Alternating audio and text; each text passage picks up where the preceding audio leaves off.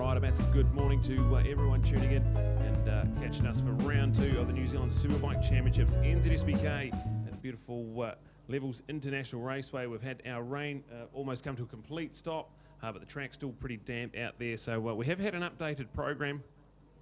First up race is going to be a 10-lap Pro Twins race, and then we go into our Superbike 15-lapper. The third race on the program today is a 12-lap Sidecar race, and that's for the New Zealand Grand Prix. Then we go into 600 Supersport. Following them is the Supersport 300, and after that, the Supersport 150. So a completely rejigged round 1 of racing. Round 2 so far is unchanged, so we'll keep an eye on that one there as we get underway with this one here, not far away from first race of the day, and it's going to be the King Street Motors Timaru 650 Pro Twins. And after the excitement unfolding yesterday, we've got some points updates as well, and the man in the lead of the championship, Jared Horn, has an 11-point lead over SJ Cavell. Alex Butson now up into third in the championship, and Carl Hooper, he's only finished 2 out of the 4 races with points, so he's sitting there 51 points. He's still 4th in the championship, and we are a third of the way through with 2 races today, nearing the halfway stage of the championship. It's all on here at King Street Motors Timaru 650 Pro Twins, our first race out on track.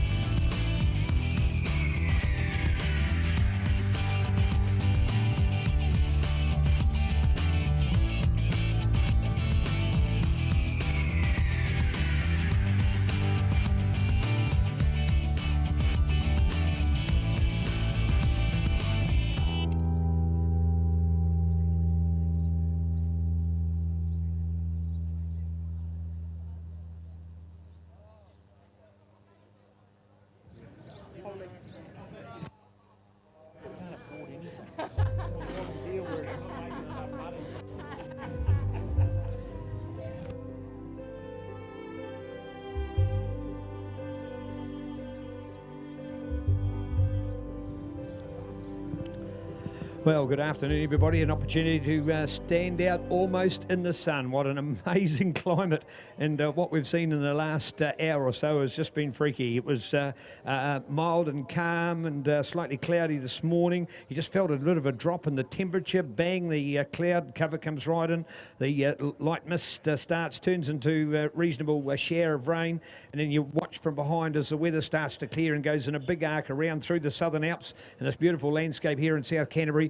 And it clears right around us to, in fact, there's people are walking out here onto the wet tar seal at the moment. There is actually shadows being cast, so the sun already cracking through, and that is likely to be all the rain that we're going to see today based on any forecast or rain radar we've been watching. So a whole different climate wrapped up here in the last 1 hour or so. So race time at the moment just coming up towards 22:11. We're probably about an hour behind time, but hey, we were able to finish before 4 o'clock yesterday, so no reason why we can't catch up on all of that good time today. So as the conditions are changing again, the attention and excitement is based in the pits as to what tyre choice to have for our riders. Will you still be on a wet tyre? Because it's been declared a wet meeting, which means that the option for tyres is then up to the rider themselves, so being declared wet, and they've had time enough to change their tyres, but the track is drying out so fast. The rain has stopped. You can feel the warmth starting to come through. Hey, we've got a high of up to 26 degrees today coming here.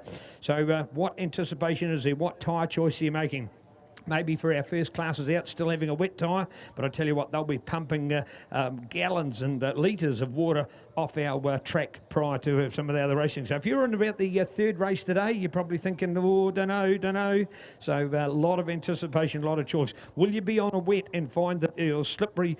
You've got traction earlier on, but as it dries out, you're going to shred your tyre and have a slipperier surface. Are you going to stay on your slick and see it go the other way? So, wow, lots of choices to make. Where's the anticipation? We're excited. Hope you are as well. Bring it on, NZSBK 2021 and our fabulous round 2 here at Levels International Raceway under the cloud, literally, of the weather changes. But the great news is the cloud is clearing.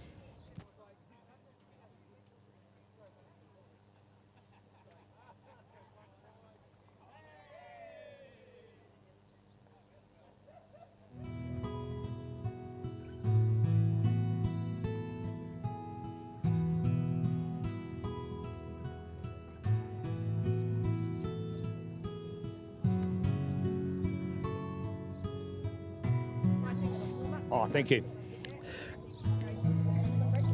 Cool for our classes, though. We get 2 laps warming, 2 laps siding. That's a great choice that's been made. They normally only get 1 lap, but they'll get 2 laps. That's a good opportunity just to see what it's like. Hey, all the time as we're talking, this weather is clearing, it is warming, it is drying, and getting much better from a rider point of view. So vision will be very clear, but of course, more importantly, right at this moment, the tar seal is still wet, but we're looking for that change to come up.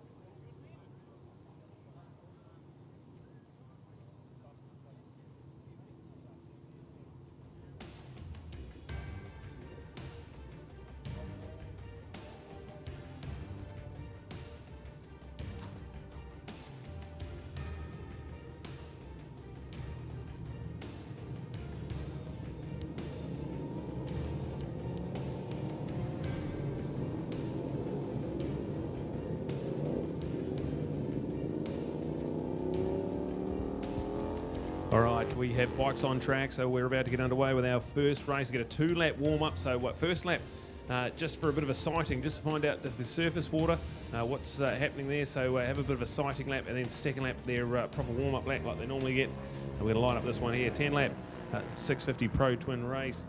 Sun is now beating down on Levels International Raceway, so this place is a really nice place. Dries out really quickly, so we should be underway. These guys will have full wets on, I'd suggest. But moving into the Superbike race next, we'll keep an eye on that track. And then by the time the sidecars come out, all should be on. So check this one out here, 650 Pro Twins, thanks to King Street Motors in Timaru. We're about to get underway with this one. 2 warm-up laps, and then we're going to get underway with this one here.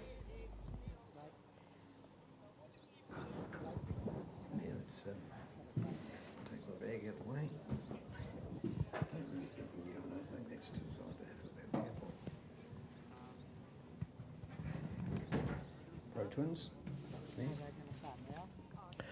Well, a 2-lap warm-up for our Pro Twins, an opportunity to reflect on our points for the championship to date. We have 3 venues, 3 rounds. We have, or 3, probably 4 events is the best way to describe it. There is 3 rounds of racing at each of those 4 events, meaning 12 races in total. Every race counts for points. So with 4 down, that's 3 from event 1, and already the one from yesterday. We're a third of the way through our racing. And for our Pro Twins, a man that's not even had a win leads the championship. So how's that? In fact, he scored a 4-4-3 win. So my apologies, he did have the win yesterday. Sorry, but correction on that. Of course, he did. He had the win yesterday when the other 2 had crashed. So there he is, sitting in the lead of points. And in fact, the handy buffer of 11, to be honest, over SJ Cavell. SJ's got himself a couple of seconds, a third, and then a DNF yesterday. So would have led the points had it not been for his crash. I go to Alex Butson, got on the podium for the first time yesterday with a quality result there, and then looking to Carl Hooper, and Carl's actually had 2 non-finishes, but the races he has finished, he has won, plus he's got the bonus point for qualifying. So he sits on 51 points back in 4th place. And then we go to Nick Southerwood on the mobile roulette wheel back there on 45 points in 5th place. A field of 13 competitors in our lineup overall. So looking forward to a great race. And here it is, the sun beaming down already, Brad, and I'm sure this box of ours is going to warm up like an oven before we know it. Tyre choice.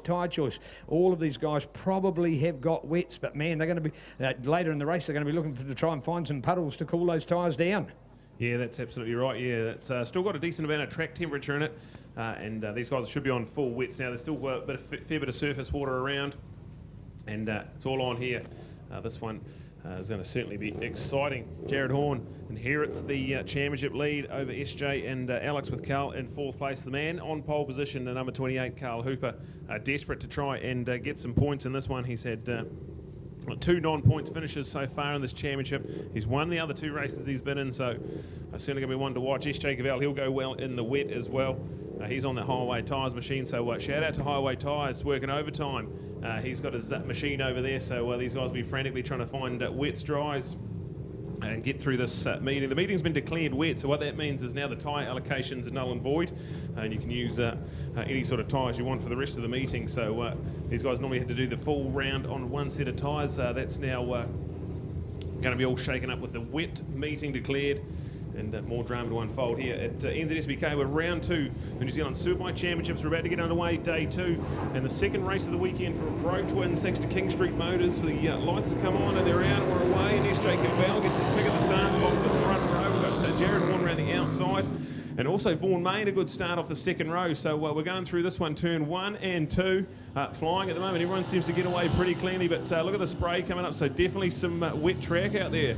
Yeah, there we go. In fact, round as we sweep for turn number 4 in the exit. Got a lot of spectators go over and watch that part of the track. There'll be a few departures off the tar seal based on these conditions, one might expect, but hopefully not to be the case. And there we go, a bit of a freight train run for the first 5, maybe 6, and then quite a gap back to 7 as we look out. Really a bit of a pair, then a slight gap, then a trio, and then look at the water spray pumping it out there.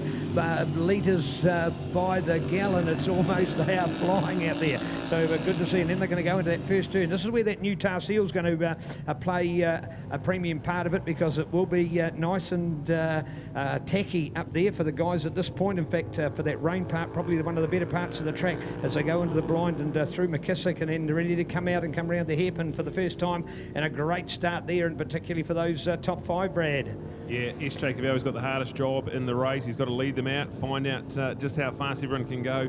The guys in behind just happy to follow at the moment.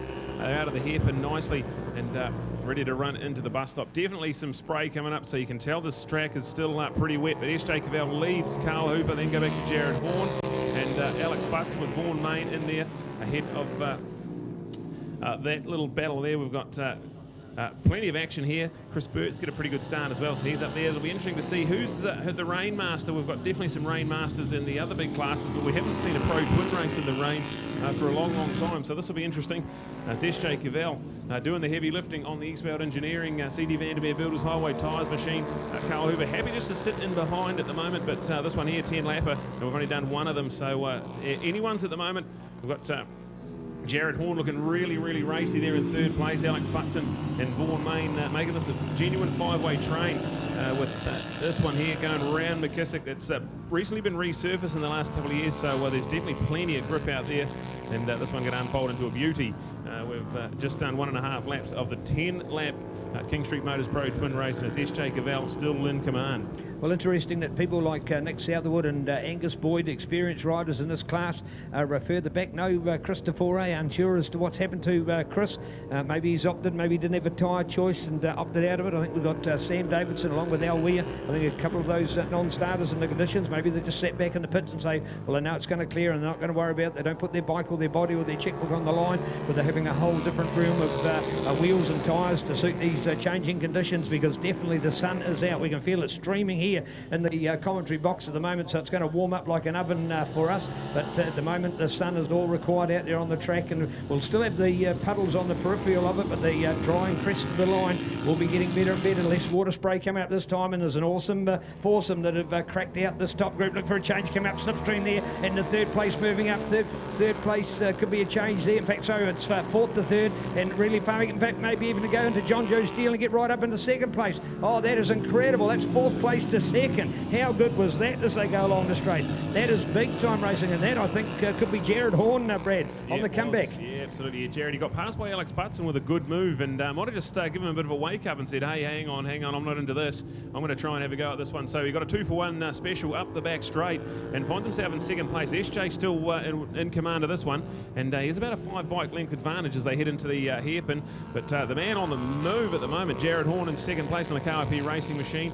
He's got a couple of moves done there. We've got Carl Hooper third place. Alex Butson looks very racy in the rain, so this is going to be awesome. Vaughan Main not out of touch with this one as well. We've also got these guys competing for their own in-house trophies as well.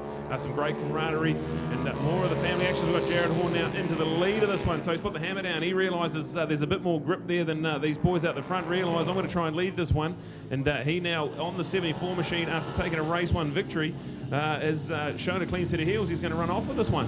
All right, also a shout out to KIP Racing, which is one of the key race teams behind in our Pro Twin racing. So thanks to KIP, and also the apologies over the, I suppose you'd say, wrong direction we led with comments that were made last weekend with regards to engines on these bikes, and it was completely on the fact that just because a bike looked like another bike, we made an opportunity that could be. We were wrong, and certainly extending an apology for that. But more importantly for KIP, getting the glory on the track and off the track that they thoroughly deserve. So back to our Pro Twin racing, and Brad, absolute contrast. When you see a wet track, you'd wonder why it's wet, because we've got blue sky, that clouds lifting high. This is a beautiful backdrop. Back again to see the beautiful Southern Alps in the background here, and the glistening of the sun on the wet track, and those beautifully polished bikes coming towards us is a spectacular sight, but there's still water on the track, and that's probably a concern for them.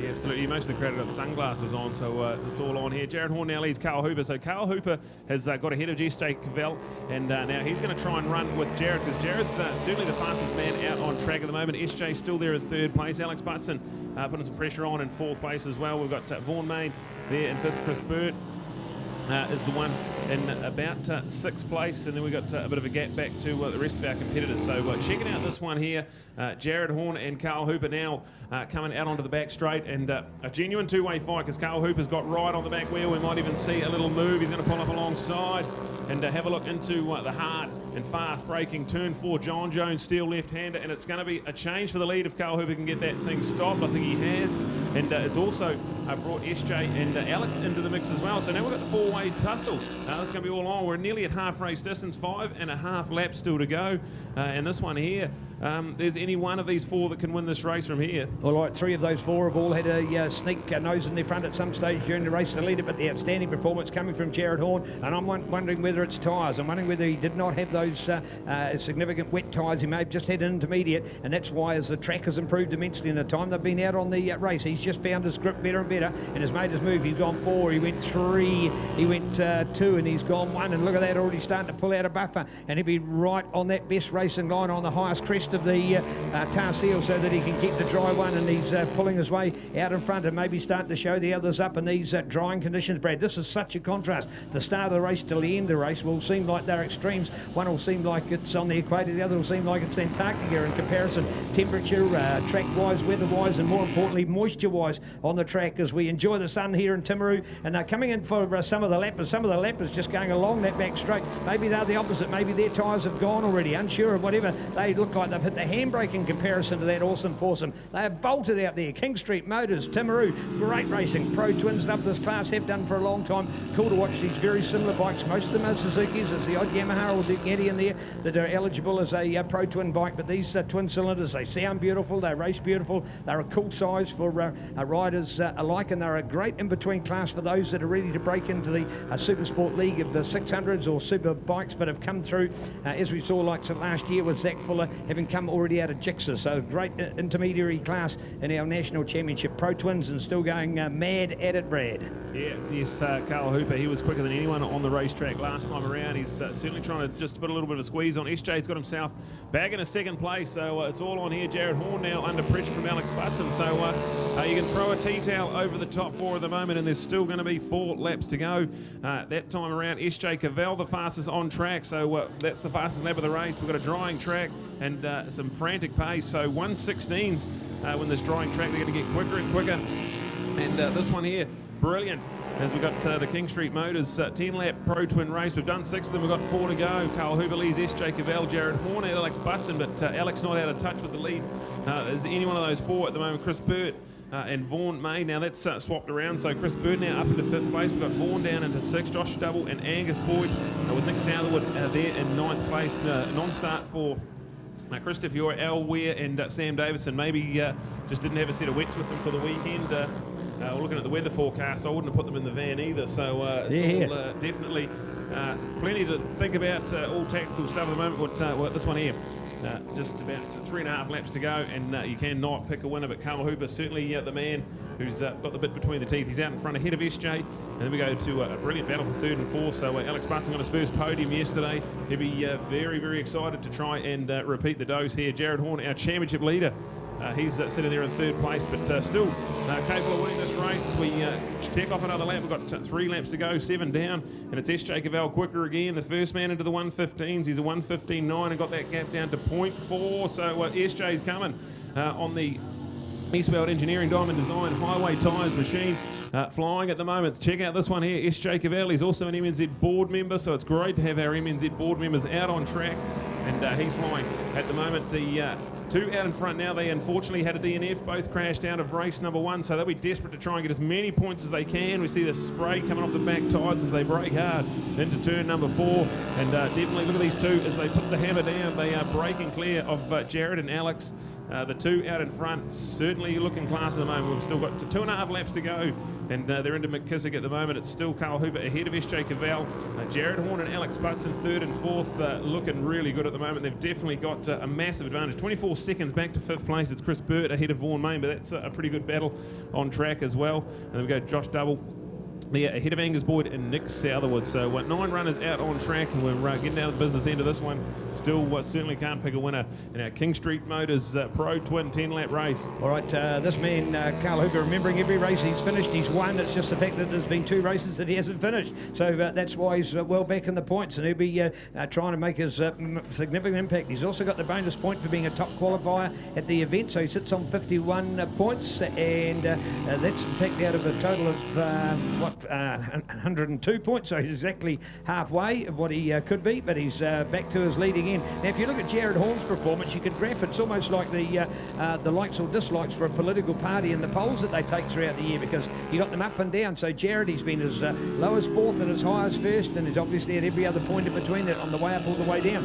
because from the way down at 4th place, he made his way to number 1. He's gone back to a 3rd as well, so there's been very few times that he's repeated the same placing in that group for each of the laps. Super exciting to watch as the lead changes. The conditions are changing totally in this one. You can really start to see a good drier line starting to open up in the middle of the circuit. You look down there, all the guys certainly playing follow the leader and getting the best out of their tyres and the traction available, because they're splashing the water to the side and giving that dry line, or drier line up through the middle. Certainly not the great seal to show through yet, but it is certainly much less water on it. Here we are, ready to come around with a white flag, and there's 1 lap to go from this point. And here we are with the big bike battles going on there. Carl Hooper out in front, the margin there now at the moment down to 0.555, so fraction over half a second over S.J. Cavell with Jared Horn, and then go back to Alex Butson. The 4 of them, it is the margin from 1st to 4th, 4.7 seconds, so pretty tight in there. It's Chris Burt and Vaughan Main that have dropped well back, so too have some of the others. Remembering 3 of them didn't start, which we presume will be down to the wet conditions, and maybe didn't have the wheel options or the tyre options to put on those wheels in a very short amount of time from when the sun was shining to when it was a downpour of rain. But now the conditions improving. Hopefully those guys are back for more of the racing later on. But all on Brad, will there be a change for those top positions? SJ is right on the back. He was quicker than anyone last time around at 1:14.3, so they're into the 1:14s. It was less than half a second when they crossed the line. Now looking at this one here, stalking him around a McKissick curve, decreasing radius left-hander, gets a good drive in the right-hander. Needs to be into the hairpin, you'd think, if he wants to make a move. He's not quite there, but there's back markers as well. Plenty to look at here. The 28 just leads ahead of the 41. It's Carl Hooper ahead of S.J. Cavell, but gets out of the left-hander pretty good. Bus stop still to come, and it doesn't look like there's going to be much of a change. It's going to be the 28, so Carl Hooper's going to get a 25 pointer, takes the win in the wet. S.J. Cavell's going to go just about there. Has to settle for second. We go back to 3rd place. It's going to be Jared Horn, and he carries on his flawless podium record. Alex Bunsen, he chased hard and has to settle for 4th place, but certainly as far as West Auckland bragging rights are concerned, he's led that one there with another 4th place. We've got Chris Burt and Vaughan Main. These guys have been going at it for a couple of laps now as well, so there's nothing in that gap with Josh Double, Angus Boyd, Nick Southerwood, the 9 runners out on track. But track certainly drying. Starting to get excited. We've got a 15-lap Superbike race coming up next. Is there anyone brave enough to go on slick tyres? There's definitely a dry line emerging, but there's surface water around the track in 15 laps time. Are these wets going to last 15 laps on a Superbike? This is certainly action-packed stuff here at round 2 levels. We're going to check out this one here. Neil's going to go and do our King Street Motors Timaru podium. It's going to be Carl Hooper wins ahead of S.J. Cavell, and Jared Horn picks up 3rd place. But S.J. fastest lap of the race, a 1:14.1, so track definitely drying out at the end of that one there. And what we might do, Brad, is just have a wander around onto the W grid and check some tyres while we're down there as well, and see what these Superbikes are going to line up with. That could be drama. Absolutely brilliant stuff from our Pro Twin lineup. The first race of the day, not easy getting out there on a wet track, and they've all done a wonderful job. So this one now in the books, everyone's crossed the line. And it is a win to Carl Hooper, S.J. Cavell and Jared Horn, your podium. Alex Butson gets 4th place with Chris Burt, Vaughan Main, Josh Double, and Angus Boyd, your top 8. Nick Southerwood finishes in 9th place. And non-starters for Christy Fiore, Al Ware, and Sam Davison. That is your 12 runners in the Pro Twin, 9 of them out on track. And it's going to feel pretty good for that young man from Taupo on the Murder Cranes IP racing machine. He's had some bad luck so far in this championship, but there it is, carries on his winning way. He's on the number 28. He'll be stoked. And we're going to cross down to Neil, who will have our podium.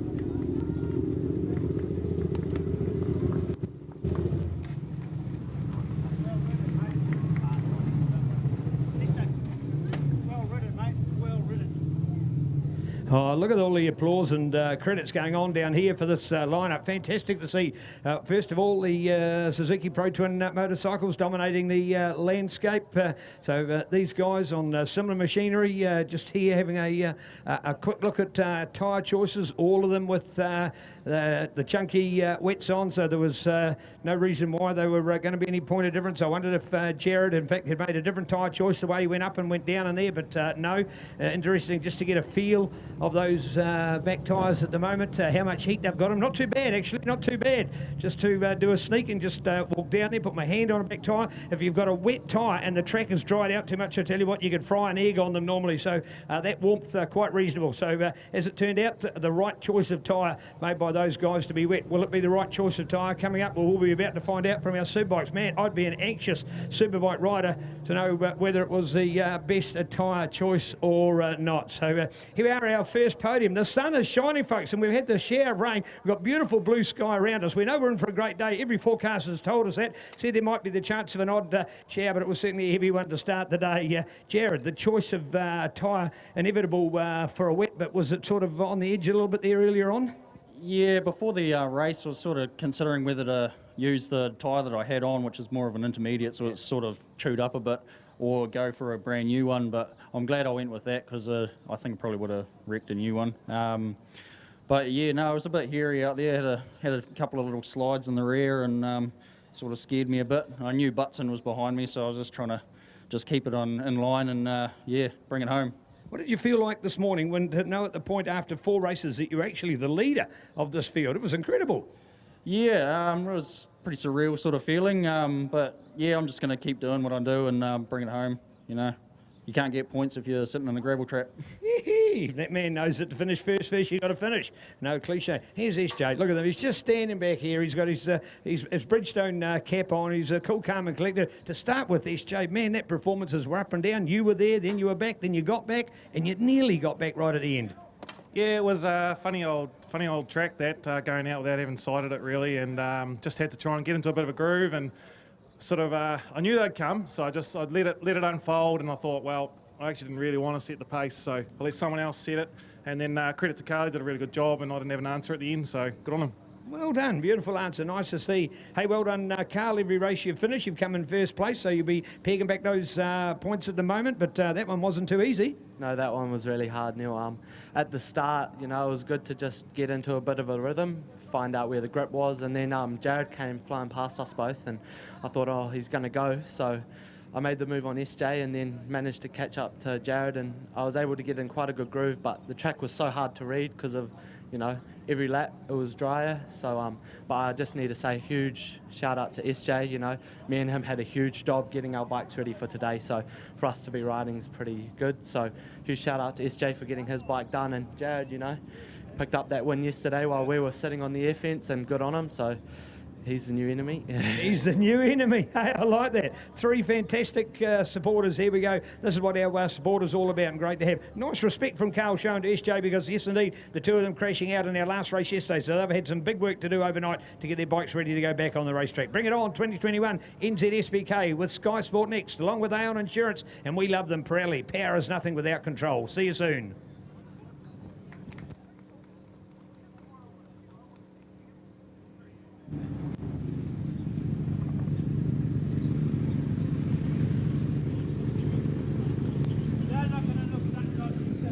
So quick look around here on the dummy grid. Team Breeze line up first. Yes, they have got the wets on. They've got the wet tyres on, guys. So too risky to have a slick on and hope that already drying patches. There are already drying patches. We can see the rain evaporating away. I'm looking at everybody. I'm just wondering whether there's one person that says it's worth the raffle ticket. It's worth the raffle ticket, is it? Or is it not? No, David Hall to go past 27 on there. There's some brand new rubber as well. Oh, that's got a, one of those had a slick look, unsure of that. Certainly 41 hasn't, so but there we go. Certainly, as we can see, by far the majority, if not all of them, with a wet weather tyre on. So good choice made for this first race, but man, this is going to change immensely through the race, and we're going to look for some excess tyre wear. Potentially, they could blow a complete tyre during this one race by taking a wet weather tyre out onto a drying track is on edge, to say the least, but they've all done it, as we can see or confirm, but that means that that puts them on a level playing field, if nothing else. But the one renegade who may have decided I'm bargaining on the sun coming out and it to have a dry line could find it slippery to start with, but then get some real traction late in the race. Watch for the drama to unfold. Superbike's next.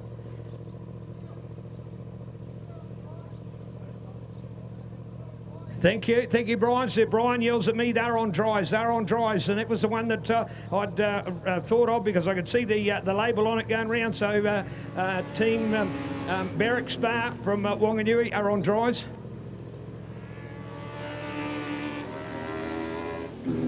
All right, thank you, Tony, as well. So Mitch is on wets and Damon's on a wet front and an intermediate rear. So thank you, guys. Really appreciating it, really appreciating it. Sometimes it's cloak and dagger, and these guys won't divulge as to what they've done. So there you go. Oh, the choice of tyre. This is going to be a super exciting race. Let's bring it on. Superbikes in a 2-lap warm-up on now.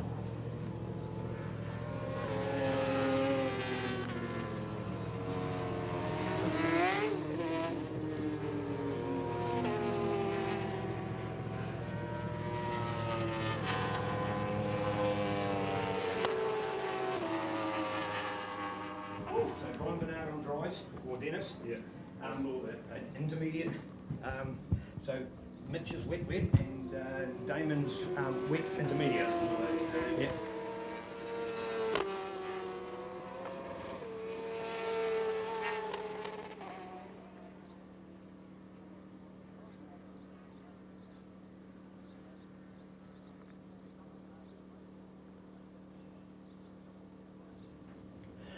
Oh, this has got to be the most precarious position we've seen for any one class, and it happens to be Superbikes. They're in the position from here on. I think most of the classes will be looking to dries for the 600s that will be coming up. I think their choice might be made a little easier. We are right in the position here at the moment. You've even got Al Hoogie with the other bike on its dries sitting down here. What choices will be made? This is knife edge.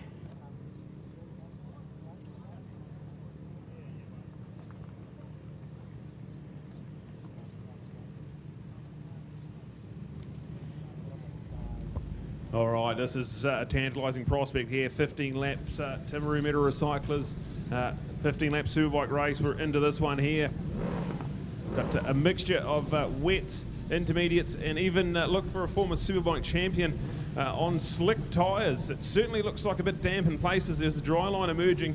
I don't know if it's quite full slicks yet, but this is 15 laps along this race, so it's all on. Can't wait for this one here. We've got a brilliant field of Superbikes and Superbike B out there. We've got plenty to look at, plenty to talk about, and a 15-lap Timaru Metal Recyclers Superbike race coming up here. Look at the steam coming up off the track because we've got a warm bit of tar seal with that rain on and the sun coming out again. It's evaporating. It looks like knock it over there near Rotorua on a Sunday morning. So we look at, brilliant start off there from Rees. How good was that from the first row? Start out there in that position. Thought he was going to mix it up, so I think it might be Mighty Mitch looking out for him to get a great start. Can he hold it through 1, through 2? Looking good as they go to 3 in this big, beautiful Castrol curve, and the exit from it is spectacular. Why the big crowd's gone down to watch that part of the track as they open it up, and already starting to see the freight train run as we go, and somebody's mucked that up to get the drive out of the corner and left the first two to absolutely rocket Brad, and the others have been balked a little bit there by one rider. Might have missed a gear or maybe a bit lack of traction or something, but that's led it for those boys out in front. Looks like to be 1 in 62, I would think, will be the update. Yeah, that's right. Yeah, Damon Rees didn't get the drive out. He's on that intermediate rear, so look for him to come alive at the end of the race, but maybe not the drive out of the corner just yet. It's Mitchell Rees ahead of Jake Lewis. That's a bit of an update there in 3rd and 4th place. We've got plenty of action on here. We'll keep an eye on them as they come into the hairpin. Phenomenal stuff. This is all on here. Mitchell Rees leads at the moment. Al Hoogie, he is struggling for grip. Damon Rees, so those guys are well back in the pack. You can see them about 5th and 6th position at the moment as we see the rain master. Mitchell Rees, he's going to lead. Daniel Medham's the man in 2nd place now ahead of Scotty Moyer. Scotty Moyer, interesting fact, he's on a Dunlop wet weather tyre that he's never ridden on before, so plenty to look at here. Big moments all these guys are having out there at the moment. The track is definitely quite damp and slippery and playing into the hands of the guys on the full wet tyres out there at the moment. Look at Mitchell Rees scream down the back straight. Great to have Daniel Bedham, former Suzuki Superbike champion, I should say, in second place. Scotty Moyer there in third place. We've got Jake Lewis. He's had a phenomenal run of podium finishes in this championship, and certainly coming alive here at the moment. We've got Al Hoogie. He is ahead of Damon Rees. That's our new championship points leader, leading by 2.5 points. Damon Rees, and he's back in 6th place. Jaden Hassan ahead of Dave Sharp, Dennis Charlotte, and Sloane Frost. That's your top 10. Interesting to see these guys. A number of different tyre compounds out there, so keep an eye on this one here. We're only one lap into it, and action-packed 15-lap Superbike race on the cards for sure. Well, we've just absolutely turned this field up. Dan Medham has not even been in any position to be running in second place through any of the racing so far in the series. Throw the wild card in of this weather, and bang, there he is to hit his foray and go for it. Scott Moyer, we know he'll be fine in the wet, but look at this from Mighty Mitch. He's got to capitalise on every little bit of this, because remembering he's gone wet, so he's got full wets there and taking an opportunity to control the slide and control the power and keep out in front. But as the race goes on, the other challenges as the track is drying that are on better tyres for the drying conditions will start to close in, so he's got to capitalise on every little bit of the moment. Get the power out of the corner, get the drive on, go down the Timaru Motors back straight. This is Timaru Metal Recyclers, awesome superbike racing. Shout out to Timaru Metal Recyclers, quality of cash for scrap, and of course quality for all your demolition and other works. You love them, we do as well. Shout out to Johnny and the team. Thanks for getting on board once again. Timaru Metal Recyclers and our superbike update, and somebody opting already to come down here into pit lane and not the right tyre choice. Aaron Scott it is. Aaron Scott, the 86, opting out of the race already. Maybe the tyre choice I would suggest, Brad. Yeah, I'd say so, yeah. If these guys didn't get it all right, it's a long championship. No point doing anything too risky at this early stage. But Mitchell Rees, he's on fire at the moment. 1:13.4 last time around. He's seriously gapping at the moment. Daniel Medham, the only man in the 1:13s along there with him. These guys are getting quicker and quicker, and they need to capitalise on this. If this track dries out anymore, these guys on wet options are going to get reeled in. But look at this massive lead at the moment. Mitchell Rees ticks off another lap and continues to get quicker and quicker. He's a 1:12.5 that time around, so keep an eye on them. He's a 3.3 second lead over Daniel Medham. And then they in turn have a further 8 seconds back to Jake Lewis. So this is brilliant stuff. We've got Scotty Moyer in there, 3rd place. Jake Lewis is in there as well. Alistair Hoogie's right there behind his teammate Damon Rees on that wet front intermediate rear. Look for him to come alive at the end of the race. He's still keeping touch. He's 9 seconds off the lead. So keep an eye on this one here. Jaden Hassan still in 7th place with Dave Sharp. And Heath Boddicker 9th. We've got Dennis Charlotte on the full slick tyres, so look out for him. He's in 10th place, and when this track dries out, he'll come alive, but he is a massive 40 seconds off the race lead, so maybe not the right choice when you look at it, but anything can happen. We've only done 3 of these 15 laps, and look at Damo Rees. He's caught up to those 2 Yamahas in front of him, so they've just gone around and up the inside of Scotty Moyer. So Scotty Moyer struggling for grip as these guys come to grips with this one here. Absolutely phenomenal performance so far. Mitchell Rees, he's flying at the moment. He is a real rain legend, and he's on the wet, so just takes it all out of your mind too. When you're on the wet, it's you just know exactly where your grip is. It's not a cat and mouse game. Daniel Medham, good performance as well. He keeps within 4 seconds, 4.1 seconds the gap between 1st and 2nd, but Mitchell Rees on fire. We've got now Jake Lewis up into 3rd with Al Hoogie in 4th, Damon Rees into 5th place, and Scotty Moyer still there in about 6th place. So keep an eye on this one. Jane Hassan, Dave Sharp, that's a good little battle for 7th and 8th. And Heath Boddicker heading up the leader of the Superbike B. We'll talk about Superbike B a little bit on the program. That's the support class racing here to supplement our field. But this one here, massive gap so far. Mitchell Rees is flying. He's in the 1:13 still. Daniel Medham, 0.8 of a second off his pace last lap around. So still keep in touch, so don't rule out Daniel Medham in this one here. Anything can happen. We've still got a long way to go. 11 laps to go in our Timaru Metal Recyclers 15-lap Superbike race here. Race 2 for the weekend of these guys, and it's certainly alive. Someone down there at the top end as well, so be interesting to find out what that is.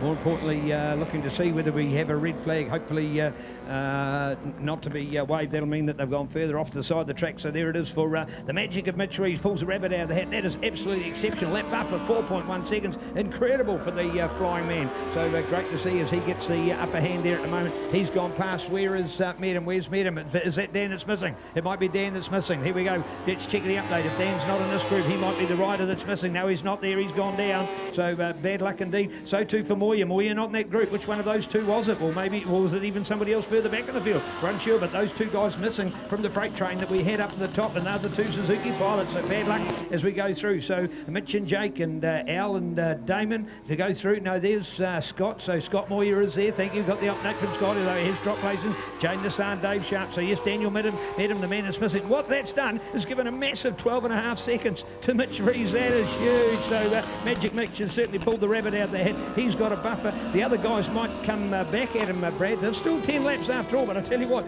12 seconds over 10 laps to hold on. That means even if you were to lose a whole 2 seconds per lap, you would still be in with a chance because, of course, this catching is one thing, but then you've got to try and get past. So bring it on for a great finale.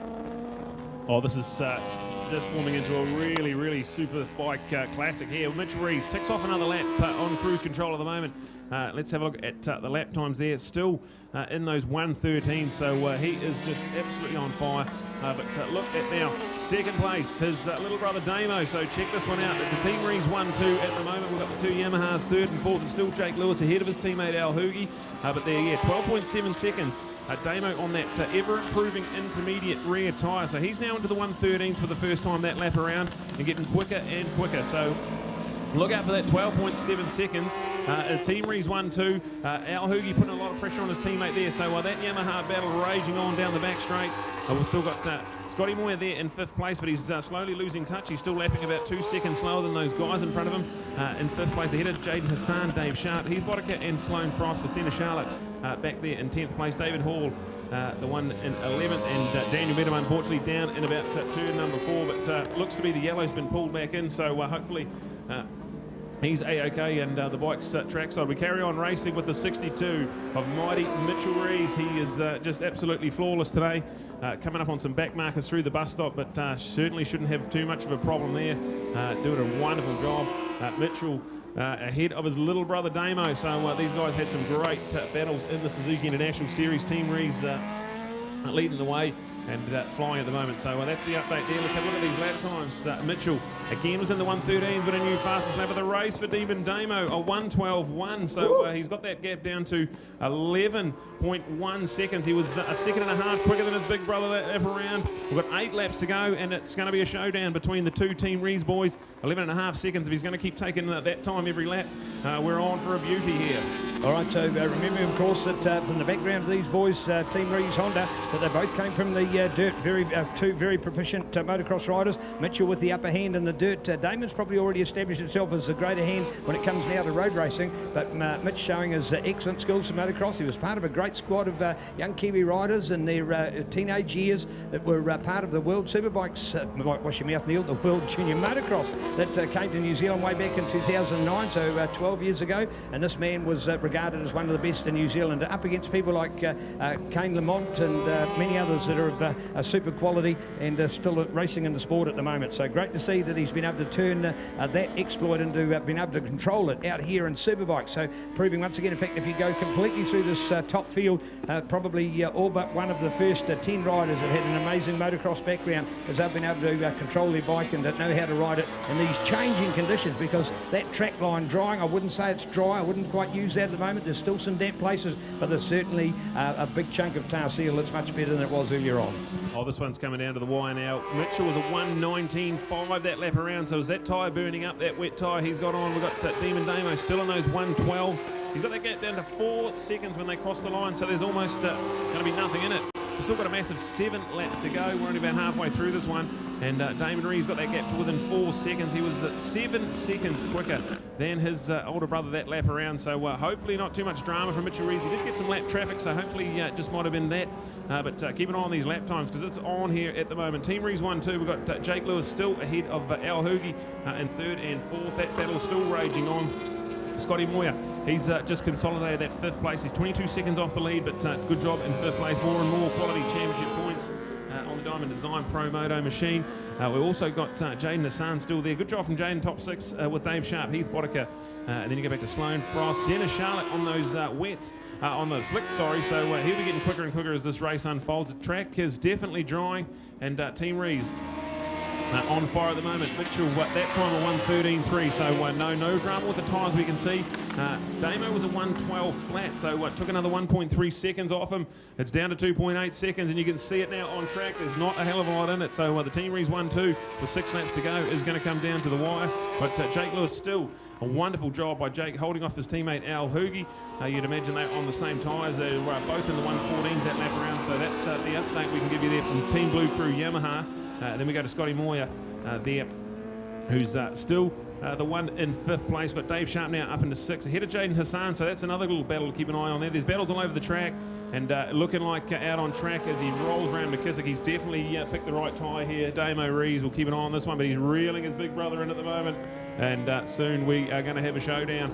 With Mitchell on the wet option. Damo was a wet front and an intermediate rear, so he's going to get a lot more drive on that dry track, and Mitchell's tyre is going to be getting really hot. So plenty to play for here as we cross the line, and we've got 5 laps to go. We've done 10 of them, and that time around Mitchell Rees responds and goes into the 1:11s, a 1:11.5, but the one who goes quicker again, Demon Damo, only took about 3/10 of a second off on that time around, so the gap's still more than 2. This is on here at the moment, but Mitchell Rees responding with a bit of pace late in the race. 5 laps to go, and Team Rees 1-2. All right, Timaru Metal Recyclers, cash for scrap. Thanks to Johnny and the crew. Love your work. Members of the Association of Metal Recyclers, making metal matters. It's such a huge part of our environment and a huge part of business in this day and age. Of course, your demolition experts right here in South Canterbury as well. Timaru Metal Recyclers, proud to be part of Mainland Muscle, which of course is here for a Thunder Down Under for a great event over the last weekend of the month. So just 2 weeks away, Jan 30 and 31st, big one here with the South Canterbury Car Club. Get yourself hooked on that. Super trucks coming, Mainland Muscle, along with the K2 Cup, Pre-65s, Formula Fords, all your loves of 4 wheels of racing here for a great event with our friends, the South Canterbury Car Club. But yes, indeed, Timaru Metal Recyclers and Mitch from Damon Rees, of course, Timaru Metal Recyclers, proud sponsor of Team Rees Racing. As we go to Jake Lewis and Al Hoogie, so that's Honda, Yamaha, and then we go to Suzuki with Scott Moyer. Dave Sharp, take a bow on that one, 6th place. I tell you what, there's no way that Dave, based on normal dry conditions, we're out there. Love to see that, the underdog coming through, somebody that is not normally as well placed in that in the normal conditions, I'll call them, or in the dry, but man, when it's come to this mix of conditions, because you've had to cope with this. Remember in the early part of the race, Damon Rees was just snaking over the place because he couldn't get the traction. Now the tyres come into its own, so shout off to those guys that have been able to do that. Complete adverse change of conditions. I'm amazed at how Mitch Rees is even holding things, because that wet tyre is going to get absolutely shredded. Yeah, absolutely. Still in the 1:11, so still hanging in there pretty well, but in your fastest lap of the race on a drying Levels International Raceway, a 1:10.6, 7/10 quicker than his big brother, and slowly reeling him in, but he is running out of laps. We've only got 4 laps to go. He is going to run out of time. It's one thing to catch up to his big brother, but that is going to be one of the hardest men in New Zealand Superbike racing to pass at the moment. There's 2.5 points in the championship. It's Damon ahead of Mitchell, but on track at the moment, Mitchell is leading ahead of little bro Damo. We've been blessed to find out Damo could possibly be doing the rounds 3 and 4 of our championship after at the start of the year, not even thinking he was going to do any of them. Boris extended UK's lockdown. He committed to the first 2 rounds, and now the British Superbike Championships has provisionally been pushed back a month, meaning Damo might still be able to do the entire championship. So we're into this one here. 3 laps to go. That time around, Mitchell Rees was a 1:11 flat, so getting quicker and quicker, but is that tyre going to last? We've got another fastest lap of the race from Damo, that time around a 1:10.6, so half a second again quicker. That gap down to 1.5 seconds. You can see it on track. They're heading down the top end of the circuit and into the decreasing radius left-hander McKissick curve. Definitely favouring that intermediate rear option. He's got a lot of good mid-corner speed on that Team Rees number 92. So keep an eye on this one. They're going to shoot back out and towards the hairpin. The battle for the lead. It is over 1.5 seconds, but it's definitely coming down. Every time we go around Levels International Raceway, Damon Rees gets a little bit closer, and this one's going to be on here. We've got still 9, 10, 11 runners going out there, so brilliant stuff from our Superbikes and Superbike B. This one here. Now we've got 2 laps to go. Mitchell leads Damo, but less than a second in it. 109, the first man of the 109s, Demon Damo Rees. He's got it down to half a second, and looking like a matter of time. Desperate to hang on, Mitchell Rees, but can he do it? That wet tyre, he's still in those 110, so he's getting quicker and quicker, but look at Demon Damo, gets the drive out of turn 3, and he's going to pull up alongside his big brother. I think he's got it done. So look at that. Demon Damo Reeves, I'd say he made the right tyre choice. Started with the intermediate rear, and this track getting drier and drier every lap. And we've got a new man in the lead. It's the little man, Demon Damo Reeves on the 92 Team Reeves Honda. Big bro Mitch on the 62 in behind him. They're miles ahead, 21 seconds ahead of Jake Lewis in third place. But this one here, well done to Damon Reeves. He's made all the right decisions at the moment. He's still got a good lap and a half to bring this one home. And Team Reeves 1-2, looking class at the moment.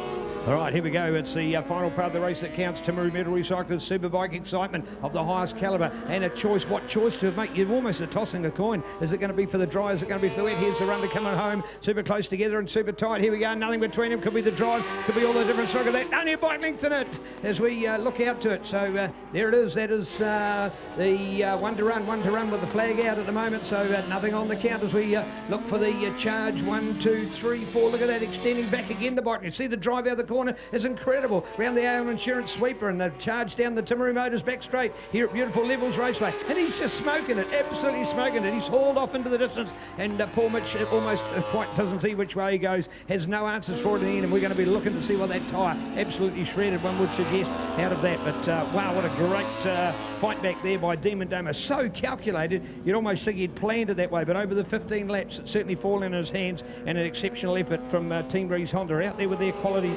sponsors on board, including Tony Reeves Motorcycles, Honda HJC, Revit, along with Manuka Performance. What about Roadkill Racing, and of course Timaru Metal Recyclers themselves, proud to be supporting these Super Brothers in action here at the moment. Damon over Mitch, and by the way, when Brad talks before about a half point, we can explain that the Superbike Grand Prix last week was cut with the points only scored in half, and it was 12.5 over the normal 25, so that's where the half point comes from. There we are all the way with Demon Damo coming home for the glory. Mitch pulls it up in the end and says, well, you've got it, bro. I'll take that second place. So there you go. He leads for 90% of the race. 90% of the race he leads for, but forfeits it. But if anybody's going to forfeit it too, it will be his likeable brother. So what an exceptional handshakes all around amongst the Honda team down here. The decisions that were made, absolutely perfect for the two of them. They've totally dominated. A, for their riding ability, and B, for their choice of tyres. And I'd add to that their awesome motorcycle weapons that they've got as well. So Timaru Metal Recyclers Superbike action, Brad, hot. Oh, brilliant. Full credit to Damon Reeves. He was about 7th place on that first lap. He had a lot of work to do and bided his time, did the moves when he needed to, reeled in his big brother, and manages to clock the fastest lap of the race on that last one around, a 1:09.2. So there we go with that one there. Damon Reeves wins ahead of Mitchell Reeves, but Mitch got the hammer down early. He rode a pretty good race. He'll have to settle for second and lose some more championship points to his little brother, but looking good. Team Reeves 1-2 out on track. Team Reeves 1-2 in the championship. Jake Lewis, what a good ride. Ends up comfortably in third place, so another trip to the podium for Jake Lewis. He'll be handy there with his championship points looking good. Al Hoogie gets 4th place. There we go with that one there. On the second of the Blue Crew Yamahas, Scotty Moyer on the new tyre package, a bit of an unknown for Scotty in the wet today. Gets 5th place there with Dave Sharp getting 6th. Jaden Hassan in 7th place. Sloane Frost. Sloane come alive right at the end of that race there, so maybe Sloane, he gets a 1:08.7 that last lap round, so maybe he might have started on a slick tyre as well. We're not sure. 8th place there for Sloane. Dennis Charlotte in 9th place on the Barracks Bar team number 91 machine. Heath Boddicker is going to be the first Superbike B rider home, and David Hall is going to finish in 11th ahead of Daniel Medham, who was running second for a good part of that race, but unfortunately a crash in turn 4 means he is a DNF. So we'll cross down to Neil, who will have an ecstatic Team Reeves Honda. They're a 1-2 here, and another great podium performance from Jake Lewis joining them there. Over to Neil.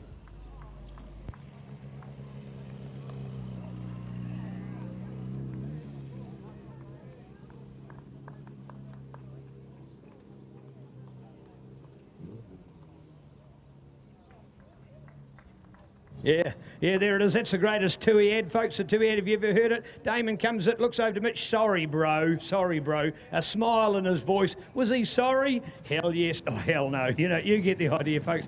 Fantastic. There's Mum for the hugs all round. Again, Mihi certainly adding her part to it as well. So exceptional. Nice to see Mighty Mitch back on the podium here. He'd surrendered his lead overall, and he's had 4 of the 5 races so far have been a podium for him. So he'll be there back on the podium podium again. Hasn't quite got that number one. He held it for that 90% of the race. He thoroughly deserved it, but that's the a tyre choice and the wisdom that you've got to make, and almost raffle ticket stuff to have defined as to what tyres do you want to take out in the race. As it turned out, Damon making the perfect decision, and probably from the team point of view, nice that they didn't both do the same thing, because otherwise they both might have ended up in a similar position, and maybe the boot on the other foot for whatever reason. So pretty awesome to see. We're going to do a nice 3-2-1 here with our podium as well, straight onto it with our Timaru Metal Recyclers Superbike podium, and a great choice. Wow, Jake Lewis, what a race. So many changes, so much drama. I put the tyre choices you had to make right from the word go. From your point of view, how did that unfold? Yeah, pretty good. I stayed upright and got on the podium, so I can't complain. These boys were in a bit of a different world. Damo had probably the best tyre with the intermediate, so that's interesting. But yeah, the boys did a good job. I just went out there to my own race and just wanted to stay upright and get the points. And yeah, lucky enough we're here on the podium. So big thanks to Dan and Dad and all the guys for getting the bike sorted, and Robert Taylor and the whole Yamaha team. It was, yeah, awesome job. Well done, Jake. Beautiful speech is always nice to see as we go. Yeah, thank you to the supporters for the cheer in the background. Excuse me, I just got to read that number again. Hey, 90% of the race you were there, Mitchell. Wow, how close? Actually, it wasn't that close. I just made a mistake and ran off the hairpin. So, yeah, I don't know what I could do to get a bit of good luck. But hey, it's my fault. Just gotta not make the mistakes. Obviously, you know, made that mistake, and really it cost me, 10 sort of seconds in that one. So, a little disappointed with myself. The bike was good, obviously. Both the Hondas were good, way up front. So, yeah, just gotta make myself better. All right, hey, tyre choice, as it proved out. In fact, I made the comment, I thought the tyre would be quite shredded. It looked quite reasonable at the end.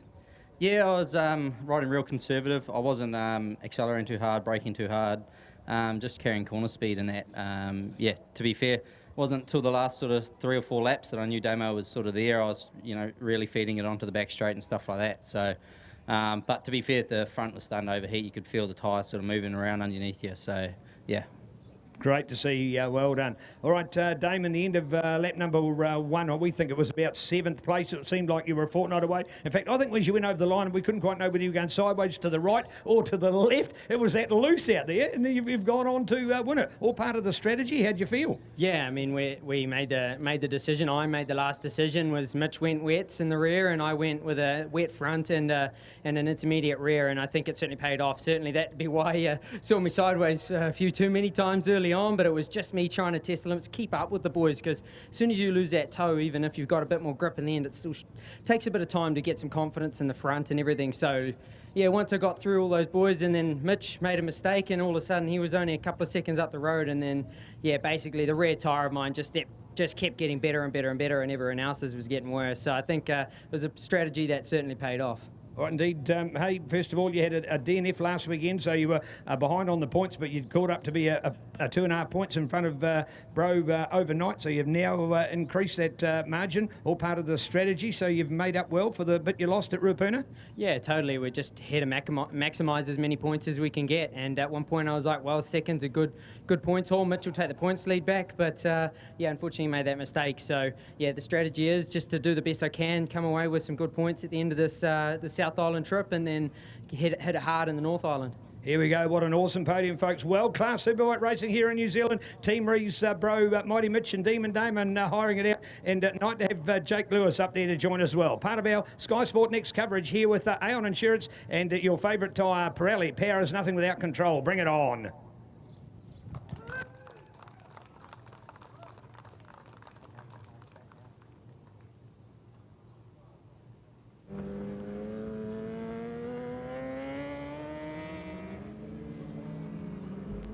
Yeah, outstanding. What a performance from Team Rees Honda. 1-2. And Mitchell, that costly mistake, what might have been in the New Zealand Superbike Championship, but Demon Damon will extend his lead to about 7.5 points. But good quality results again from Jake Lewis too. Credit to Jake. Another 3rd placing for him. And continues to stay in the Superbike Championship hunt. Al Hoogie, 4th place for him, and ticking away at those championship points. Great results there, and plenty of action on our Superbike radar. They get another 15-lap race after the lunch break, so certainly excited about that one there after seeing some of that hot racing. We've got the next one on the cards is a 12-lap New Zealand Grand Prix title up for grabs for our sidecar class. And the question is on everyone's mind, can anyone stop Barry Smith and Stu Dorr? They've been unstoppable at the moment. Coming up next, we've got this one here, 12 laps at New Zealand Grand Prix title. They didn't get to run their Grand Prix last week. It was red flagged with not enough laps in the book to form a result. So this one here, the rerun of the New Zealand Grand Prix title for our obsolete iron sidecars coming up.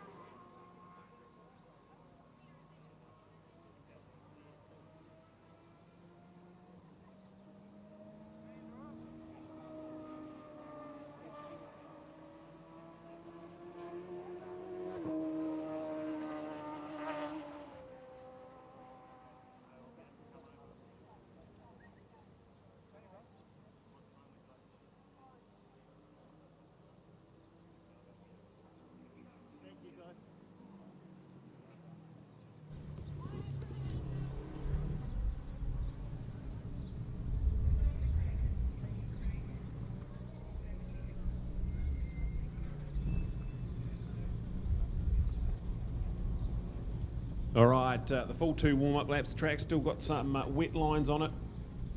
Although we've had 2 races out there, the solo bikes would not have cleared enough the track line for the sidecars. But the sun's beaming down here at Levels International Raceway. It's a beautiful sunny day now after a brief rain shower in the middle of our scrub sessions this morning. Now we're into this one here.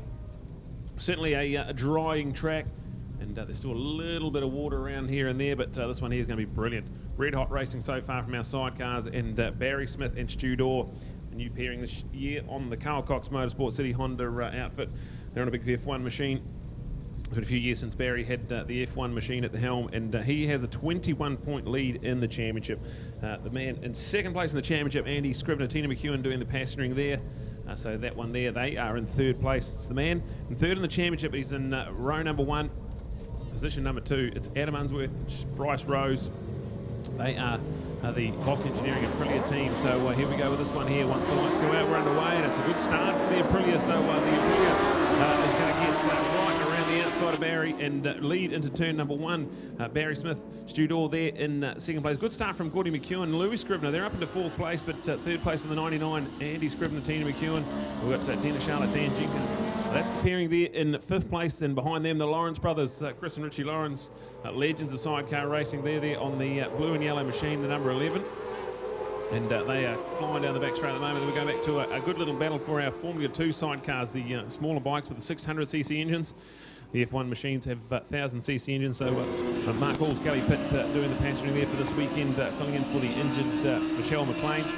So that one there is the orange and blue machine, the number 69. And in behind them, the 28. Great new pairing for this year. They were pairing a few seasons ago. Now they're back again. Tracy Bryan and Joe Mickelson on the second of the Carl Cox Motorsports machines out there. They're on the small F2 bike. So this one here is going to be all on. We've got battles all over the track. But the one leading right out in front, the number 12, Adam Unsworth, Bryce Rose, they've got a decent advantage heading into the bus stop, and they are going to be hard charging. This is for the New Zealand Grand Prix, and we've got 12 laps to the side of this one. So the 12 leads, the 73, and then the 99. Looking for Andy Scrivener. He'll come alive here in this one here. He was our two-time defending New Zealand Sidecar champion coming into this season, and Tina McHugh back on board doing the swinging for him. They both had a bit of a shoulder injury early on in the summer, but seem to be in good fighting spirit here at the moment. So the three of them can be anyone that wins this Grand Prix at the moment. They're flying down the back straight. Back in fourth place, we've got the number 19, Gordy McEwen. Great job from them. Chris and Richie Lawrence there, the Lawrence brothers in fifth place, with Dennis Charlotte still there in sixth. Mark Halls and Kelly Pitt filling in for Michelle McLean this weekend. So they're in seventh place. Tracy Bryan, Joe Mickelson in eighth. We've got Darryl Williams, Brian Flynn on the Camden Clydesdale machine. That's ninth place for them. And Dave MacArthur, Doug Corns rounding out our top 10 in our Sidecar New Zealand Grand Prix. They had a red flag early on in their Grand Prix race last weekend, and Adam Unsworth has a big moment coming out of the hairpin, lights up the back wheel and gets it sideways. That's brought this fight right back into the hunt. So look at this one here, the 12 still in the lead, but big moment there. So all on here, we've got Barry and Stu getting stalked hard by Andy and Tina. So the three of them are bunched right up. We've got less than a second in the entire battle for the podium. And we've got Gordy there. He's been passed by Dennis and Dan, so Dennis and Dan are finding some mid-race speed already. We've still got a massive 10 laps to go in this New Zealand Sidecar Grand Prix.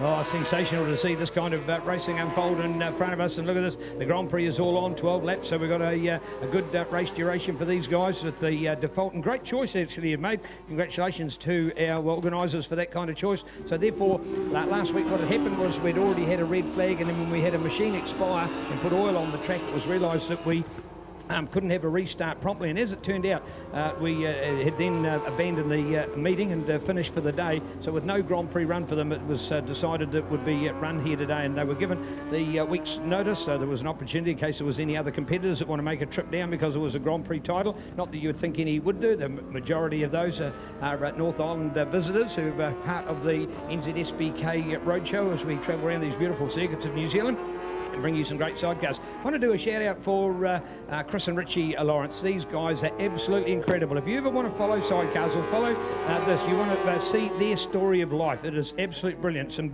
beautiful parents, the late Frank and Jan, people that I adored and had so much respect for, great organisers out of the Taupo Motorcycle Club, but for their passion for sidecars. Remembering these guys have had more Isle of Man performances than any other Kiwis in the history of the Isle of Man. So these guys are legends at sidecar racing around the world. Two brothers that support each other to the extent as one had kidney failure and the other brother gave him a kidney so that he could carry on. That is brothers in arms like you've never heard before. They're all good guys. But the latest story now, in fact, is that Richie has got a tattoo on his thigh, and it's in the shape of the silver fern, now which we know is a New Zealand emblem, trademark of our beautiful country, and it's been actually done with the prongs of the fern are actually sidecars, and they're put on the V angle to exactly look. So your first glimpse, you definitely know it's the silver fern, but it's all sidecars. There's 37 prongs on the fern, and that is given an opportunity for sidecar racing. Richie said, I've got to do another 3 years because I've only done 34 years, so he wants to do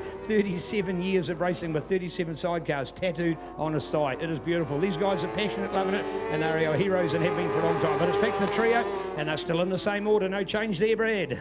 Yeah, but it is Andy Scrivener, Tina McHugh, fastest lap of the race locked in, so they were quicker than anyone else on this racetrack. A 1:11.3. They were slightly quicker than Barry and Stu, but they were half a second again quicker than Adam Unsworth. So this one here is really bunched up. You can see it on track. There's absolutely nothing between them as they fly down the back straight. And Barry Smith, Stu Dorr going to pull up alongside. I don't think they quite got the run in there. They're going to pull back in and follow around, but three of them pull up. They're almost three side by side as they head around turn number 4 into the McKissick curve. And brilliant stuff. This is so good. Electric sidecar racing. We've still got a massive 7.5 laps to go. Our obsolete iron motors Sidecar New Zealand Grand Prix up for grabs here. Certainly can't pick who's going to win this one. We've got any chance of three of them out in front. Dennis Charlotte, Dan Jenkins, they've gone up into 4th place and they're doing a good job there. So they've got a 6-second buffer now over Gordy and Luis, who were doing a wonderful job. They got a good start. Still in the 5th place ahead of Chris and Richie Lawrence, Mark Halls and Kelly Pitt there on the CTR machine. They are still in 7th ahead of Tracy Bryan and Joe Mickelson. So keep an eye on that one there.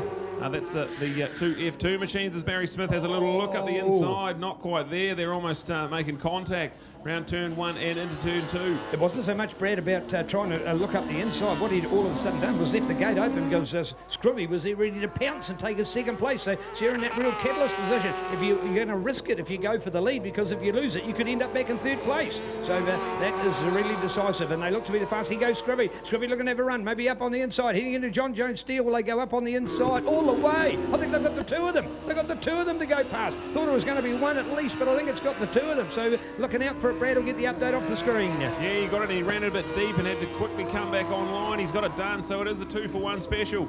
Andy Scrivener and Tina McEwen have got themselves into the lead of the New Zealand Grand Prix. With 7 laps to go, we've got Adam Unsworth and Bryce Rose there in 2nd place, and Barry and Stu now in 3rd. So after challenging from the lead at the start of the lap, we've got Barry and Stu now down in 3rd place. These guys are fast too. They're in the 111s last time around, and this lap here just getting better and better. So keep an eye on this one into the bus stop, and look at Andy and Tina. They're already stretching out a little advantage as Barry desperately tries to go the inside into turn 1. I think he's got that move done as well. So what a move from Barry Smith. Stu Dorr on the City Honda Carl Cox Motorsport machine, but he's run a bit deep into turn 2 and he's given the move back. So Adam doesn't need a second invitation. He's going to take that right back in there into turn 2. So this is frantic pace. So we're both in the 113s. There was only Andy that was in the 111 last time around. Look at him go. He is putting his heels up and gone. The 99 machine, he's the 2-time defending New Zealand Sidecar champion, and just got out of bed the right side this morning. He's flying at the moment and leading the New Zealand Grand Prix with 6 laps to go.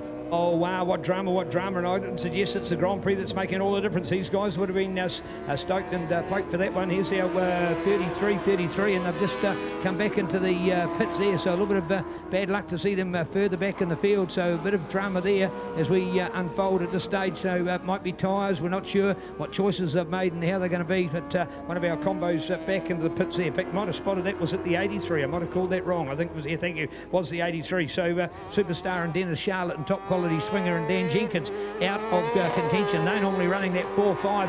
That's given an opportunity for others to move up, like Gordy McEwen and Luis Scrivener, or the Lawrence brothers extraordinaire, Chris from Ritchie, as they all go into battle for our top placings. This is history to be made with our New Zealand Grand Prix on the line. It was for the other, or all classes at the Grand Prix event at Mike Pera Motorsport Park last weekend. But as it turned out for the sidecars, couldn't get their race in, and that's been rescheduled and been run here right now as our first race, day number 2 of 2 to be, of course, for this 2nd round. And how's this for Scrivy, the one that counts, the Grand Prix title on the line, and we are going for it. And out in front at the moment as they hold on for a great result. Yeah, this is going to be brilliant here, Scrivy. This was the round last year that he really put his foot down. He won all 3 races here last year and really just put a stake in the ground and said, I want this back-to-back New Zealand titles. He's got the 99 on the machine, but he's a former multi-time New Zealand sidecar champion and a real legend. Tina McEwen doing a wonderful job on the back of that machine. They've been appearing for a couple of seasons now, and they are a 2-time champion out here. Adam Unsworth and Bryce Rose have certainly got themselves back into this one because they were a 111.8 last time around, where they were slightly quicker than Andy and Tina. So they've got themselves into the mix here. We've got Barry Smith and Stu Dorr. They've got a 21-point lead in the championship, but back in 3rd place. They're going to give a handful of points away to Andy and Tina if this one finishes like this. Anything still to happen. 5 laps to go. Our obsolete Iron Motors New Zealand Grand Prix for the sidecars. And it's advantage Andy and Tina at the moment, but have a look at the number 12 Boss Engineering machine. They're flying down the back straight, so certainly looking like they want to get back into this one. They were the fastest lap of the race last time around, a 1:11.2. So Adam Unsworth and Bryce Rose, the fastest outfit out on track, but with a lot of work to do, 0.7 of a second. And this one as Andy and Tina go a little bit wide into turn 4 on the run into turn 5. Not quite close enough to make a move, but that 0.7 of a second has evaporated. And Barry and Stu are in the mix as well, so now we've bunched back up. And a cliffhanger, 4 laps to go in our New Zealand Grand Prix title. Absolutely anyone's as they go into the hairpin.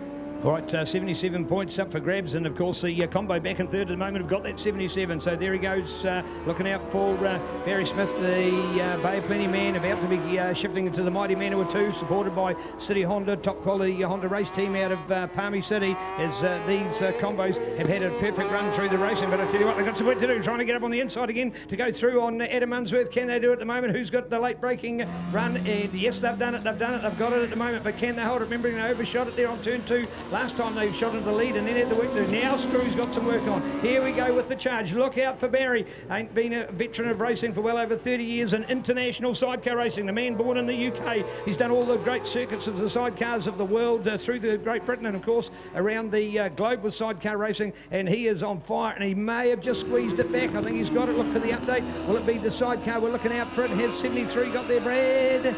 Yes, he has. Yeah, he's done it all right, but there's plenty of lap traffic. There's frantic pace into the McKissick curve as we've got the 73. He was third a lap ago. Now he's got himself alive in the New Zealand Grand Prix.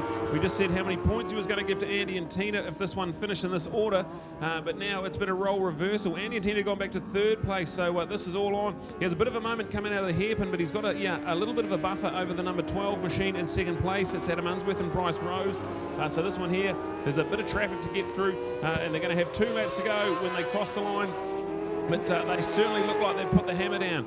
Barry Smith, with all his decades of experience, started back in 1983, briefly retired from the sport in 92, come over to New Zealand and got himself back in the mix. He's in part of the Carl Cox Motorsport team for a number of seasons, and this is going to feel pretty good. 2 laps to go, and it's Barry Smith and Stu Dorr well in command of this one here. Adam Unsworth, Bryce Rose, they were slightly quicker than Scrooby on that lap around and have a pretty solid second place. There's only about 1.8 seconds the gap between second and third, so Scrooby, after getting himself right in the mix, now with a lot of work to do. In third place, we've got Gordon McEwen, Louis Scribner now up into fourth place with the withdrawal of Dennis and Dan.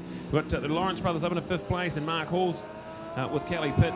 They are in 6th place, the first F2 machine home with Tracy Bryan, Joe Mickelson. They're in 7th place, but the second F2 machine out on track. Darryl Williams there in 8th place. Dave MacArthur and Doug Corns running in 9th. And the DNF for Dennis, Charlotte Drama for Dennis. We saw him out on the side on a superbike just a race ago, so hopefully everything's okay. These guys get another 12-lap race later on in the program as well. So check this one out. The white flag is out, and Barry Smith and Stu Dorr now firmly in command. They were quicker than anyone that time around at 1:10.6. So they were well and truly quicker than anyone else on this racetrack and got that 1.7 second advantage. So this one here is certainly advantage Barry Smith. Has Adam and Bryce got any answer? They're down the back straight at the moment, so running out of time in this New Zealand Grand Prix title. Barry, all his experience come to the party here today. He was stuck in 3rd place for most of this one and got the moves done when he needed to and is flying at the moment. Half a lap to go in the New Zealand Grand Prix. It's Barry Smith and Stu Dorr with Adam Unsworth, Bryce Rose desperately trying to hang on to them in 2nd place, and Andy Scribner, Tina McEwen there in 3rd. And what a spectacular event we've had so far. Oh, wow. I'll tell you what, if you look out here at the moment, you would not think of the weather that we had here 2 hours ago. And to look down on the track, there's the odd little puddle, but they're right on the edge where there's the little dips and hollows. But out on the line, it is absolutely perfect. It's warm. I'd love to have had a thermometer test on every hour. If we'd started them from 8 o'clock this morning, we'd have seen the temperature at a static position. It actually would have gone down. Then the rain has come, so it's obviously dropped lower. And now here it is starting to warm up. Bring it all the way home. This is a great combo. They're on for the title. They've won it and done it. Yes, indeed. Keeping their immaculate record. They've not lost a race yet, so going for it, and the one that counts, the New Zealand Grand Prix title for sidecars, and a beautiful run there as taken by Barry Smith and his new swinger, Stu Dorr, to point out. You're going to say we've heard the name of Stu? Yes, long-time swinger for Adam Unsworth. Between Adam and Stu, they were superheroes of the cemetery circuit at Wanganui for many years, and it's now that that combo had been broken up for some time, and when Barry found out that his long-time swinger Tracy, of course, could take a ride on the Carl Cox Motorsport F2 machine, it was a matter of finding a new swinger. Nobody better in New Zealand than Stu Dorr. So you have got the best pairing there for sure, and they've proved it again and again and again, along with their City Honda powered beautiful LCR Lewis Christensen Racing Honda sidecar. These guys world class right here in New Zealand and winning once again. Oh, phenomenal stuff. Barry Smith, Stu Dorr. That is one of the rides of the weekend so far. Come back from about 3rd place. They were dead and buried in that one there and ripped it through there down the back straight. Absolutely phenomenal. Big thing at Carl Cox Motorsport for all he does for New Zealand road racing. Big welcome. Hopefully you're watching, Carl, and it's wonderful to see your pairing of Barry Smith and Stu Dorr, our New Zealand Grand Prix title champions for 2021. Adam Unsworth and Bryce Rose on the Boss Engineering Aprilia V4. They're getting better and better. That's one of their first times down here at levels with that new machine, so a bit to learn, and a good job. Second place for them. Andy Scrivener, Tina McEwen, they finished third, so another good podium finish for them with Gordy McEwen and Louis Scrivener, them in fourth place. Chris and Richie Lawrence in fifth. We've got Mark Halls and Kelly Pitt. Good job from Kelly Pitt there, filling in for Michelle McLean, who had her appendix taken out during the week, so wish her a speedy recovery, and Kelly doing a wonderful job to fill in there. Get the CTR racing machine home in sixth place. We've got Tracy Bryant and Joe Mickelson home in seventh place, getting better and better every time they go on the racetrack as well, so that's phenomenal to see. We've got well, if there's one thing I can encourage you people looking online at what's going on in our sport, that if you do want to come to one of these events, we move to the North Island first weekend of March to Motorfest at Hampton Downs the following weekend. I think we're up to about the 12th, 13th of March.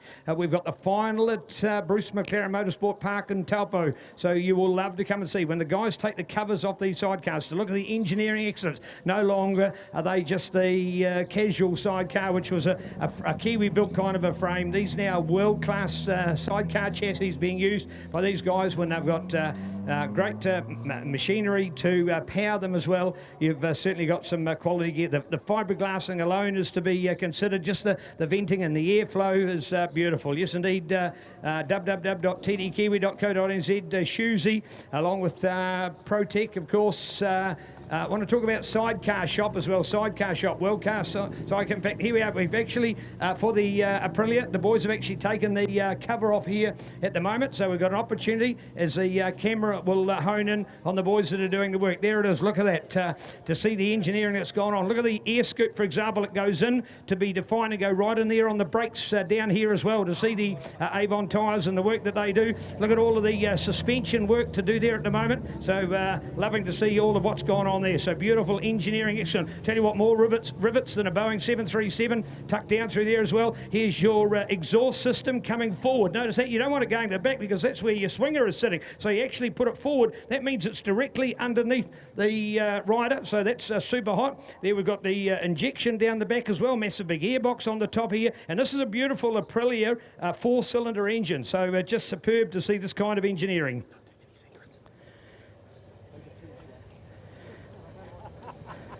Loving all of what's going on here, and great to see we've got our combos and lining up now for our photo shot. So that's something that you don't get to see often. So superb to take a note of it there. Beautiful Aprilia power. And of course, that's just one of the many that we've got here at the moment. Look at these swingers. I tell you what, look at the swingers. They are panting. They're absolutely pumping with sweat out there. The temperature's warmed up. The track's warming up. And Tina, you were holding on there. But what about the overtaking down when you took the two of them on? How good did that feel? I don't know. I had my head down. I didn't see it. Next minute, I see these two behind me, and I was like, what the? She's brave, man. She's brave. Yeah, exactly. Yeah, you did right holding on. Awesome race out there. These guys are just phenomenal out there, and yeah, we're just pleased that we got a third. All good. Yeah, yep. Yeah, indeed. All right, Scrivy dominating here 12 months ago, but man, these guys are getting faster around you. Oh man, their rigs are awesome. I mean, mine's good, but theirs are awesome, and they're riding the wheels off them. You know, hats off to, you know, full credit to both teams, man. They're really riding machines well, and these things aren't easy to ride well. You know, they're all over the shows. You'll see on the videos and stuff like that. But I just tell you, man, Tina did an awesome job. I just really cannot say how good she is. She is awesome, because I had some pretty huge moments out there, and I look back and she was there, thumbs up. It's like awesome. Can't ask for anything more. Here, great credits as given for Scrivy to his lovely swinger Tina there at the moment. Morning, Bryce. Some work out there. Hey, you had your share of chances, but couldn't quite get there. Oh, we had a few share of chances, mate. But to run up to Barry, the man in the business right now, it's a pretty big honour. It is New Zealand GP, and to come second to Barry and Stu, it's massive for our team. So we're wrapped. All right, how are you enjoying this Tar Seal sidecar racing? Oh, much cleaner. Yeah, cleaner as in no mud. Yeah, no mud, no mud. Yeah. So no, I'm loving it very much. Well done, Bryce. Great to see. Adam, look, still a smile on your face, and loving every bit about what your team's doing and what that sidecar's doing. This must be huge for you. Oh, it's massive, you know, and I think I've said it before, you know, you're nothing without your team. And you know, as far as we're concerned, no disrespect to any of the other teams, but you know, we think we've got the best team, and you know, and it's great to get a second place for them as just and ourselves, but more for the team. You know, it's just fantastic, man. That's what racing's all about, isn't it? Do the best you can in the title races. You know, sure, it's an overall championship, but you get the little, you know, there's the GP and the TT later, so you know, there's always little things to go for, and you know, that's what you're aiming for, isn't it? You know. What about somebody like Vince Sturr on board with the team? You know, he's a legend of sidecar racing, helping you guys out. It must be an honour to have people like that. Yeah, well, he is a legend. Yeah. And you know, no, we're truly blessed to have a team of you know, technically capable people that we have, and yeah, it's just fantastic. Everyone's good at something, you know, and that all just combines nicely in a team. So, you know, it's fantastic. Beautiful words, loving that. I'm going to jump around here to Stu, who's doing all the hard work out there. Stu, poor Tina, when she looked up, she'd gone past you. What was that fright when you have Scrivy going past you, just when you think you're sitting all right? Yeah, that's right. You know, it was a good race between all three of us. So, yeah, we swap positions all the time. That's what it's about. It's good for the crowd and the spectators and, you know, all that stuff. So, yeah, all good. All right, hey, for you, brand new combo. You've done plenty of years of swinging with Sidecar. It's been a while since you've been here at Timaru as well, but you're behind the stars. Is it feeling good? Yeah, it definitely is. It's definitely hard work, though. You know, it's not a ride out there. You've got to work for it. Yeah. Great to see you, right? All right, Sir Barry, an absolute honour, but mate, you had to work for that one. That's been your toughest race of the series. Put that Grand Prix on the line, and it's not a foregone conclusion. No, that was a tough race, I must admit. I said to Stu, we'll just go out steady at the start and just see what the track conditions were like, obviously with the rain earlier. And Adam was going so well, and I couldn't find a way by him. And then obviously Scrivy came sneaking down the inside, down there on that bottom corner there. It was quite a surprise, but it was a great race. I must admit, both these teams have really stepped up, and it's going to make our job a whole lot harder for the rest of the championship. So just want to say thanks to Carl, obviously, for... We've got a great little team behind us now, and everything's working so well. So big thanks to the team, and that's for you, that one.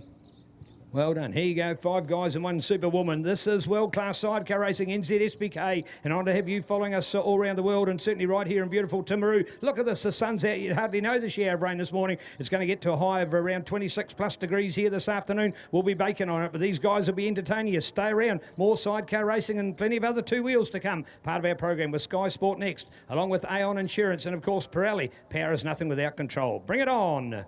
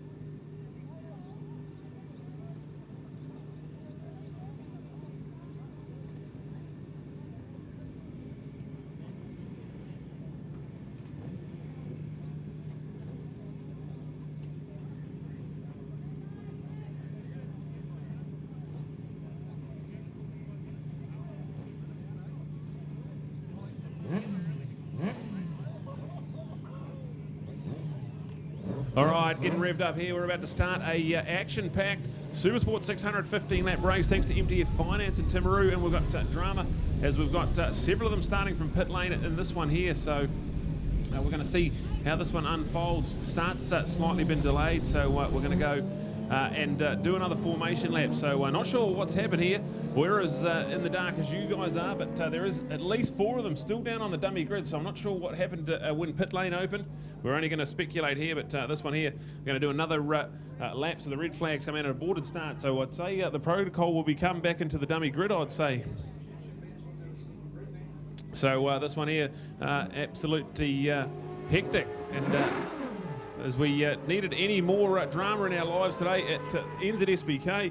We've got this one here. The bikes will be coming back into pit lane, and we'll see if we can get this one underway again. Our 600 Supersport, brought to us by MTF Finance in Timaru, helping New Zealanders to do more since 1970. We'll keep you updated here. We've got some interviews to do in the meantime, so stay with us, ready for race 2 of the weekend for the 600 Supersport. All right, Brad will give us an update what's happening there, because we've got these 4 riders held up. I think they might have been too close to the gate, but for some reason we've had a false start call as well. So they go and do another lap to come down, so we might have a bit of time. Mitchell Rees to join us. Thank you, Mitch. Hey, you finally got a start right. Oh yeah, that was awesome actually. Feels good to finally get. Hopefully I've got the starts dialed on it now. So yeah, good start to the day. Obviously made the mistake in the race, but hey, it is what it is. It is indeed, and hey, but getting that good start. You know, at 1 point, 12.7 seconds. We wondered when the others were coming. What was your strategy? Did you realise you had to build? You knew that they were likely to be coming at you later in the race? To be fair, it was just more Damo. I knew he was on the intermediate tyre. So I knew he was going to come strong towards the end of the race. I knew he wasn't going to be strong at the beginning, so for me it was a no-brainer just to do my thing, get up front. I knew what I could do, and yeah, sort of, to be fair, I wasn't even really pushing the envelope, trying to conserve the tyre, but still, trying to carry the speed at the same time. All right, hey, as the race unfolds, the track must be changing. Are you at any stage looking for more moisture to make your tyre feel better, or are you still looking for the driest line? In certain points, you're sort of looking. I mean, obviously down the back straight, you want to try and find the coolest, the driest line. So sort of swerving to the left or far towards the white line, where it generally holds a bit of water, is always a better choice. To be fair, it was pretty even throughout the whole track. It sort of dried quite evenly. There wasn't a massive one sort of line advantage out there. All right, hey, the conditions, what a freaky morning, and the comment I've made, if we were to take a thermometer of every hour since about 8 o'clock this morning, the temperature was medium, went down and has come back up, and every forecaster to say it's going to be better today. What does that do for your mindset so early in the day to think, oh, here we are, we think we're dry, and bang, the rain comes and you've got to change? To be fair, I don't really mind either condition. So, I mean, hey, I always go better than most in the wet, as we saw to begin with there. But yeah, hey, it just depends what you know, it's all in your own mindset. I just try and focus on what I'm doing. I know what I'm good at, so I'll just focus on those key points.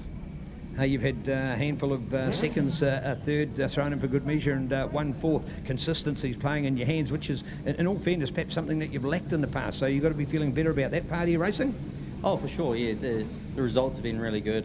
Can't really complain too much, top 4 every time. So yeah, pretty stoked. All right, indeed. Looks like, Brad, I think we've reassembled. Let's go to Brad for another start. Come out at 600 Supersport, courtesy of MTF Finance. Been around for 50 years, as Avalon Biddle is showing us.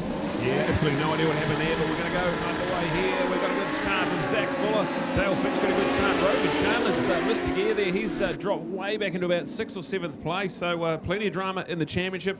And the man who's going to lead them on the Scott Structural Triumph, Dale Finch on the number 17 machine. He is flying into turn number 3. He was on lap record pace when we went qualifying, and looking out the window now, the conditions are probably absolutely perfect for lap records at the moment, so we'll keep an eye on this one here. It's a 15-lap 600 Supersport race, and we've got the update there. Zach Fuller, good start from him. He's in the 2nd place. Avalon Biddle there looking to be in 3rd place. We've got all our major contenders. Good start from Seth Devereaux with a badly injured shoulder. He had a crash yesterday as well, so great to see him up there fighting for the top. of this one here, but Rogan Chandler already got himself into 5th place, so he's sort of got himself back in the hunt. Tarbin Walker, good start from Tarbin. He's in the mix as well. We've got plenty of guys that can win 600 Supersport races out there at the moment, but no one's been able to stop Dale Finch so far this summer. He has been flawless as we go on racing with this one here. 15 lapper on the cards. Should be a really good one here. Thanks to Timaru, MTF Finance, Steve and the team have been a long-time supporter of the South Canterbury Motorcycle Club. And this one here should be good, but already Dale Finch a 1.0 second advantage, so that is quite comprehensive already. Zach Fuller, he come alive here in Pro Twin Racing 12 months ago and continues to be the new young gun on the rise in this class. And Avalon Biddle, a former 600 Supersport champion, rounding out our top 3 at the moment, but plenty on here. With this one here, big 15 lapper on the cards. Right, well, Brad's led us perfectly into the question here with Mitch Rose, a part of Team Rees Racing, and of course it was going to be an announcement during the year that there was a new rider to join the team. I certainly would have lost money on the TAB for my pick of it, but choosing Zach Fuller, well, I suppose at the time we thought, wow, what a choice, and proved to be right, of course, but great choice. And Mitch, how'd that all come about? He was actually looking for mentorship. Him and Veg, they approached Tony. And sort of they were, just discussing a few things, and in the end, Tony goes, "Oh, why don't we just, we'll see what we can find. It's your first year. We'll just plug away and see what results we can get. Like our goal for him, we could see him being a top 5 guy straight away. But to do what he's done already is, mind blowing. Really, like the kid's awesome. He's really good. He's willing to soak up everything, learn everything. Fun to be around. His family's awesome. So yeah, no, it's a cool atmosphere we've got in the pits, adding them to the team. So yeah, it's pretty cool. Pretty awesome indeed as we go back to the updates, and Brad, the pressure's on, but some of those bolting out in front already though. Yeah, he was nearly a second quicker than anyone on that racetrack. He's at a 1.8 second advantage. Dale Finch on the Scott Structural Triumph, he is flying. Rogan Chandler though, the man on the move as well. He's got himself now up into 3rd place. But he's about 1.5 seconds back off Zach, so keep an eye on that gap there, because he's done a couple of big moves in the last couple of laps and made short work of Avalon Biddle. So the number 15, the Lazoo Blue Crew Yamaha, Rogan Chandler from Upper Hutt, he is the man now in 3rd place. But Zach Fuller just trying to keep on the back wheel of Dale Finch, trying to get the toe out of there. Nice drive from Rogan Chandler. Didn't get a very good start, already damaged control for him. And he's got so far the perfect record of 2nd place finishes in this one here. And it will be desperate to carry on that to at least, or maybe try and challenge Dale for one of these wins, because when we go to the North Island, Rogan's going to come alive, so all he really needs to do, keep in touch with Dale, and this is going to be a showdown for sure. 600 Supersport Championship racing is going to be brilliant. There's so many guys who can win races out here, but it's been all Dale Finch as he goes a 1:04.8, so he's about 0.6 of a second off his lap record from 12 months ago, flying down the back straight at the moment. All right, back there with Mitch Rees, and Mitch, you made the choice of the wet front and rear. Now, what are those tyres like? Can they still be used for another event that you turn up to, or are they gone? Definitely wouldn't do another race, especially that length on them. Maybe a club day. To be fair, I'd like to say I sort of conserved the tyre, especially to begin with there. The first sort of 10 laps, I just conserved the rear tyre. Didn't really sort of accelerate too hard. Was running a gear high because I knew that it was going to dry out. I knew it was going to chew the tyre up. So just sort of took my time and, like I say, just did what I wanted to do and just did my own race. Does this mean now that you've got your best tyre ready for the last race in the good conditions, where normally that tyre would be right on its edge because it's late in the day, but it will now be a better tyre for it? Well, I mean, hey, for us, obviously, last race we were a new set of tyres. So yeah, it's a longer race too than yesterday. So just I got to get another good start and just be up front and try and chase Damo and Al. If not beat them, that's the plan at the end of the day. But yeah, just to be fair, just trying to ride solid, just do my own thing really. Great to have expert comments here from Mitch Rowe as we watch the MTF Finance 600 unfold. Brad looking at the screen and getting the update. Man, the audience have got some awesome pics here today, courtesy of CTAS Live, Brad. Oh, truly world-class pictures from Grant and the team. Full credit to them. CTAS Live and bringing this live on Sky Sport Next as well. We're going to go the 3rd and final round of racing today.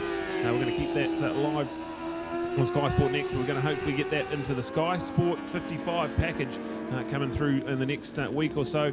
And also ring home and tell them to set the VCR recorder. We've got the Cemetery Circuit highlights on CRC Motorsport later on today as well, so plenty to look at for in New Zealand road racing, looking brilliant.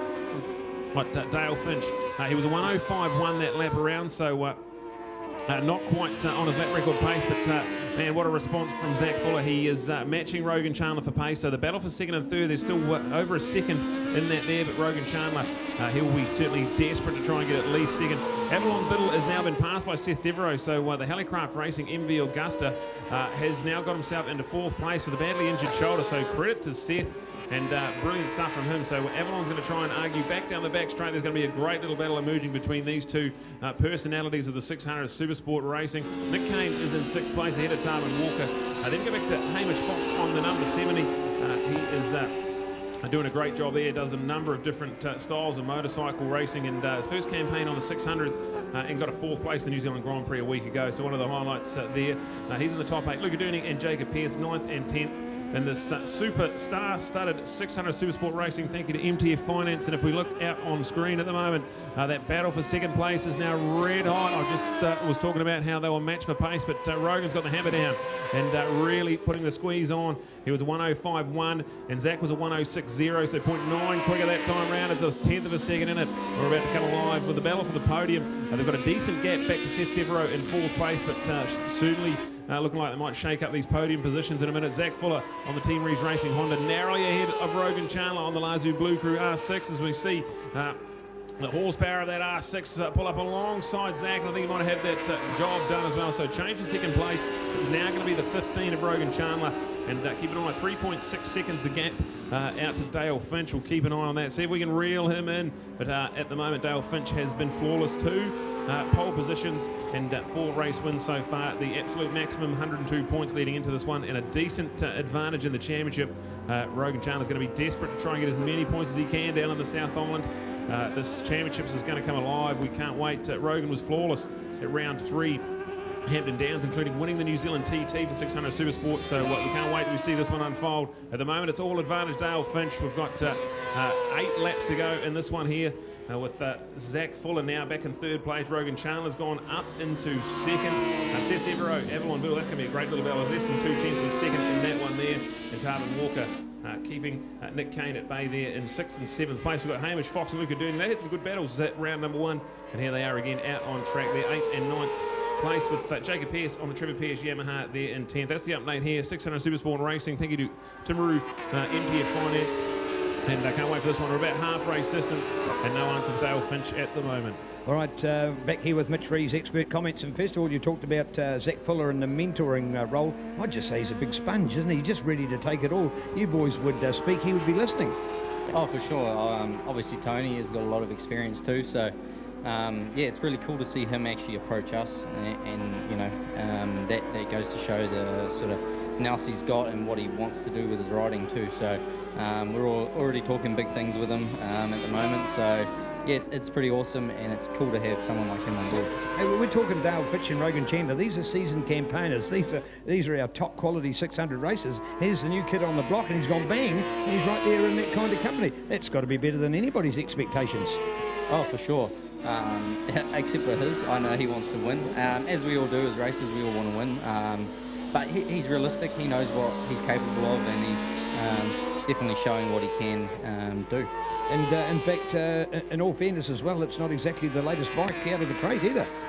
Nah, so he's on J Love's 2009, I think it is 8 or 9 CBR 600. So looking for next season, we've got the new 2021 CBR 600 coming for him, and we've also got another person joining the team for the season next year as well.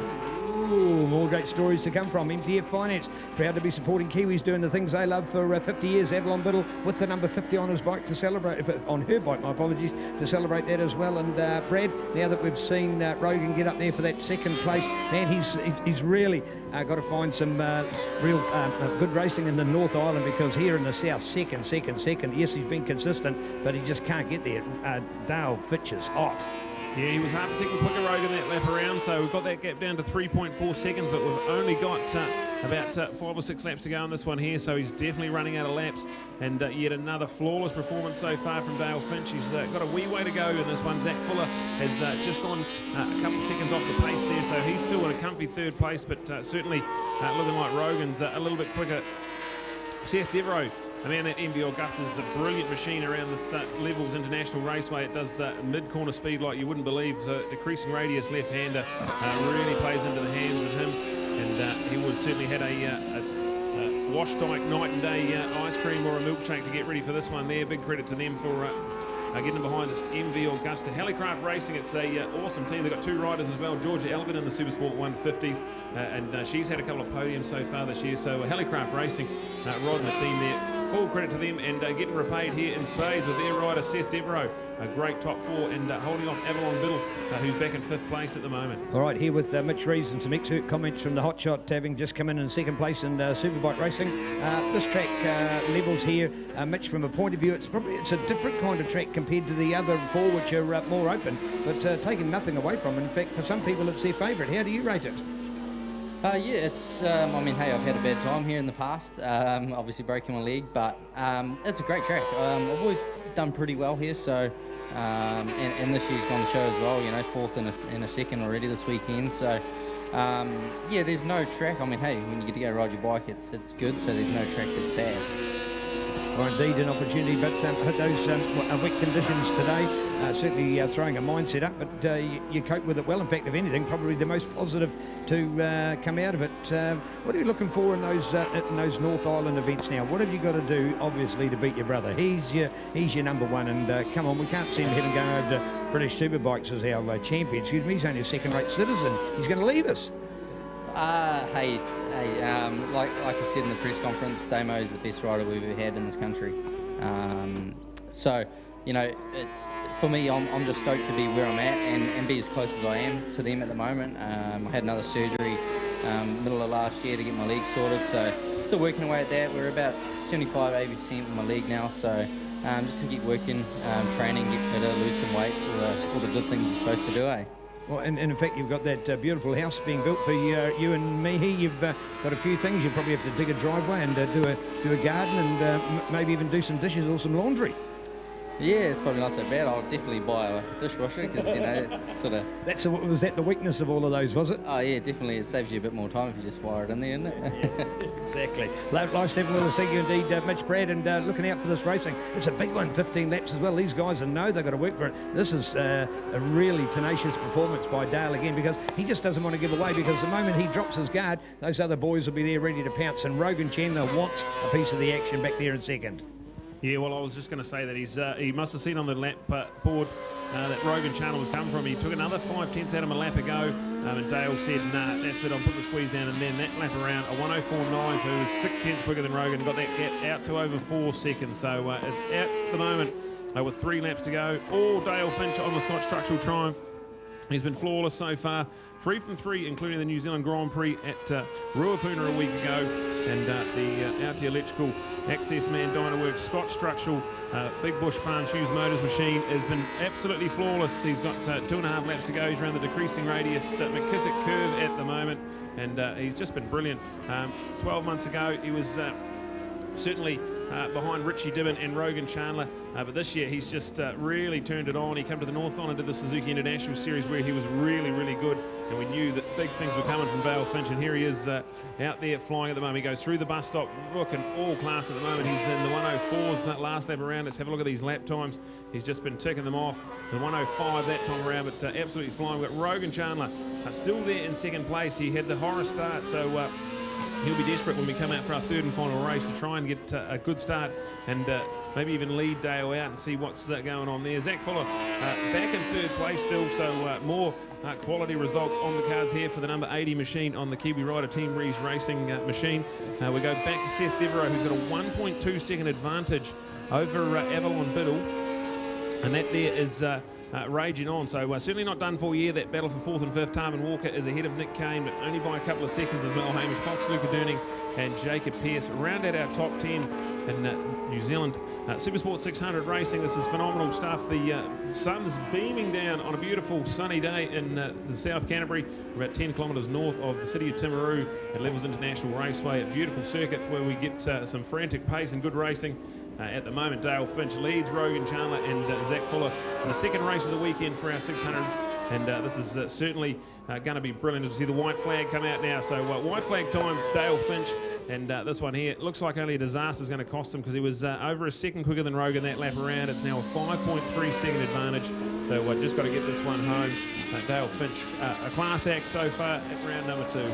All right, Brad, now I've just had explained to me the reason for the 4 riders that were sitting here on the dummy grid, the fact that there was a speaker malfunction of one of the pit speakers, and they all coincidentally off this front row of the pit area, and they did not hear the call that was made. So when the organisers found the common denominator, that it wasn't just 1, 2 or 3, in fact it was 4 of them, so they're now displaying a 5 and 2 minute calls up in the window of the track office here in the control tower at level. So just to point out to spectators, but more importantly through the pits as well, that for everybody to look at, but certainly the ones here on the front row of the pits, there will be the 5 minute board displayed and a 2 minute board displayed. Large boards they are, up in the top control office, so you'll be able to see it clearly from there as to those calls. Here we are, MTF Finance Timaru in our 600 Supersport. Brad, bring them home. Yeah, Dale Finch, checkered flag. He takes race 2, win number 5 of the championship, and nearing the halfway stage. Is anyone got an answer for him? Rogan Chandler there in second place on the Lazu Blue Crew Yamaha. So another good second place for him, carries on that, and another podium finish for Zach Fuller. That's going to feel really good on the Kiwi rider. Team Rees Honda CBR 600. So that's your top 3 repeat podium from yesterday. Seth Devereaux is going to come home in 4th place. So full credit to him and the Helicraft MV Augusta team. We go to Avalon Biddle on her bright yellow MTF Finance Team Green Kawasaki. That's 5th place for her. Tarvin Walker's going to get home in 6th, so after a crash in round number 1 and a bit of bad luck so far, that's going to feel good to get him a 6th place, some good championship points there. Nick Kane, he had a blow on bike last weekend, so for him to come back top 7, well done to him on the Underground Brown Mega Motorcycle Centre Kerry Logistics Triumph Daytona. Hamish Fox finishes there in 8th place on the top spec engineering machine, well done to Hamish. And then Luca Durning on the Barrack Sports Bar and the Dentist's GSXR 600. Now that machine was Richie Dibbins from last year, and Luca now on the team, doing a good job, top 10 results for him. Jacob Pearce on the Trevor Pearce Yamaha coming home in 10th place. That's our Supersport 600 Race 2 results in the book here. Another win for Dale Finch and extending his championship lead even further. All right, we'll just take Mitch for one last time before we go down and do the podium. Thanks, Mitch Reeves, for joining us. There's a lot you could be doing back in your team. Thanks for sacrificing the time and giving people the insight into racing. What's now sort of your preparation moving into that final race? Completely different weather, much warmer track, choice of tyres. What are you going to be doing between now and then? Just fueling the bike, putting the tyre choice on we're going to run with, and then just simple things like changing the suspension back to a dry setting as opposed to a wet setting, so just making it slightly harder. Other than that, looking forward to going out there, having a bit of fun, and see what we can do. Hey, thanks, Mitch, for joining us. Really appreciate it in your busy schedule. All the best, go hard, and please get to number 1. Thank you, Neil.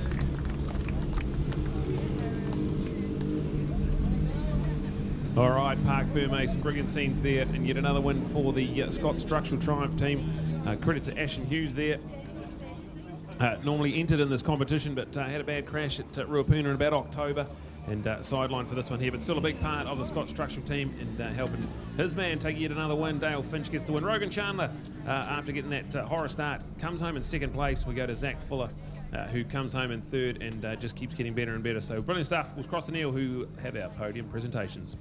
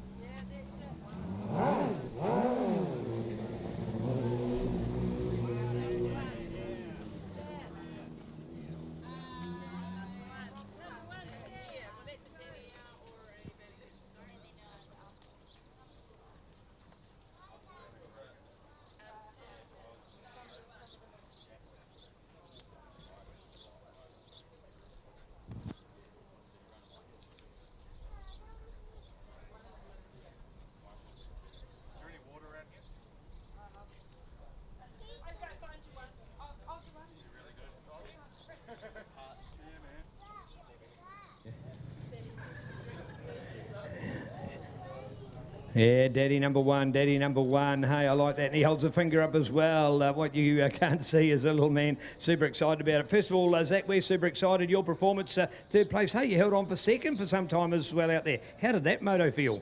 Yeah, got off to a better start and tried to hang with Dale for a bit. Then my tyre sort of dropped off at the end a bit, but yeah, we brought it home in a solid 3rd, which I'm really stoked about, yeah. All right, hey, we were just having a neat interview during that race that you were out on the track with Mitch Rees. I know somebody that you've looked up to. How are you enjoying being part of Team Rees Honda? Oh, it's awesome, just the amount of knowledge these boys have got, and just teaching me all the tricks, and as you saw in the Superbike race going 1-2, and yeah, these boys are just on another planet really, so yeah, cool. Yeah. Cool words. Congratulations, man. What a young man growing up in a hurry, that's for sure. Rogan, well done on that occasion, at least for getting for second place, but it didn't come too easy. No, I mean, getting through the pack was easy enough, but trying to close down the Dale wasn't that easy, but we're having some problems, so we'll get it fixed for the next one. Obviously, it's an opportunity because every race you need to make count because we go to the North Island. In the words of Brad, he reckons you're going to win every one up there and we're going to be tied for points in the end. What do you got to say about that? Yeah, I don't know. We'll see how things go. I'm not riding very good at the moment, so yeah, definitely have to fix that for the next race.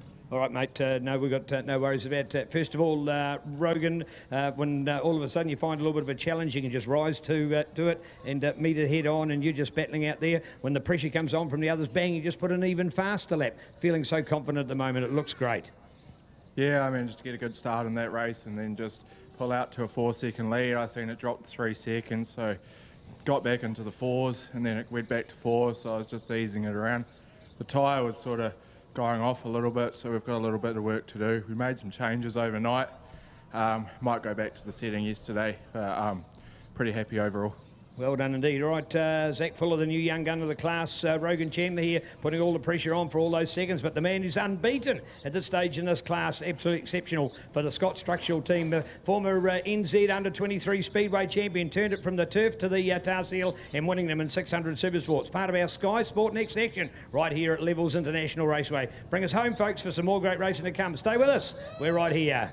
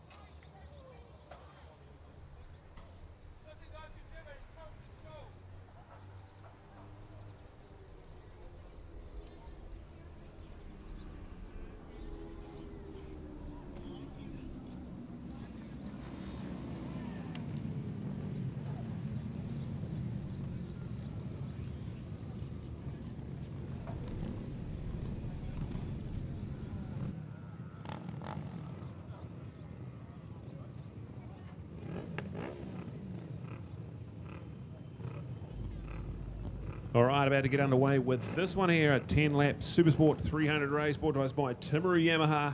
And the front row, superstar teenage sensation Cormac Buchanan on pole.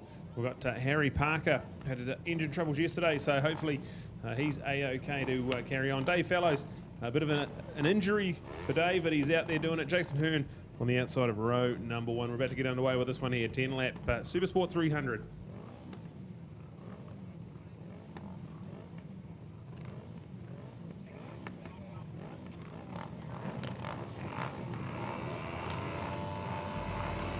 All right, marshals are in, and we get the lights coming on, so we're nearly underway with this one here. Can anyone stop Corbin Buchanan? It's a wonderful start on the Blue Crew Yamaha. Harry Parker follows him in there to turn in 1. Caleb Gilmore, good start off the second row of the grid as we watch them through the Paraco S's turn 1 and 2 here at levels. It's definitely the 28 and the 24 with 78 Caleb Gilmore getting himself right in the mix here. And then we go back to the Biggles Racing BAS expansion joints man Jason Hearn, who had some good pace yesterday. Unfortunately crashed down at race number 1, so he'll be desperate to get a big haul of championship points. Dave Fellows also had a crash yesterday, so he'll be another one trying to maximise the points here at race 2 for the weekend. Now 300 Supersport class, the man flying at the moment, Corbin Buchanan. He has been a class act. He's won every race he's touched so far. He didn't have it all his own way yesterday. It was a frantic finish to the Supersport 300 race. We're in for another one here. 10 laps brought to us by Timaru Yamaha. And coming down to the wire here with this one here. Oh, loving this CTAS live coverage. For those of you that are here as local spectators that were either not at Ruapuna and certainly can't make a trip to North Island, well, to know that you can actually watch this racing, you can view it. There's a number of different avenues you can do. You can go to mxt.co.nz, you can pick up the live app, and you can then get a screen, and it's just a screen display of the results as you've got them. So, for example, that's what Brad's looking at right here in our control room at the moment. But, of course, you can also then, when you've got the video to play, you can then go to your laptop or a Palm or your phone or whatever and also check it out on CTAS. And you can pick up a link. So you go to the MNZ site, Motorcycle New Zealand. It's free of charge. Of course, it's effectively a YouTube link, and it's all part of skysportnext, this fantastic channel supporting our second-tier sports in New Zealand.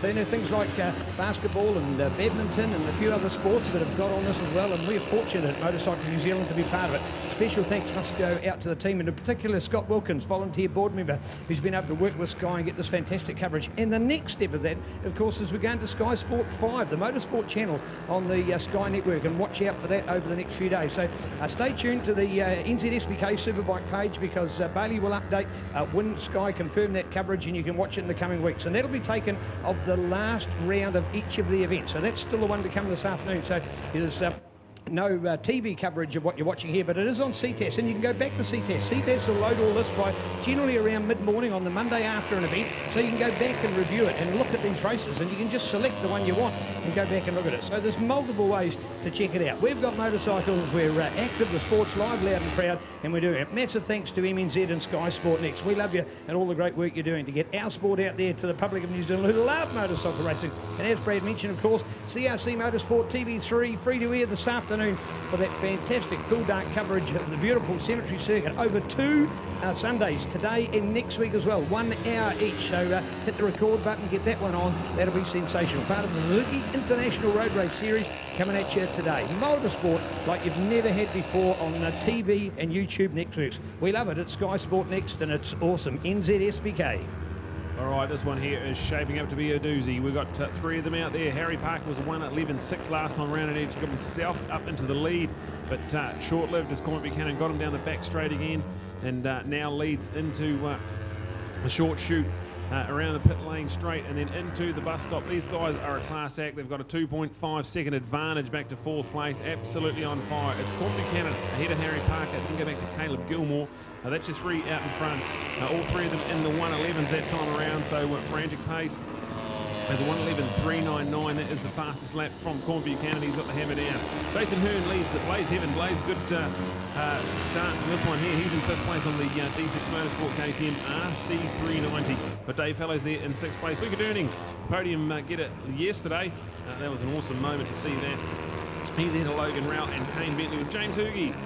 Awesome to have James out there, former New Zealand Supersport 600 Grand Prix winner. He's in there in the top 10 and really loving his 300 Supersport racing. Shout out to a good friend of ours, Dean Watson, Dino Watson. He is helping out James there, and great to have the Motorcycle Canterbury team well represented here. They've got Caleb Gilmore now living in the Canterbury area, and he's on fire at the moment. So Corbin Buchanan leads Harry Parker and Caleb Gilmore. That's your top 3, and looking like Really, really quick, fast 3 at the moment. We've got a lap record of a 1:10.8, so a 1:10.8, so they're about half a second off that at the moment. But Cormac Buchanan absolutely flying. All right, here we go. And the cool feature we like about this, and James Hugenbosom has really given us a boost with regards to the quality of the field, because he sold his Superbike, just purchased some land with his a lovely partner, and take an opportunity to still want to continue racing, so we'll do it in the 300 class, and he finds himself in 10th place, and that gives you an idea. When you've been a Superbike winner, you've been a New Zealand champion in 600, Grand Prix winner in the 600 as well, you know you're talking about a quality rider. And what he's got with a lack of experience on these bikes, and probably half a kg heavier than some of those other younger pilots, is the fact that he's back in 10th place. It is darn hard work to keep up with him. And we've got this new world superstar in Cormac Buchanan. He's the new name in motorcycle, the one that everybody in New Zealand should be talking about. The young 14-year-old from Invercargill. What a massive hit this guy is. Going to Red Bull Rookies in 2021 as well. Let's hope the world is open enough to have this guy showing us that we've got a true Kiwi, a champion in the making. So love his work and love what he's doing. He had the most immaculate weekend you could ever ask of any rider in the history of our sport. Why last weekend? He's riding 2 classes, 150. We've got the #1 bike because that's the title he won last year. Got his number 28 on this 300 class as well. So he got lap records in both classes. He won every race in both classes. He qualified on pole in both classes. And he won the Grand Prix in both classes. You cannot ask for any better than that. This is world class. This is Cormac Buchanan, who's storming to races when other kids are thinking about what they're going to be doing on the weekend. This guy's got a plan. He's got a vision, he's got a mission. We're fundraising towards it. Some great people behind him. You can follow him as well on the Mac Attack. So get him behind this Invercargill hero. Look out for him at the Burt Munro Challenge coming up as we count down. I think when I talked to Andy from the Southland Club during the week, it was, what did I say, 27 sleeps to go. We've probably had a couple since then. So we're certainly down to effectively only about 3 and a bit weeks before we're kicking it off in style at the Burt Munro Challenge 2021. Shout out to our lovely friends from Southland Honda, the Holmes family, who are huge behind that event and supporting so many people, and all around neat to see them here supporting Honda and Team Rees Racing as well. So we'll be at Invercargill. I hope to see you join us, Burt Munro Challenge, and it's all about this young man from Invercargill. What a hero he is and what a hotshot he's proving to be with some great racing. Part of our Timaru Yamaha 300 Supersport class. All right, it is a Team Blue Crew 1-2 at the moment. Harry Parker leads Cormac Buchanan, and Harry, mechanical DNF yesterday. They have a brand new engine in that 300 today, and he's flying at the moment. So Harry Parker leads, and he clocks in at a 1:11.238. So that's the fastest lap of the race. So Harry Parker looking all class at the moment. He's still got a massive 5 laps to go on this one, but Harry Parker leads Cormac Buchanan, and they were over a second and a half quicker that lap around than Caleb Gilmore. So that gap back to 3rd place is out to 2.9 seconds. And the man in 4th place now, Blaze Heaven. We haven't talked much about Blaze so far this year, but he is on the D6 Motorsport KTM and doing a wonderful job. He's passed Jason Hearn, got himself into 4th place. Jason Hearn there in 5th. We've got Dave Fellows in 6th. He's got a badly damaged elbow, but seeing if he can consolidate and get some championship points before we head north. Some courageous riding from Dave Fellows. So brilliant stuff. Logan Rowell on another one of the D6 Motorsports KTMs. He's in 7th place. Luca Durning there in 8th place. Regan Bray and Kane Bentley, our top 10 with James Hugenbosom in 11th. Justin Wander, Dylan Byrne, Shane Miller and Ollie Fura out there our top 15. And then a shout out to Maddie Berry, first of our ladies home. She is there in 16th with Alice Woolton. And Esmond Williams, our 18 runners out on track. And unfortunately, DNS did not start for Eve Scribner, who's got a broken arm. So thoughts with Eve, and hopefully she can have a speedy recovery and come racing again in the North Island. We are on the 6th and 7th of March at Hampton Downs for our Moto Fest, and it's going to be a spectacle that you don't want to miss. So check it out there, NZSBK. A 4-round season this year. We're in round number 2. This is day 2 of round 2, and our second race of the weekend for our 300 Supersports, brought to us by Timaru Yamaha. And the man from Timaru Yamaha, Harry Parker, is going to pull up alongside his teammate Cormac Buchanan. This has been a great little battle. They've been chopping and changing the lead every lap for the last 4 laps, and with 2.5 laps to go, all on here. Harry Parker now leads Cormac Buchanan. They're going quicker than anyone else on this racetrack. And Caleb Gilmore, just simply no answer, but doing a good job there in 3rd place. That's your podium as it shapes up at the moment. We've still got a couple of laps to go on this one here, but anyone's at the front. Oh, indeed, this is exactly what Harry Parker need to do. After all, the feature race at the end of the day, folks, is not for the big guys, not for the second tier of 600. It's actually for this class. It's the Alan Ramage Memorial Trophy. Alan died at a racing incident here over nearly 40 years ago, actually, and is remembered by that Alan Ramage Trophy. It's been for a number of different classes over the years, but it's well slotted now into this 300. And what we're going to do is we're going to get the 12 best riders and set up 3 grids of 4, and then we're going to rotate those grids. So if you happen to be in the front row for the first race, you'll then go back to the third row and then come up to the second row. So no matter where you start, if you're on the back of the second row, you'll have a different grid. So we're going to rotate those 12 riders to give equal chance, and it's 3 laps. So you go 3 laps of sprint and come straight back to the start and do it again and again and again. So it's sensational, and it's with this class. And their local man, Harry Parker, has been a 2 times winner on it.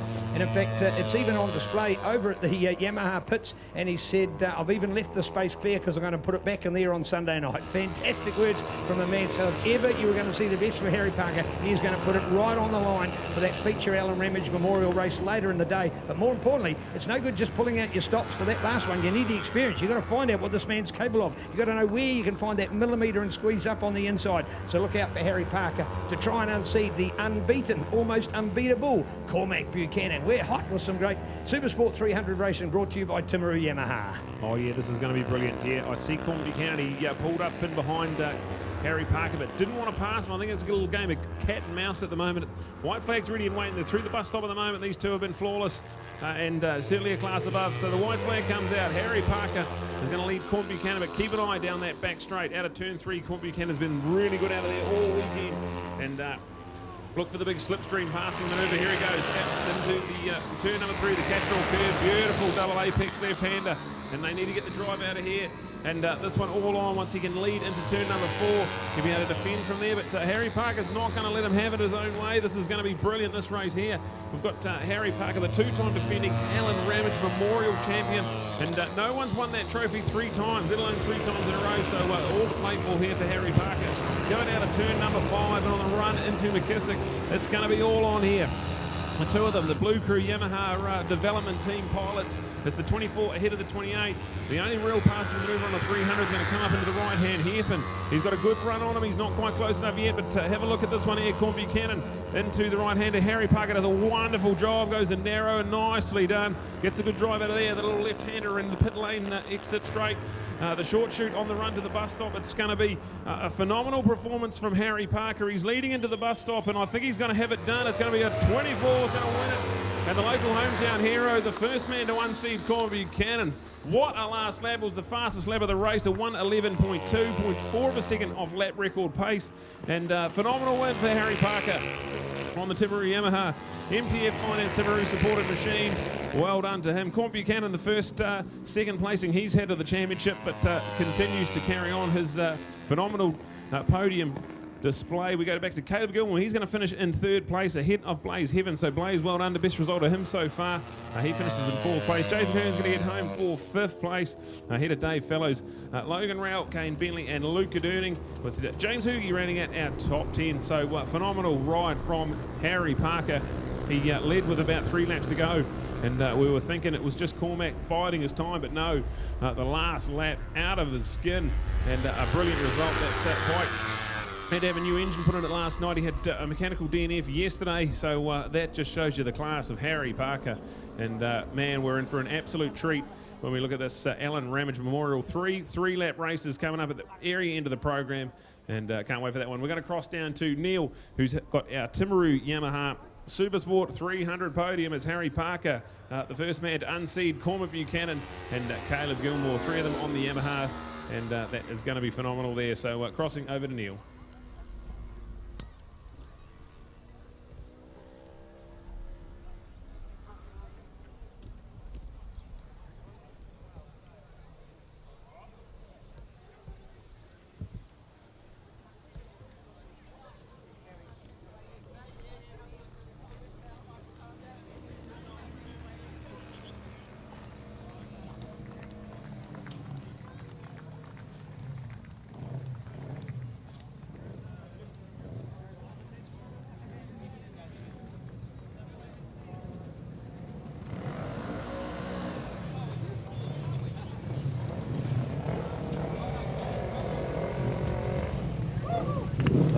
Are we ready? Are we ready? Here's the chair. Here's the local chair. Yes, indeed. We are up for it at the moment. The Harry Parker show is here, making it the one that counts. This is so good. Young Caleb Gilmore under the mentorship of Dennis Charlotte. Dennis over for the hug there as well at this stage. That is so good.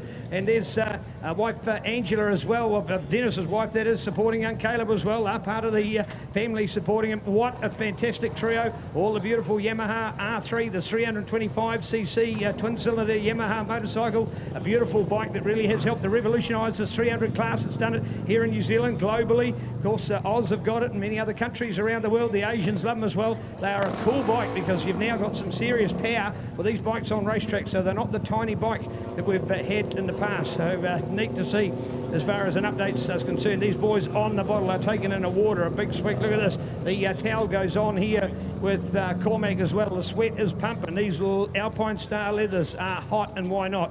Because these guys have put it right out there. So what a podium. Caleb in third, Cormac in second for the first time. Harry Parker is fighting back. Oh, this Alan Ramage at the end of the day is going to be so exciting. Can't wait for that. Hope you can stay with us from wherever you're watching this fantastic event. So let's have him up here. This will be absolute gold. Look at the respect from the two Yamaha development riders. That's what Yamaha call the team, the development riders. These two young guns in our sport. You know, people like Al Hoogie and Jake Lewis, they won't be around for ever, and these are the new brigade that will take them on. And here is Caleb, absolutely pumping forward at the moment, but you got your hugs you deserve from Dennis and Angela after racing. Caleb, how does that feel? Yeah, that was a really fun race. It was hot out there and dried up really quickly, so it was a bit, you know, a bit of an iffy if I go on the wets and that, and then it dried right up, so it was actually a really good race. And these boys got away as soon as I lost the toe, couldn't keep with them. They're going really fast today, so hopefully in the next couple races we can keep up, make it a bit more interesting. But I'd like to thank everyone for supporting me, and I'd like to thank Jed for watching over in Australia there. Thanks for that.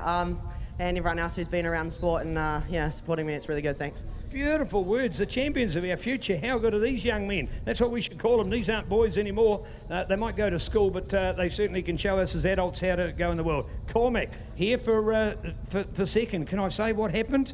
Nothing happened, just he was going really, really fast. I couldn't, I kept on losing him through the back section, so I had to really push through the final part. And, you know, my bike wasn't going as well as I thought it would because, you know, for over the bumps, it's really unstable. But, you know, hats off to Harry. He rode an amazing race. I lost the toe down the straight, but, you know, I'm really happy with this. Bring home some points, and that's the main thing, so bring on race 3.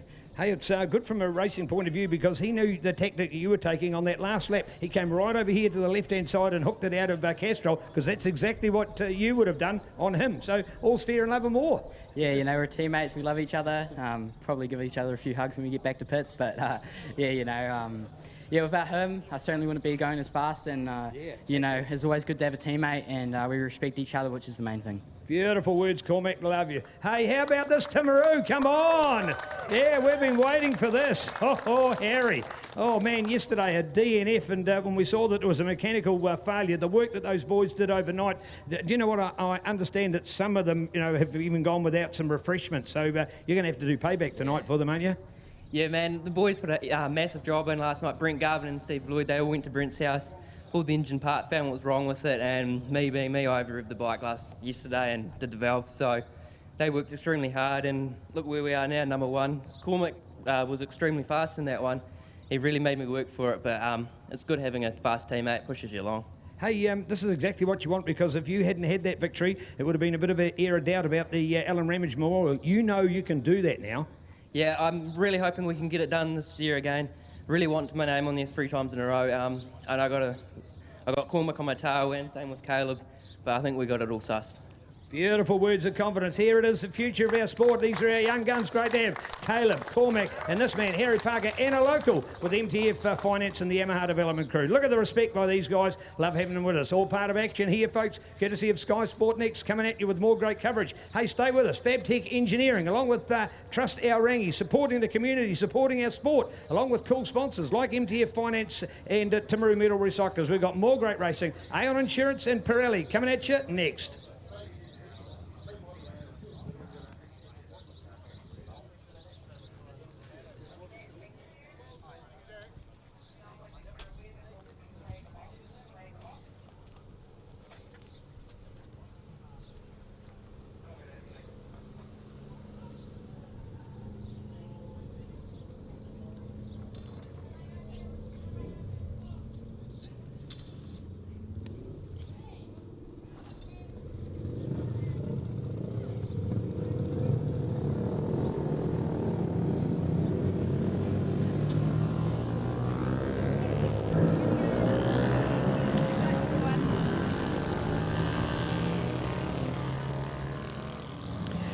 I do want to point out, folks, that when you see editing's a great thing when it comes to film coverage, because you actually get an idea that there's been a gap in between. But I can tell you that here now for the 150 race, Cormac Buchanan has literally gone straight from here. He's wiped the sweat from his brow. He's had a drink of water. He's gone over to the team that have got the 150 prepared and sitting on the dummy grid. He's not gone back to the pits. He's had no time to do it. He hasn't had time for a pit stop or a refreshment stop or anything. He's literally still in his leathers, pumping sweat, and the heat will be coming out mega as the sun is absolutely scorching now here after today's early morning rain. Freaky bit of weather, but it's given us this beautiful racing condition. So this gives you an idea of what an elite sports champion is, why he's been training, why he keeps up his fitness, why he's got his mental approach to racing, because he is onto it at the elite sport fitness and psychology levels with some great racing and, more importantly, race preparation. To do it again, back to back. We're going to look out for it. Brad will give us a start. We've got the 150s coming up before we head into our lunch break and resume for racing for a superb afternoon. Stay with us, more of the magic, and we'll have that more on Sky Sport next.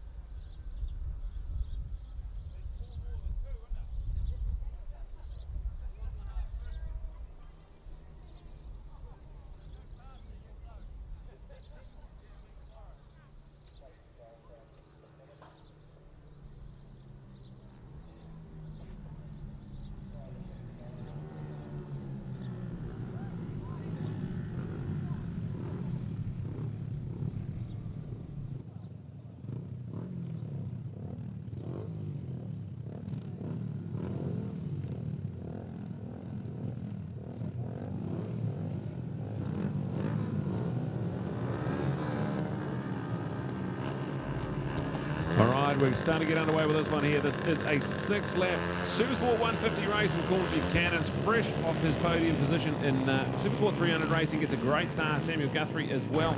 He gets a good start, and a much better start from Georgia Elvin this time on the Helicraft Racing Yamaha R15. We've also got Olivia Goddard on the Race Supplies Yamaha there in 4th place. We've got our 2 Jixers as well. Great to have Billy Fuller out there. We've also got Hamish Boyd. So those 2 Jixers slightly down on horsepower, but all still part of the Supersport 150 racing here. And Cormac Buchanan, flawless in this class as well. He was finally unseated by Harry Parker last time round, so maybe this is the omen that Samuel Guthrie needed to try and get himself involved in this championship. You're doing a wonderful job so far. The perfect result, 2nd places, but a 22-point lead in the championship. It's certainly all advantage Cormac Buchanan to retain that #1 as we go flying with these ones here. As Samuel Guthrie on the 34, the Get Off My Moto machine. He's done a wonderful job, got himself in the lead of this one, so have a go at this one here. This is going to be 6 laps, so not very long. The track is getting warmer and warmer. Should be some pretty hot lap times as well. We got a new lap record yesterday from Cormac Buchanan, a 1:20.352, so these guys aren't allowed tyre warmers, so as we get the race underway, they'll get quicker and quicker. But at the moment, it's the man from Canterbury, the young, he's just a 14-year-old sensation as well. Samuel Guthrie, he come to the North Island Road, this Gixxer in the Suzuki International Series, and just getting some valuable track time. He's side by side with Cormac Buchanan. Cormac back to the inside. I think he might have had that done, so a good move, Cormac Buchanan.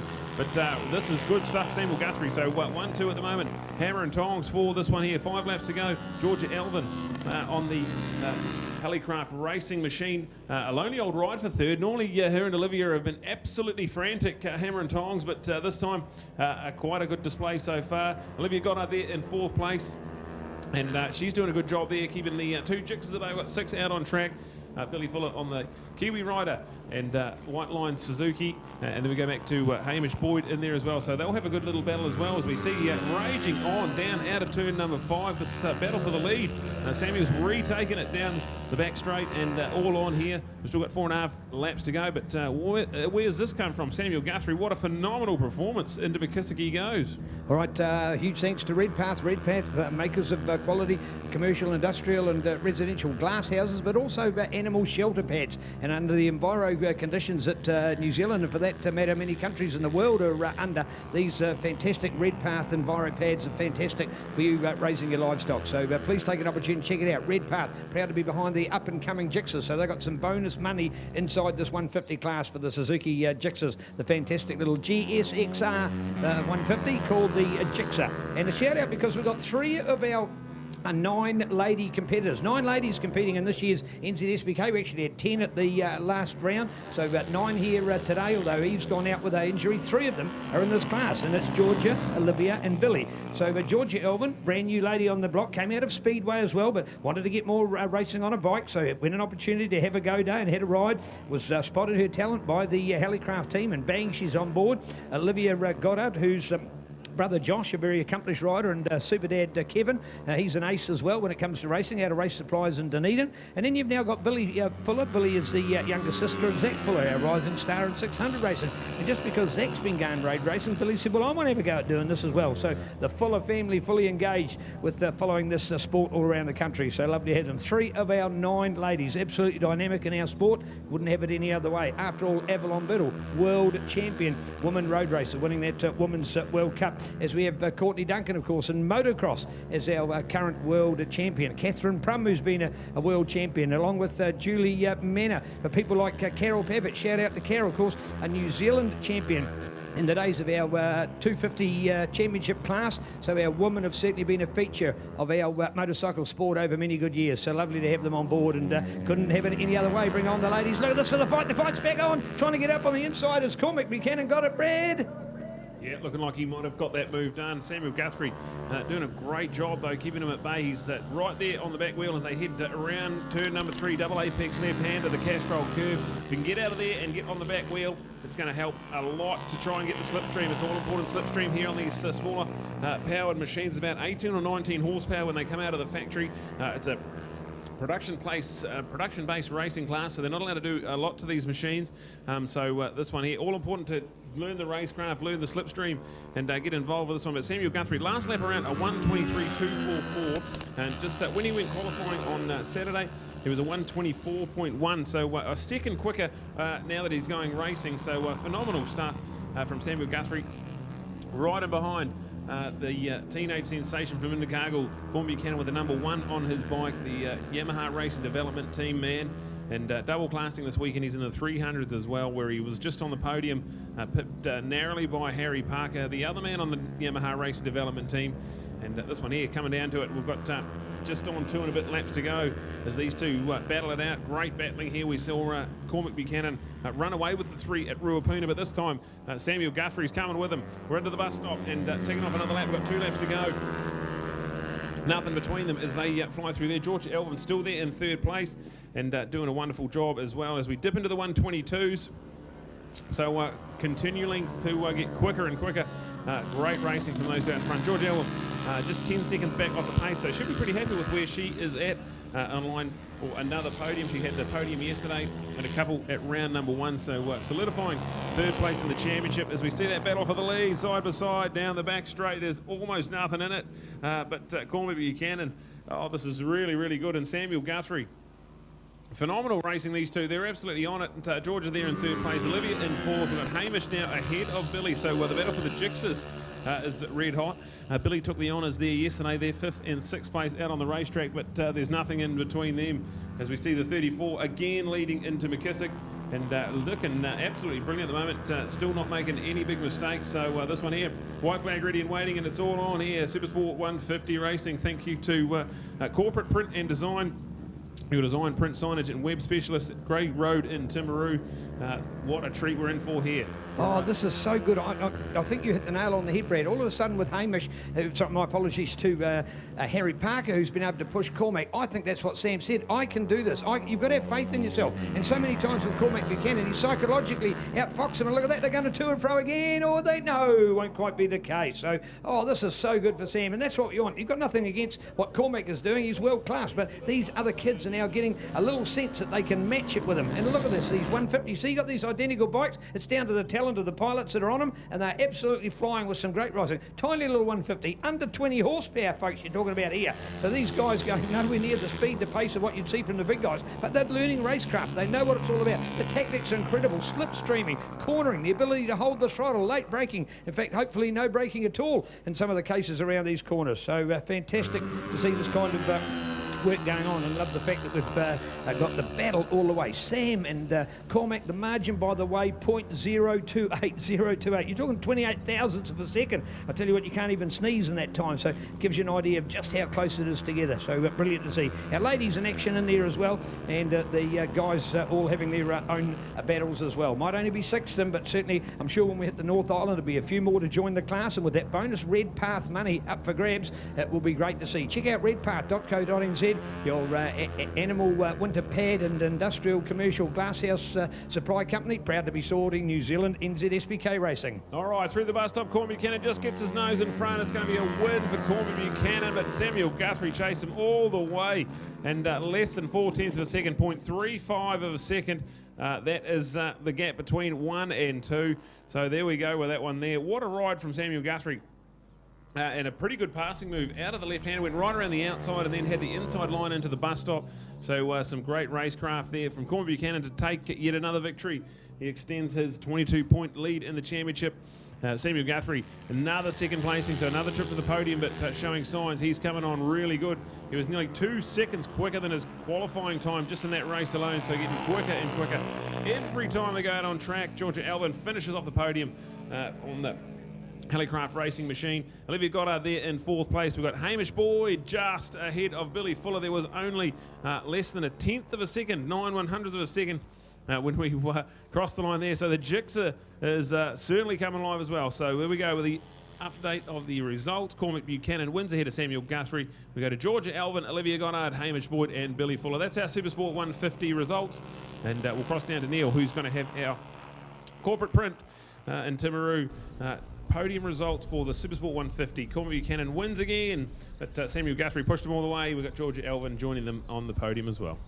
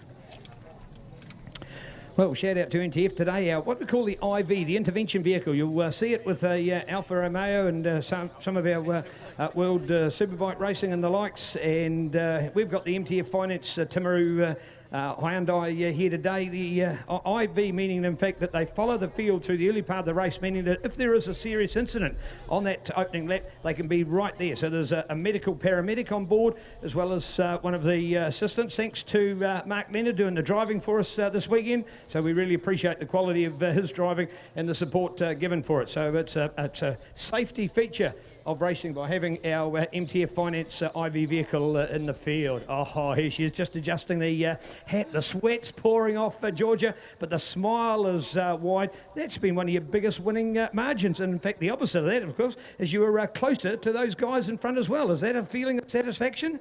Yeah, I mean, I was hoping I'd be able to stay a bit closer to them, but those boys can ride. They certainly can, but they've done a lot more laps here than you've done, so you've got to be feeling so positive about your first season with Helicraft Racing. Oh, yeah, I mean, it'd be rude not to be disappointed. I mean, I came in not really knowing what to expect, but to be standing on the podium out of 4 out of the 5 races so far this season is pretty satisfying. It is very good. Congratulations. Thoroughly deserved. There she is, the Joe's Garage Peter Rabbit Pizza Lover in our field lineup as well. Sam, the smile, thank you, because you pushed him. You proved to yourself more than anybody else. You can match that man. Yeah, me and him, it was a good race. I just need to work on my braking markers, then I'll be good. I'll be good to go. Yeah. All right, indeed. Hey, the confidence that it's given you now just must be immense to really think that there's a good opportunity for you to match him race after race. It's not just a one-off anymore. Yeah, I just need to keep practicing, and I'll hopefully win a race. But yeah, I'm happy with second, so it's good. It is. It's a very good second. That's why. Cormac, these other guys, you're teaching them a lot. They're all saying thank you for leading them. You're making them go fast as well. And it's more genuine because you've now really got to work for it. Yeah, I wasn't expecting that. But it's when he came past me on the first lap, I'm like, well, it's going to be a good race. But yeah, this shows how much he's improved. And it's really good to see that he's able to run with me. And, it's who knows, he might go one better in the next race. Hopefully not. But, yeah, it'll be good to see him do really well. And, yeah, that was a really fun race. I really enjoyed that. All right, hey, we're heading towards Burt Munro time in Invercargill, only about 3 weeks away or so now. Where can people catch up with you? You've got probably a lot of race fans now and people that like to meet. What parts of the Burt Munro are you going to be around? So I'll be doing the hill climb, so that'll be a bit good fun. Like I did last year, I'll be doing the Honda track day, and I'll also be doing the Tiratonga races. So come out and say hello. Excellent indeed. Nice to see you. Right, there you go, folks. There's our Georgia. What a super lady and a brand new one to join us. We've got young Sam here, getting hotter, getting faster as he joins along the tail of this man. Unbeaten in 150 racing. Got the #1 on his bike from his excellent effort of last year and still doing it here again. Another fantastic day in the sun here in Timaru. Bring it on with Sky Sport Next, Aon Insurance, and the #1 rubber to burn. It is Pirelli. Power is nothing without control.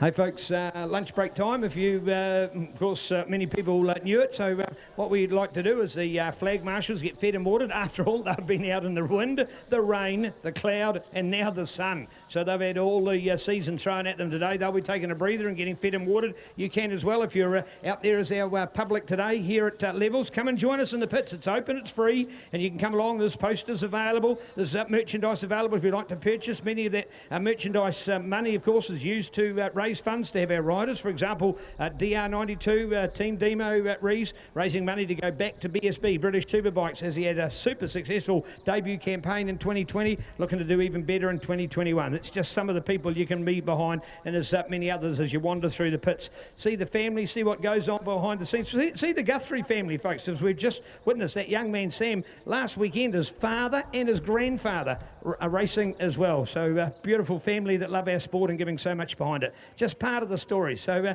check out the Pit Stop Cafe over here. Great food and refreshments available. There is toilets as well if you need the other pit stop. So take an opportunity and take a break. We're having lunch and we'll be back with more racing to come. Bring it on, NZSBK 2021.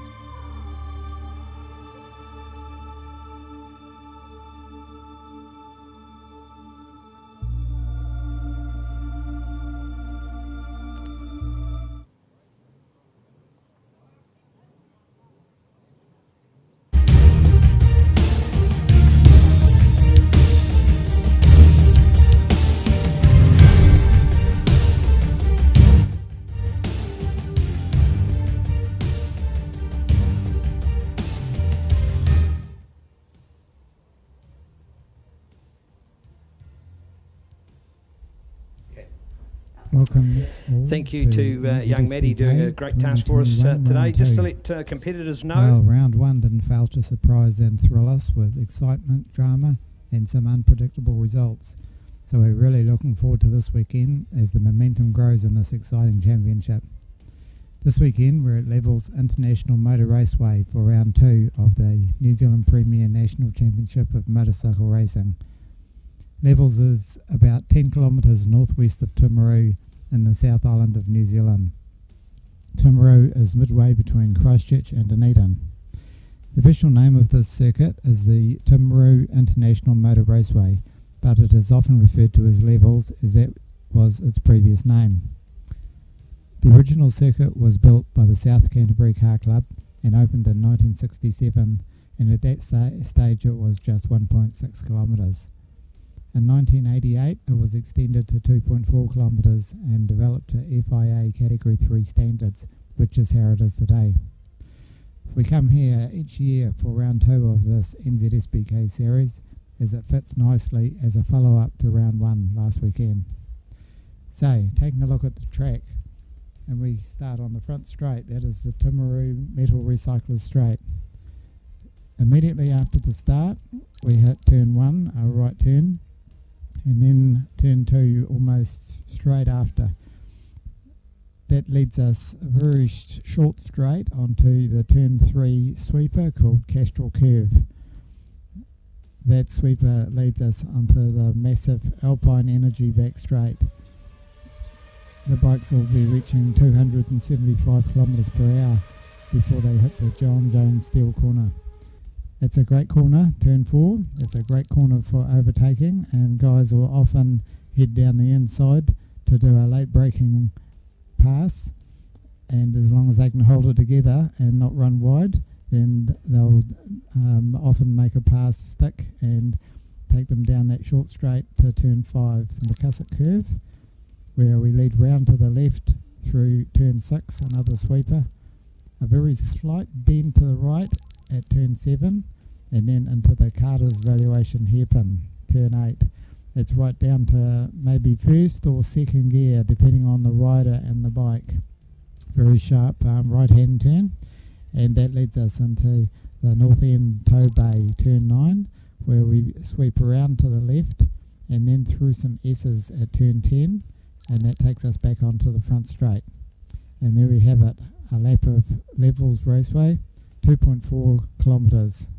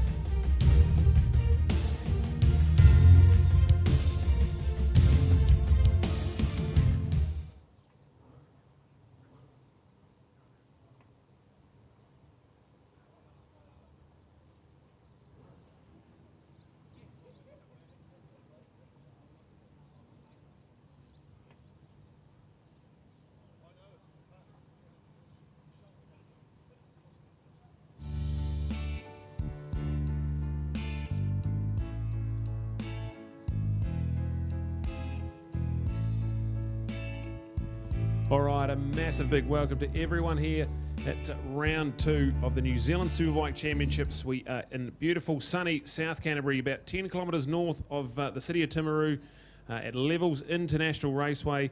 It's a pleasure to be calling the action here. We're about to get underway with our third and final round of racing.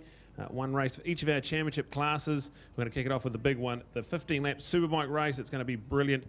Thank you to Trust Araki and Fabtech Engineering bringing us our local sponsorship for this weekend. And this track, 2.4 kilometres of absolute rider's bliss. It was built back in about 1967, and in the mid-80s they extended it to make it the international track we have now. It's a phenomenal track. Mostly left-handers, goes in a anti-clockwise direction. And all the riders love this place. There's a mixture of high-speed corners, there's tight stuff, there's a long back straight, and it should be some frantic pace. So thank you for joining us.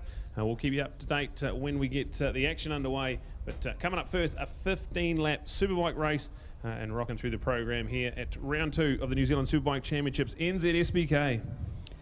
All right, brought to us by our great sponsors, Pirelli, Power is Nothing Without Control, Aon Insurance, SkysportNext, along with Trust Our Recce, reinvesting in the community, and thanks to FabTech Engineering, a couple of moto nuts that love our sport, so thanks guys, really appreciate your work. Trust Our Recce, proud to be supporting round 2 of the New Zealand Superbike Road Racing Championships. Excellence, participation and local sporting locals, that's what it's all about. Philosophies of Trust Our Recce, very supportive of events and bringing people and economic benefits into the community. The management and board at Trust Our Recce like to take this opportunity to acknowledge the organisers, competitors, volunteers, supporters of the sport and the local community for the many hours of commitment.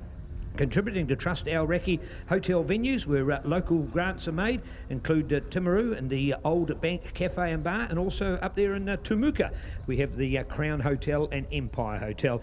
Their base is at Trust Our Recce here in Timaru.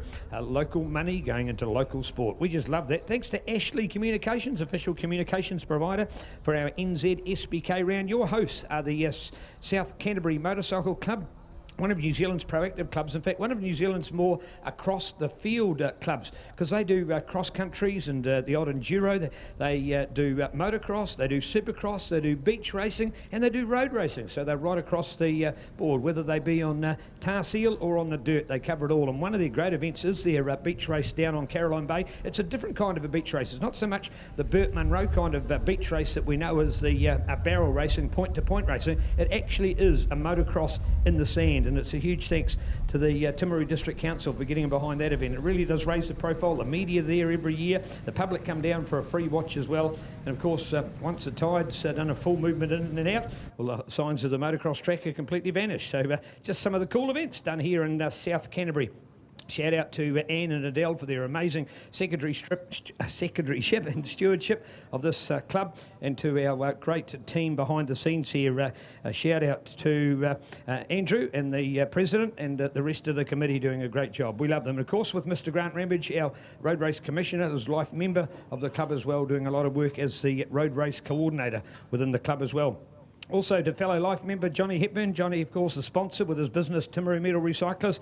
Disappointing for Johnny that he's had a operation just late last year and will miss the opportunity to be driving here in the Thunder Down Under event coming up here at Levels on the 30th and 31st of January. But Johnny, thank you for your continued support and great to have you with us. Superbikes, we start off with the creme de la creme and we are ready to go racing.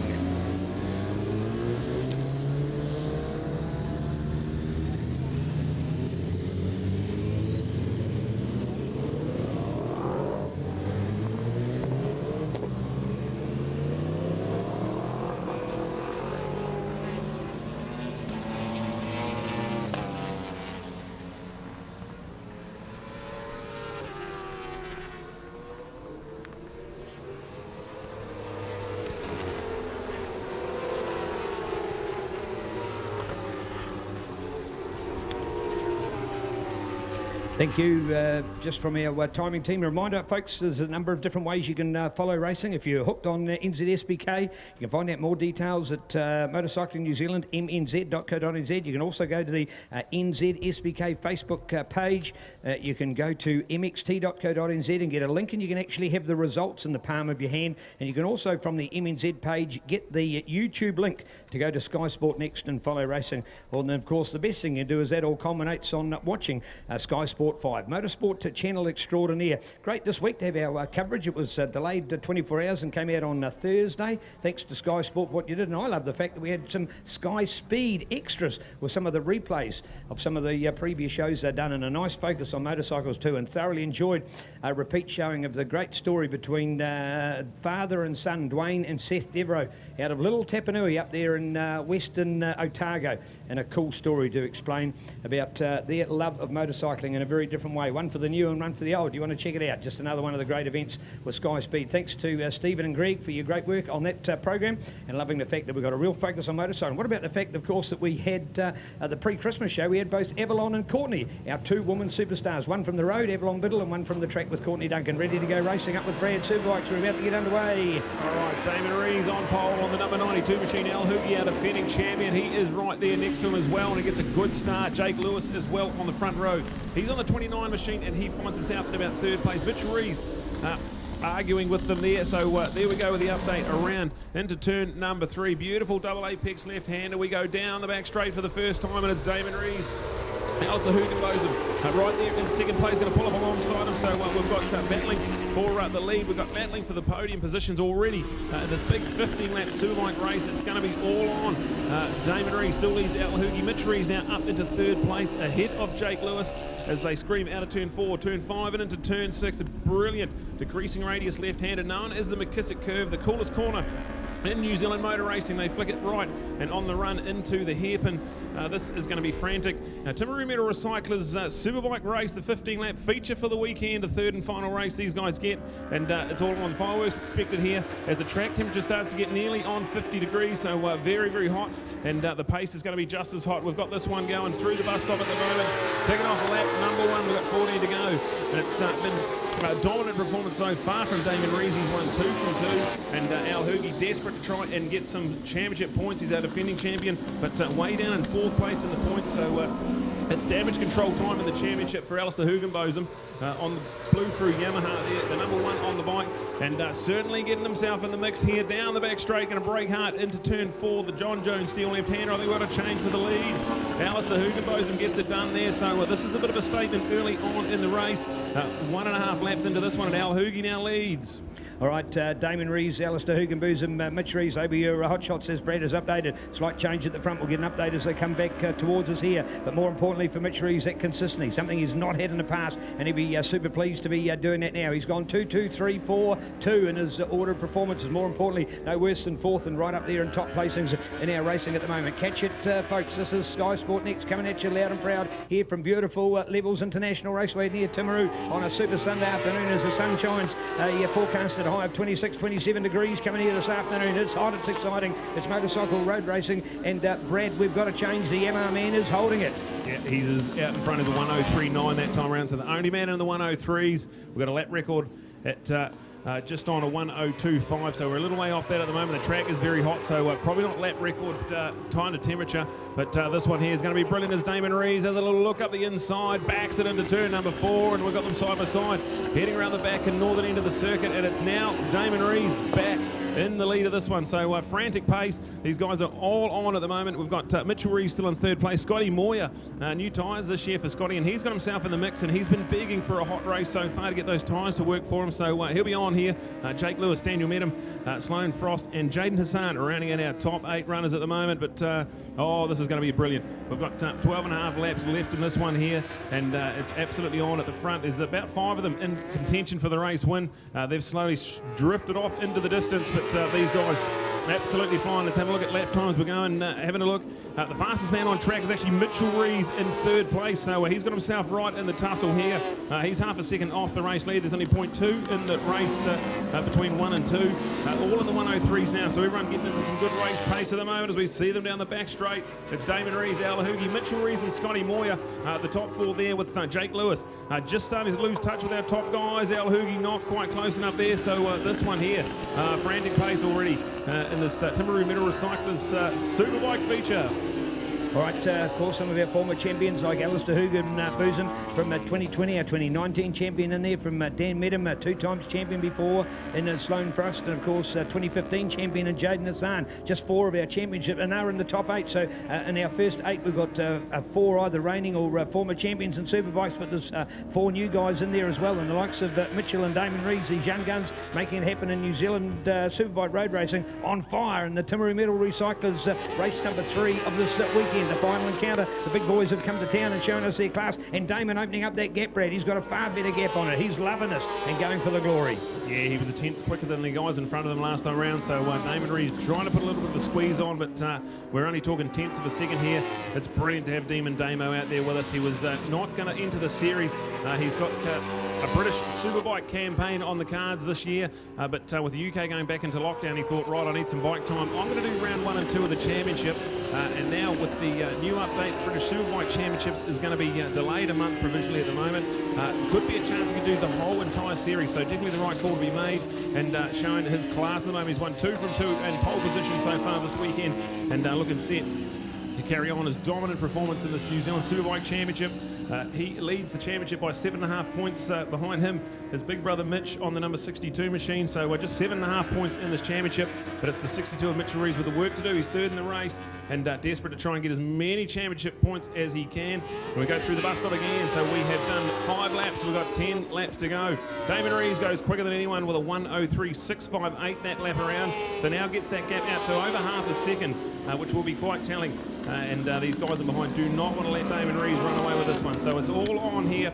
We've got 10 laps to go, but brilliant stuff from all our top 4. There's 4 of them still in line to win this race, and we've got anything can happen.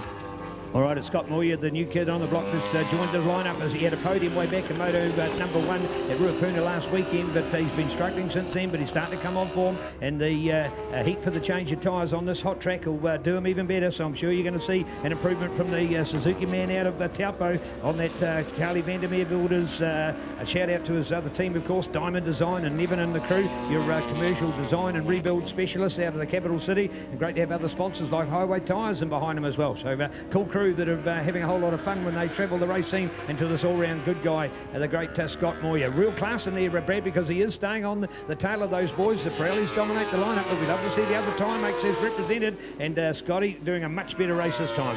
Yeah, phenomenal job actually, Scotty Moyer, right in the mix here. So there's 4 of them, and they are pretty hotly contested at the moment. A 1:03.652 that lap around from Damon Reeves, so that's slightly quicker than the guys in front of him. Alistair Hugenbos and Mitch Reeves, they were 1:03.8 last time around, so keep an eye on this one here as Damon Reeves has got that gap out to 6.68, so 0.6 of a second. We've got Scotty Moyer still right in the hunt as well. Jake Lewis there in 5th place. He's about 4.4 seconds back, so slightly losing touch with those front 4 at the moment, but doing a good job. He is 3rd in the championship and just 17 points off the lead, so he'll be desperate to try and get as many points as he can before we head to the North Island stint. Daniel Madden, former Superbike champion, in 6th place ahead of another former Superbike champion, Sloane Frost, in 7th. That's the update we can give you. There's no change to the top 4 at the moment. It's still the number 92 from Whakatane, Team Reeves Racing's Damon Reeves, ahead of the man from Christchurch on the Blue Crew Yamaha, the number 1 defending New Zealand Superbike champion for 2020, Al Hugenbosen. He's in 2nd place, and Mitchell Reeves, the number 62, the 2nd of the Team Reeves Racing, and the big brother, desperate to try and get himself as many points as he can, with Scotty Moyer, the number 2 from Taupo, on the Pro Moto machine. It's brilliant stuff. New Zealand Superbike Racing, they're flying. They're in the 1:03s. It's a beautiful, hot day here in Timaru, and to be in the 1:03s, all 4 of those top guys in the 1:03s, absolutely flying. Keep an eye on this one here. We've got 8 laps to go, and frantic pace at the front with the top 4 really stretching their legs, running away with this one here. Jake Lewis still there in 5th place, so he's in a lonely old ride for 5th, so good update from Jake. He's on the 2nd of the Team Blue Crew Yamahas, and we've got Daniel Meadows, Sloane Frost and Jaden Hassan, the battle of the former champions, 6th, 7th and 8th. That's the update we've got here at the moment, and we're flying through this one here. The Timaru Metal Recyclers Superbike Race 3, the feature for the weekend, and this is absolutely brilliant pace from these guys at the front. And who's going to make a move early? We've got still 7 laps to go.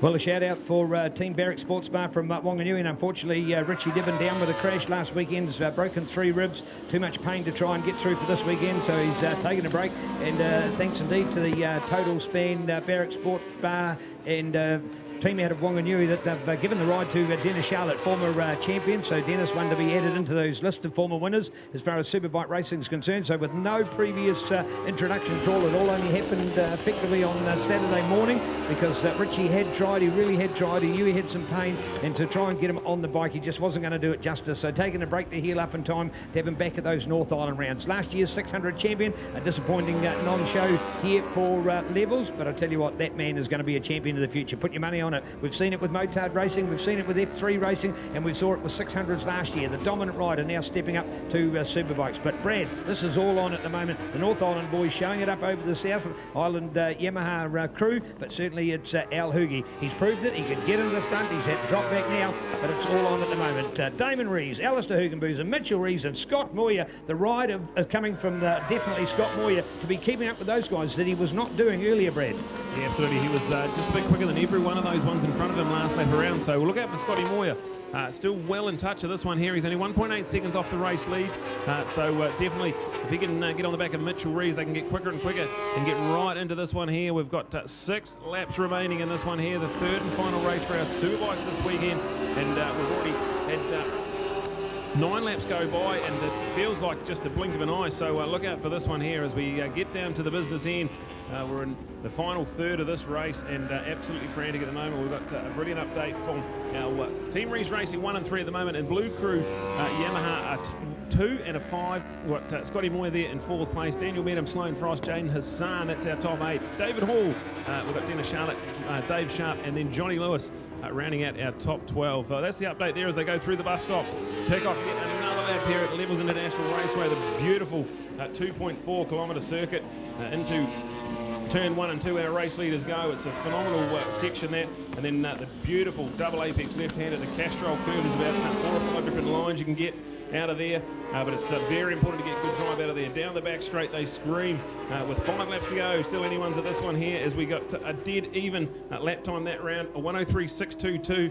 So exactly the same lap times for Damon Rees and Al Hoogie, and that's the fastest laps of the race. So these guys with 5 laps to go starting to put the hammer down. In fact, even for the top 9, there is only 17 seconds from first back to 9th place. So just in your picture, you get to see our top front runners. Don't worry, the others aren't far behind, and us trying to make some moves and trying some decisive. Remembering this point's all the way back there to 15th place overall. So you want to get that 1 point. It makes all the difference indeed. We score a 25, 20, 16, 13 is our method for scoring. So getting the win gives you a big 5-point buffer. When you're second over third, you've got a 4-point buffer. That's why the wins are crucial. And that's why Demon Damo has got the lead on the points by 7.5 because of the fact that even though he's had 1 DNF in there, he's been doing most of his other races as wins. And the half point, by the way, comes about because one race was prematurely stopped. We had more than 2/3 of it run, so we scored a half point on it. That's another whole story in itself. But there we go. That's why you'll hear half points being mentioned. And our point scoring system, half of 25 is 12.5. So when you lead on a half race, you get 12.5 points. And I tell you what, though, Damon Rees might have made that move earlier on, and he's gone for the glory. But Al Hoogie trying to track him down there at this stage. And I just get the idea that maybe Mitch and Scotty just dropping off their fraction as well, Brad. And that buffer has actually gone out to 2.3 from 1.8 back from first to fourth, which is to Damon back to Scott, is now out to 2.3. Look out, it's Damon realising that Al Hoogie is hot and pushing him all the way. 0.293, we're talking about less than 1/3 of 1 second, nothing in it. Oh, absolutely nothing in it. So Al Hoogie's put a big squeeze on in the last couple of laps, starting to build up a little bit of pressure as they get out of the left-hander and on the way into the bus stop. It's a brilliant part of the track for these Superbikes. They've got to flick it right, left, and right again, and then you go left and head onto the front straight. You go down there and digging out these lap times here, 103s for the pair of them, and Damon Rees slightly quicker, so gets that gap out to 0.3, so 10th quicker from Damon Rees, but nothing in it. Just 0.3 in this race lead. Mitchell Rees is still keeping touch. He's 1.9 seconds off that, but Scotty Moyer a little bit slower than those three.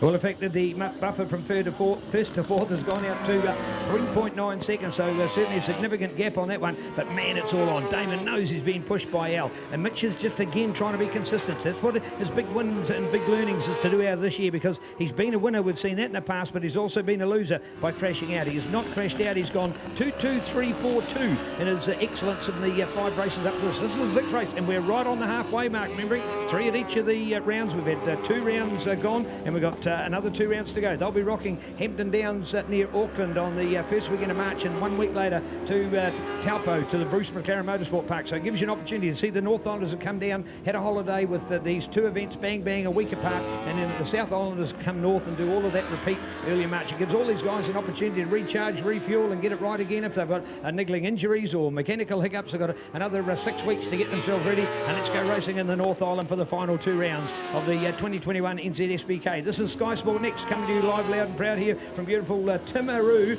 and we've got it all on. These 2, nobody's giving up here, Brad. Absolutely, white flag out, 1 lap to go. Demon Damo Rees, but look at Al Hoogie. He's the closest he's been in a long time down that back straight. He's going to pull up alongside, and we're on the final lap of the Superbike feature here, and Al Hoogie's going to scream past and go into the lead. He's breaking hard. The back wheel's dancing around as they go around turn number 4, but Al Hoogie's gone in a bit deep, and Damon Rees is back up the inside. So here we go with this one here into McKissick Curve for the final time. It's Team Rees Racing's Damon Rees on the 92. Al Hoogie on the Blue Crew Yamaha's tucked in behind him, but there's nothing in it at the moment. It's going to have to be a run to the hairpin if Al Hoogie's going to have a chance at this one. He's not quite close enough. That Team Rees Honda is brilliant through there. Can Al get the drive out of the hairpin? He's got right on the back wheel, but it's going to take a desperate move from here. Damon Rees, Al Hoogie, they're going to be side by side as they go into the bus stop, but Damon Rees takes the inside line. I think it's going to be Damon Rees. The 92 is going to take the checkered flag. We've got a win for Team Rees Racing. A perfect weekend for Damo. 3 from 3. Al Hoogie showed him everything through the kitchen sink and some at that one there, but Al Hoogie's going to have to settle for 2nd place. So brilliant stuff from Damon Rees. Al Hoogie is in a little bit hot down the back straight, braking hard for turn 4 and couldn't quite get it back online. Phenomenal racing from those 2 out there, and lapping in the 104s late in that race. Absolutely flying. Mitchell Rees carries on his brilliant podium form. He'll get yet another 3rd place and carry on his championship hunt, but losing a few more points to his little brother, so he'll hold on to 2nd in the championship. We go back to Scotty Moyer in 4th place. Good weekend from Scotty. He'll be pretty happy with that. Then you look at Jake Lewis in 5th place ahead of Daniel Medham, Sloane Frost, Jaden Hassan, David Hall, and Dennis Charlotte running out our top 10 with Dave Sharp there in 11th with our Superbike action here. Timaru.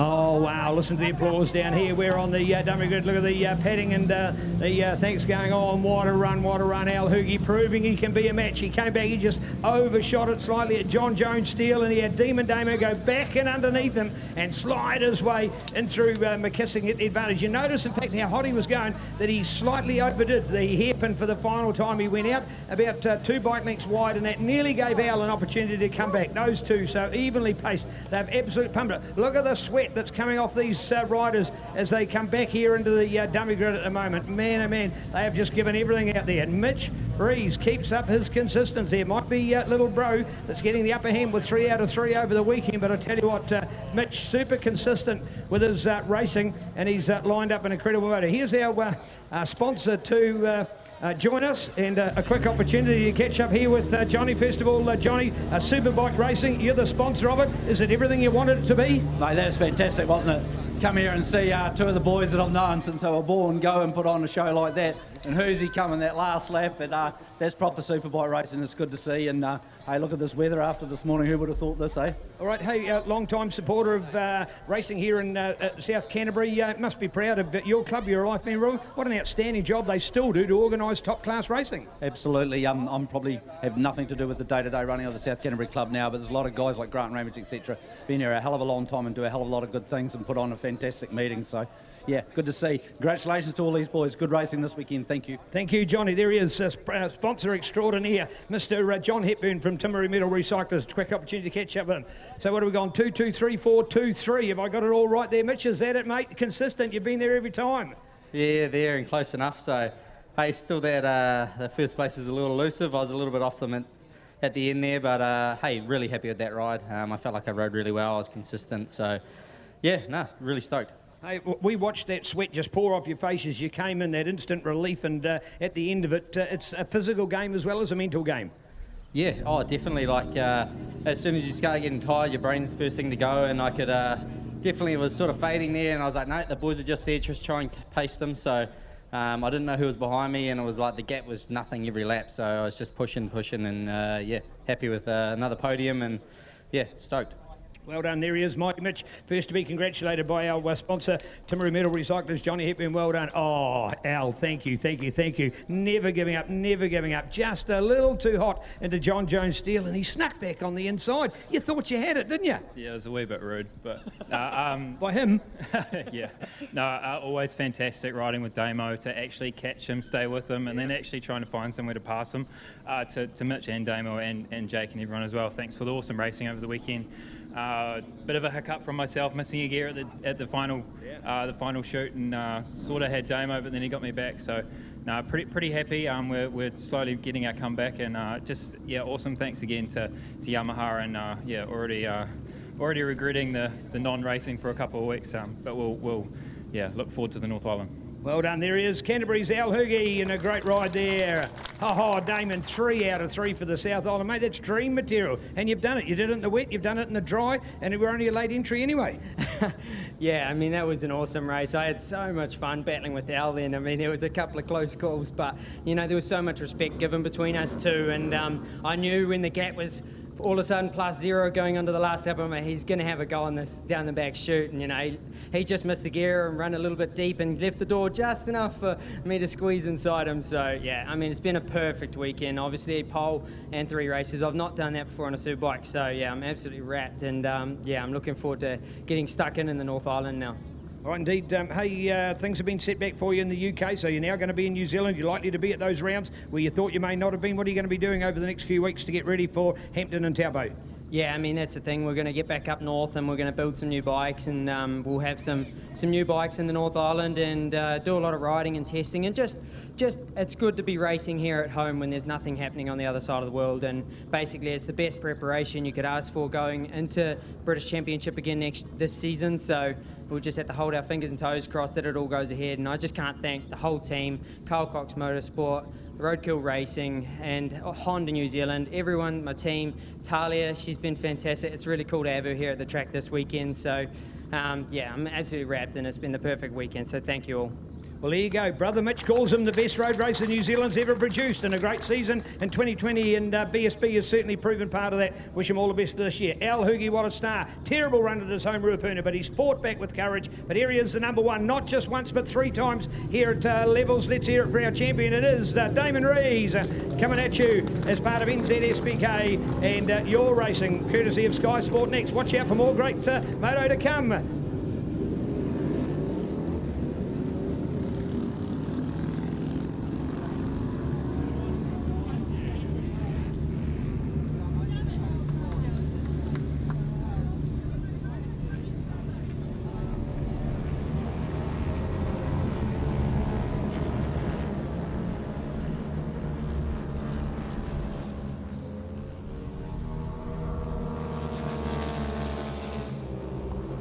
Yes, thank you very much for joining us. We are getting right into the thick of it now. We are about to get underway with our 10-lap Pro Twin race. So these guys have an intriguing championship going on at the moment. The top three are separated by just 17 points and some very, very fast-paced action.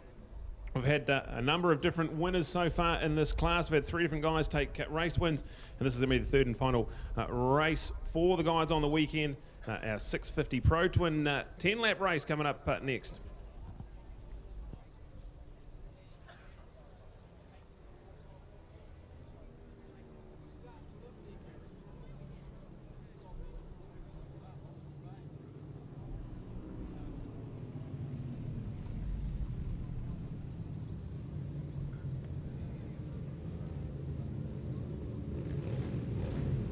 Brilliant to have these guys lining up. There's 12 of them involved in the championship, and phenomenal stuff. The man on pole position, he's taken a race win in the rain this morning, and phenomenal stuff. Carl Hooper on the 28, the KIP Racing Machine.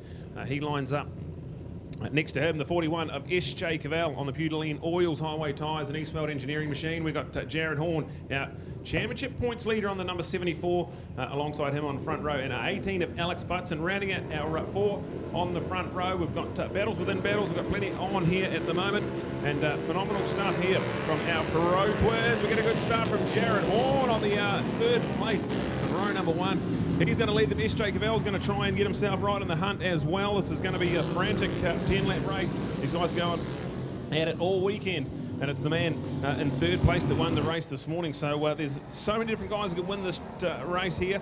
We're going to go underway this one. Down the back straight at the moment for the first of 10 times. It is our Pro Twin feature for the weekend, and what a start from Jared Horn off the front row. Oh man, this is just so good. And Jared, of course, an absolute first timer that we've got in our championship this year. So I love the fact that we've got somebody as good as this that's already got a win this weekend. He's never even been to levels in life. The plumber from Whangamata down here to join us, and certainly there's another plumber from Whangamata who's a very famous road racer, so there's something about that place and plumbers. So well done, Team Whangamata. Love all your commitment. So here we go, some Jared Horn. This is a new kid we're talking about. Well, it's more than a kid actually, he's a young adult, but certainly as far as new in our sport's concerned at this kind of level, and to see that he can come to a track like this, never raced on here before, and he can bang out performances like that, that is great, Brad. Yeah, this is going to be a good one, all right. We've got this one unfolding into a beauty. Through the bus stop we go. It's the 74 leading the 41, but the battle for 3rd. Carl Hooper and a bit of trouble there. Alex Butson piling on the pressure, so keep an eye on this one here. We've got 4 of them right there. We've got also a shout out to Chris DeFiore. He's made the lineup for this one here. We've got Nick Southerwood, who's got a much better start than he had in the previous races in this weekend. We've also got Chris Bird involved in this fight as well. It's going to be brilliant. Pro Twin racing has always been electric here at Levels, and this one no different as well. As we've got SJ Cavell going to have a little look for the race lead. I think he might have got that past Dan, so brilliant. Our man from the Hawke's Bay on the Putiline Oils, Eastfield Engineering and Highway Tyres Machine with CD Vandermeer Builders on board. This awesome man, he is an experienced Pro Twins competitor with a former Speedway background and an MNZ Motorcycling New Zealand board member, so phenomenal to have.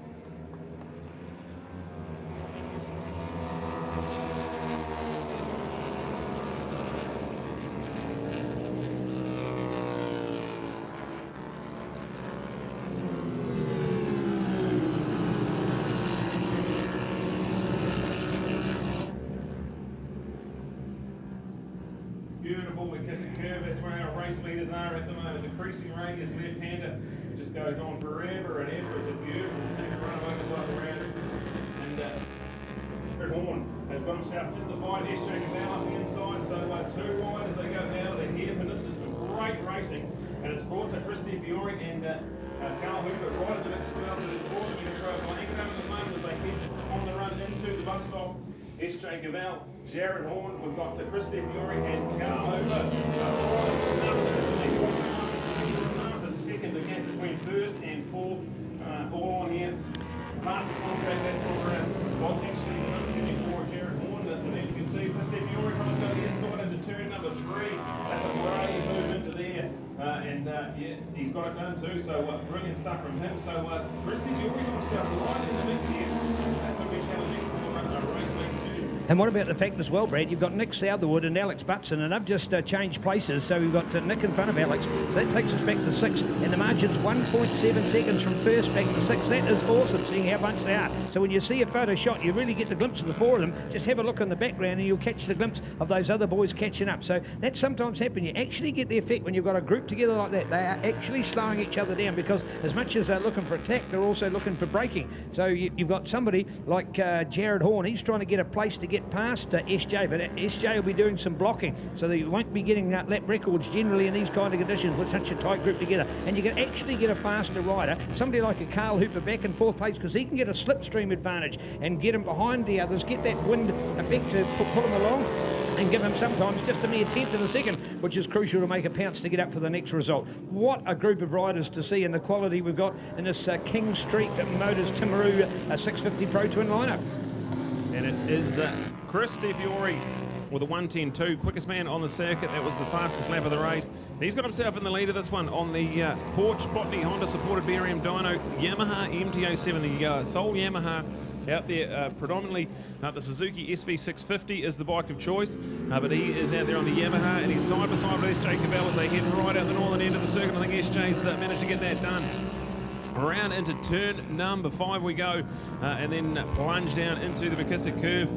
SJ Cabell ahead of Christy Fiore. We go back to Carl Hooper, who's got himself right in the mix. Battery, we'll change over our microphones here, Brad, because that one's giving out. We've got some new batteries on its way. We'll be ready and having enough battery power to do the promo afterwards. All right, carrying on with this one here. Christy Fiore has got himself into the lead, but now SJ's taken that back, so this is all on. We've got Carl Hooper got himself in the fight as well. We're going to cross the line, and 6 laps gone. We've got 4 laps to go. We're over halfway through this King Street Motors Timaru supported Pro Twin racing. It's SJ, Chris and Carl. We've got a little bit of a gap back to Jared Horn, Alex Butson and Nick Southerwood. Don't write any of those 3 off either. This could still come down. Any one of these 6 can win this race. We've got Angus Boyd, local South Island man. He is in 7th place. Vaughan May now down into 8th. Chris Burt, Joshua Double, Alan Ware and Sam Davidson. Our top 12 runners out there at the moment as we go down the northern end of the circuit. It's absolutely cloak and dagger stuff at the moment. Carl Hooper's got himself into 2nd place, so look out for this one, as he has had a race 1 victory already this morning. He's certainly was on fire at Ruapuna. Unfortunately, a mechanical non-finish in the Grand Prix meant he was down on points heading into this round. He had a crash on Saturday morning's race, so all playing the catch-up game at the moment, but we've got SJ ahead of Carl Hooper now. Christy Fiore's back in 3rd place. We've got Jared Horn still in the mix as well. This is great racing from these Pro Twin boys. Absolutely flying at the moment. So ticking off another lap. There's going to be 3 laps to go. SJ Cabell, can he withstand the pressure? Carl Hooper's been very, very fast all weekend.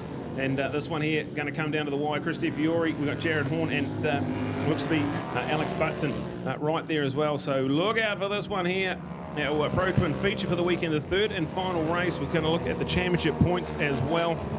It's Jared 7 points ahead of SJ in the championship, so if they finish like this, it'll be SJ to take the lead in the championship, but Carl Hooper pretty handy to the points as well, and putting some pressure on, so anything could happen here. And one of the most intriguing championship fights we've got on our hands. There's not many points separating as we see Jared Horn goes up into 3rd place, so Christy Fiore, after challenging for the lead a couple of laps ago, now frantically trying to hang with these boys. He's in 4th place. We've got 5th place still for Alex Butson and some great racing here.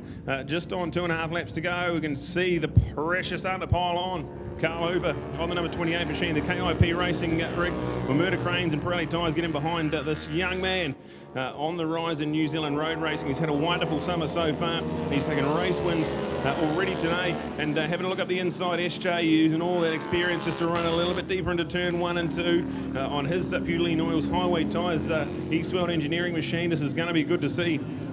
Jared Horn, he is in 3rd place, and he was quickest man on track at 1:10.215 that lap around. So at the business end of this race here, with a lap and a half to go, Jared Horn's managed to get himself right in the thick of things. So look at this one here. These guys have been the top 3 class performers so far in this series, and this one here shaping up to be an absolute doozy. We've got a lap and a half to go. Christy Fury, Alex Butson now having a frantic fight for 4th and 5th place. There's a lot of championship points on the line, and this one here, we're coming up to the halfway point in the championship. This is race 6 of 12 in the championship, and 25 points up for grabs for whoever's brave enough to win this one here. As we see a bit of lap traffic in the hairpin, but does the right thing and gets right off the racing line, so we can carry on with our big 5-way fight here out of the left-hand chute. And Alex Butson trying to get himself up in the mix as well. He's had a pretty good weekend as well. He's come firing on all cylinders here. The white flag is out. We've got 1 lap to go. SJ Cavell on the number 41 machine, the blue and white, the blue and yellow machine. The Butylene Oils, Eastworld Engineering highway tyres in behind him. Jared Horn is piling on some pressure. Carl Hooper has a bit of a moment coming out of turn 2. Very easy to get it wrong, and there's a nice flowing section. You've got to get all the corners linking up together, so that means Jared Horn gets a good drive down the back straight. We've got a couple of them side by side as they head into John Jones Steel for the first hand. It's all played into the hands of SJ Cavell. He's got a chance to try and run away with this one as everyone's tussling in behind him. The podium battle is red hot. You will not be able to pick who's going on it. SJ Cavell doing everything right at the moment, desperately hanging on to this one here. We've got fights all over. And Jared Horn, what a race he's had. Never been to Levels Raceway before. And here he is tussling with these guys on the podium as we go into the hairpin for the final time. 5 of them are all within a chance here. SJ Cavell gets a pretty good drive out of there. They flick it left and go around the pit lane entrance corner. They're going to have a good little run into the bus stop. This is going to be redemption for SJ Cavell. He had a crash in the race on Saturday, but he's going to take a checkered flag and a race win. SJ Cavell will win ahead of Jared Horn, who goes faster again than anyone on the track.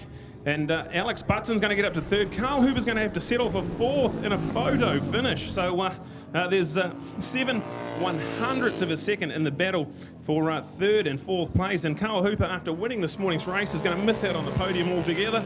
Chris De Fiore, after getting himself right in the hunt, he's going to have to settle for 5th place, but less than a second separating our top 5. Absolutely phenomenal stuff. We've got the update there. SJ Cavell. That is going to feel really good, and this championship has come well alive as we've got now less than 2 points between Jared Horn and SJ Cavell at the top of the title. Jared Horn getting 2nd. What a ride. The championship's on the line, and he comes strong then, so he hangs on to the championship lead by 2 points, coming 2nd in that race. Alex Butson finishing in 3rd, ahead of Carl Hooper and Chris De Fiore, our top 5. I've got another one there to back it up if we need it, just one more can.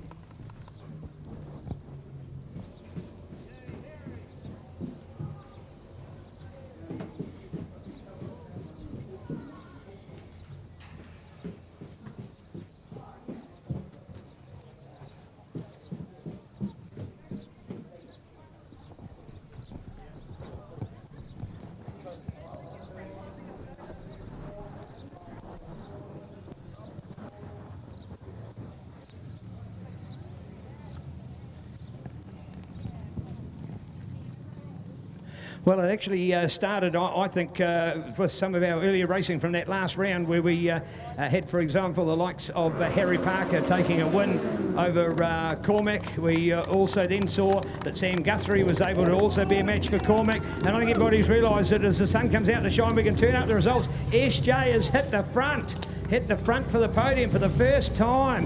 And somebody like Carl Hooper, who had won every race he finished. Every race he finished, he was a winner. He had 2 that he didn't finish. And he's been put back to 4th. He doesn't even make the podium this time. So we've got a huge amount of upsets going on here. Christoforo has brought the Yamaha up. Jared Horn in here as well. So cool to see. And Alex Butson. Alex, the other one in here at the moment. So this is so good to see. Man, oh man, are we doing it. Butson Racing. And so nice to have them on board. We'll have them up on the podium here shortly. So man, oh man, talk about some upsets going on, some changes. And this is just so cool. And we welcome on board the 36-year-old in SJ Cavell making it onto that number 1 step.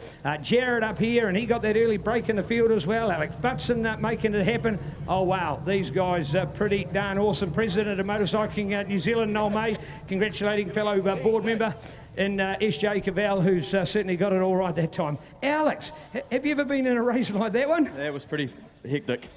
Thank you for being very polite about it. Mate, what a race. How did you get that for that 3rd place? Milliseconds. Oh, I think I've got to thank one of these 2 boys just slowed everyone up in the bus stop, and I was able to sort of go around the outside on Carl, unlucky for him, and just got him by that much on the line, so real happy with that. What do you think's brought on the change in that the group of you were so close together? Are the conditions better? Oh, I think no one was really scared to throw it against the wall this time, because we've all got pretty good tyres after a wet session this morning, and yeah, we're all a bit happy and all wanted a podium. Yeah. Yeah. Oh, great! Yeah, in fact, I love your honesty and great comments. Oh, look at Jared. He's trying to vent. He's trying to get cool. Is that the best race you've ever been in, Jared? That definitely is the best race I've ever been in. That was incredible, man. I'm pumped. Yeah, exactly. Yeah. Hey, 5 of you all there with a chance at any one time. Did you think there was a defining moment within the race that helped you for that second? I sort of just saw where old Chris was a little bit weaker, and I just set my moment up and just pounced when I could, and made it stick and just rode it through to the end. Yeah. Hey, this is now just the catalyst that the series needs, because I think everybody, all 5 of you now realise that you can all be a number 1. We've now had 3 different number 1s throughout the series, so this has really evened the score. Yeah, it's going to be a tight racing up north, because I mean we're all from the north, so we all know the tracks, and it's yeah, it's going to be interesting. I've got a massive thanks to say to Kip Racing and Lee, RST, Pirelli tyres, they just worked wonders today. Scooterazzi, BRM Dyno, Pyro, those guys are all awesome, man, and I wouldn't be here if it wasn't for them. Beautiful words. Thank you indeed, Jared, and congratulations to you as a newcomer. SJ, you're here, matey, you're here. You finally got the number 1. You were starting off looking that way with practice and qualifying at Ruapuna, but these other fellas came and stole it from you a few times, but you proved you can come back. Yeah, mate, hey, it's these guys are really fast and they're going really good, so I take my hat off to them. They've come here and hit the ground running, and they've definitely pushed me along the way, which is it's only good for my riding, and it's been really fantastic racing, and looking forward to getting back north now. Did you realise just how tight that group was? 1.7 seconds from first back to 5th. Was any of you at any stage? I did know in the last couple of laps I could hear someone there, and I could see someone had a poke at me at the inside at 3, so I kind of backed the train up and then tried to head off down the straight, so I think it must have worked because we're standing here. So. All right, indeed. Hey, a little bit of bad luck, both mechanically and otherwise during the series, but it's come right on the night and you've crowned the big one when it counts. Yeah, exactly, Neil. I mean, we came down here with best intentions, and the plans always don't go as you'd like. But we made a change on Friday in practice, and it didn't work. We ended up in the scrub, so that wasn't the change we wanted to do. And then got lucky to get caught with Carl off the end of the straight yesterday. And hey, lucky we both walked away. So no, it's been good, Neil. We'll head back north now. But I just need to say a massive thanks to my dad, Steve, for building a great engine for me. And also to the boys and girls in the pits, Dan from Highway Tyres, Joe, Evan from Diamond Design, and my partner Rena. Beautiful words. What an awesome podium, folks. Here, the cheers in the crowd. Why shouldn't he be? Pro Twin, we love the class for Lolong, Suzuki all the way, but what about that tight 5? The best racing we've witnessed all championship. Finally waits till this last race at Timaru today. Look out for us, more great racing to come. Hampton Downs in March, and Talbot to join us for a finale. Our great sport coming to you courtesy of Aon Insurance, Pirelli Tyres, and we're loving it right here now, loud and proud on Sky Sport Next.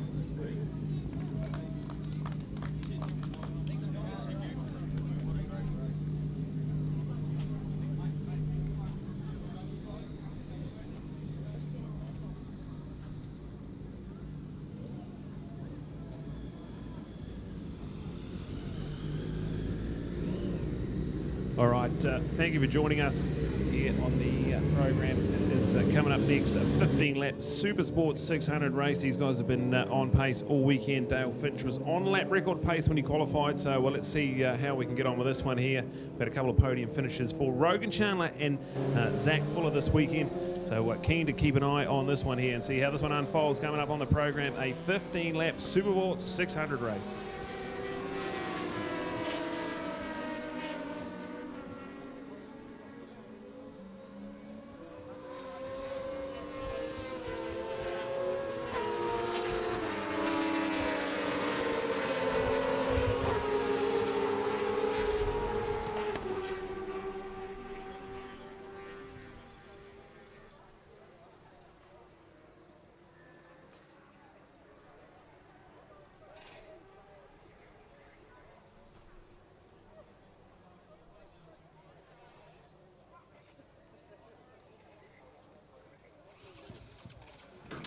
Well, our apologies for the break in transmission during that last race, but what a race. It was incredible. Thank you indeed. It was unbelievable.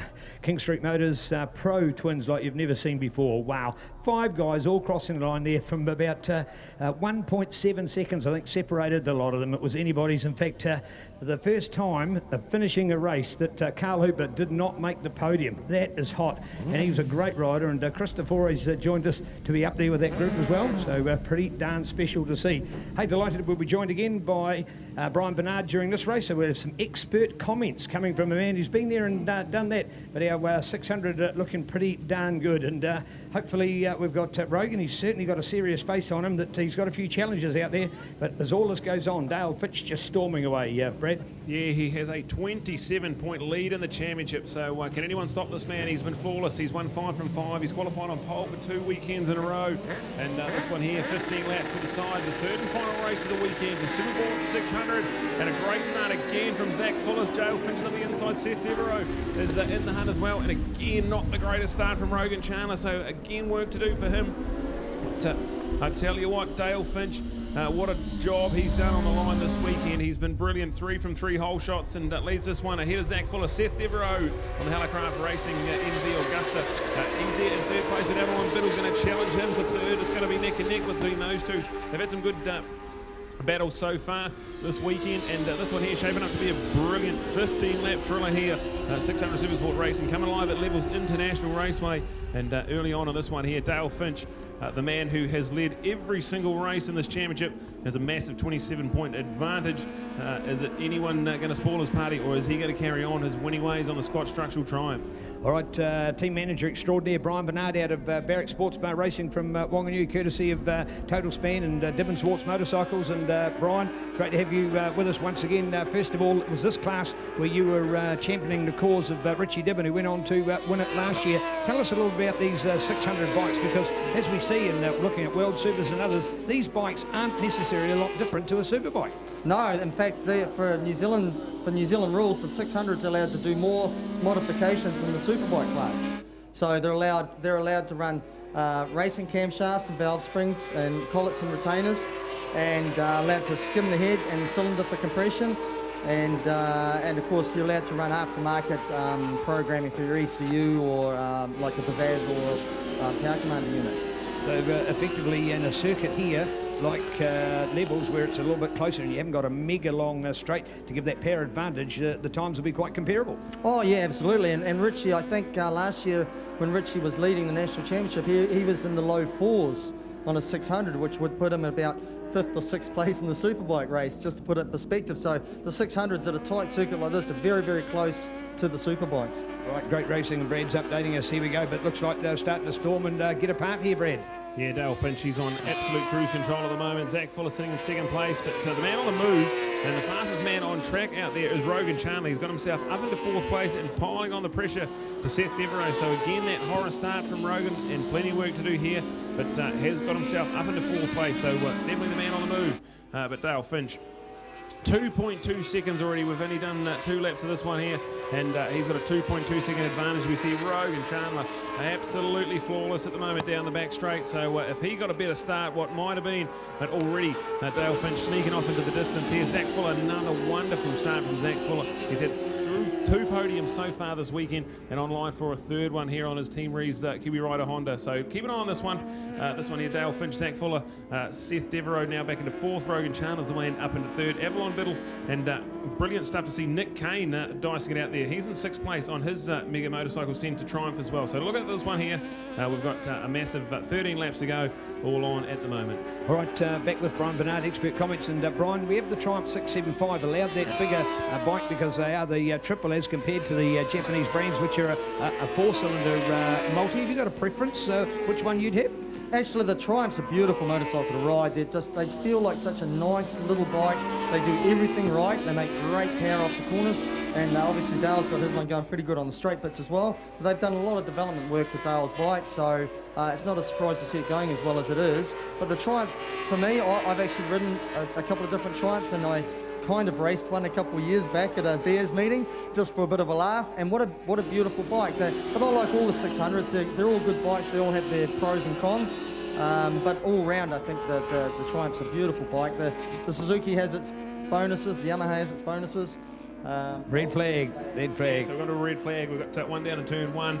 So red flag situation. We've got a halt to the race, and just 3 laps in, we've got drama here as we see this one here. They'll call back into the pits, and we'll keep you updated when we know what's going on here. We've got a red flag situation with just 3 laps completed.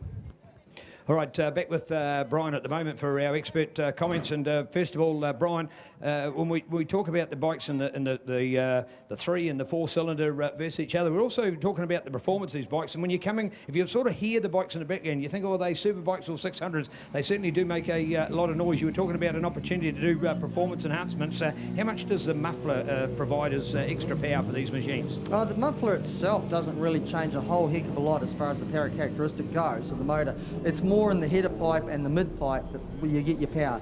So you can pretty much bolt on a $80 Chinese muffler that's the right dimensions internally, and it'll work just as good as your $1,000 Yoshimura. So the muffler itself isn't that critical.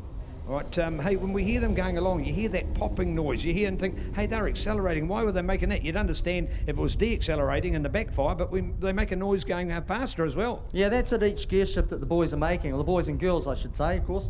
But yeah, it's the gear shift. It's the during the full throttle shifting. So the guys, once they've let the clutch lever out in first gear, all their shifts are just done by holding the throttle full noise and just hitting the gear lever, and the bike shifts in milliseconds, so about 65 milliseconds. So and that's the popping sound, is the bike either killing the ignition or the fuel for that 65 milliseconds.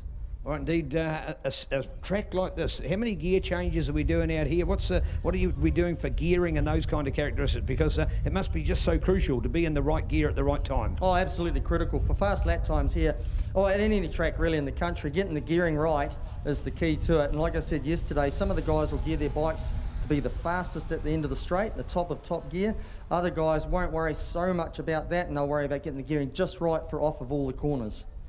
All right, indeed, we've just got an incident here at the moment, and all our officials are down here to make sure that everything's A-OK. We're enjoying the sun. What about the conditions, Brian? Here this morning under the cloud, it was nice. It was very comfortable. Then actually you felt the air get cooler before the shower rain came in. Then when it dried out, the track was nice. But man, we're just shooting up, standing in the sun on this black asphalt. It's got to be 30 degrees standing out there now. So we're in all sorts of almost like monsoon and everything, 4 seasons in a day. Yeah, the track temperature's certainly climbing now compared to this morning. And this morning I was getting wet working in the rain out there around our bikes and all that, and now it's the sweat that's making me wet. So my shoes are just about dry, so it's good.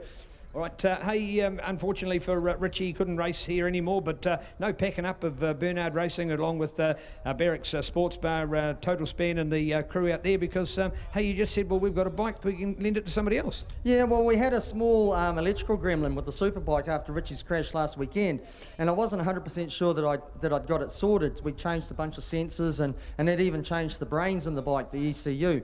So, and that didn't seem to fix it. So I'd asked Dennis if he wouldn't mind taking it for a couple of laps on Friday, and of course Dennis, being who he is, he lit up and, oh yes, I'll take that for a ride, and that just rolled over into, well, the bike seems to be running good, and Mick Paul's been very gracious and let Dennis have a ride on it for the course of the weekend, just to get another motorbike out there in the field and to sort of fly the barracks and the dentist's logo around there and just have a good time.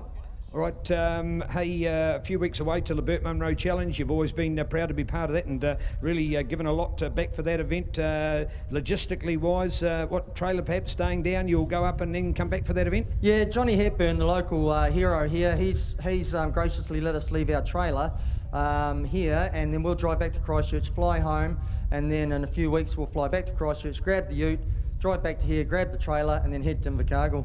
All right, so Richie should be right by then? No, Richie won't be riding, no. We're going to give Richie a good rest. The ribs, because he's got so many broken ribs, we want him to mend up properly first before he comes back for the Nationals. So we're not going to risk, it's a pity because Richie's won the Burt Munro the last 2 seasons quite clearly. And in fact, at Tiratonga last year, he was only 0.1 off the fastest lap of the day at Tiratonga last year. So it would have been good to see him go on a superbike around there, but it's more important that he gets healed up properly before he gets back on the bike. All right, so many other things go on with the events. For example, choice of tyres. And when that rain came this morning, it was choice of tyres. And you hollered out that you'd still put slicks on it. Everybody's looking, saying, really? Tell us a bit about the background for that when others have gone to the wets. Yeah, well, I didn't have to ride it, so it didn't matter. No, we took a gamble, and having been here for many, many years, we took a punt, and we're nothing to lose. We're not in the championship title at all for the hunt for points. So, you know, we could have gone from 0 to hero, perhaps, if the track had dried a wee bit faster. And we were one of the few that went out there on slicks. And all the local guys come up to me and said, good call, that's what we would have done. That's what we would have done. But the way it played out, it didn't quite work in our favour. But, you know, it's the way it is.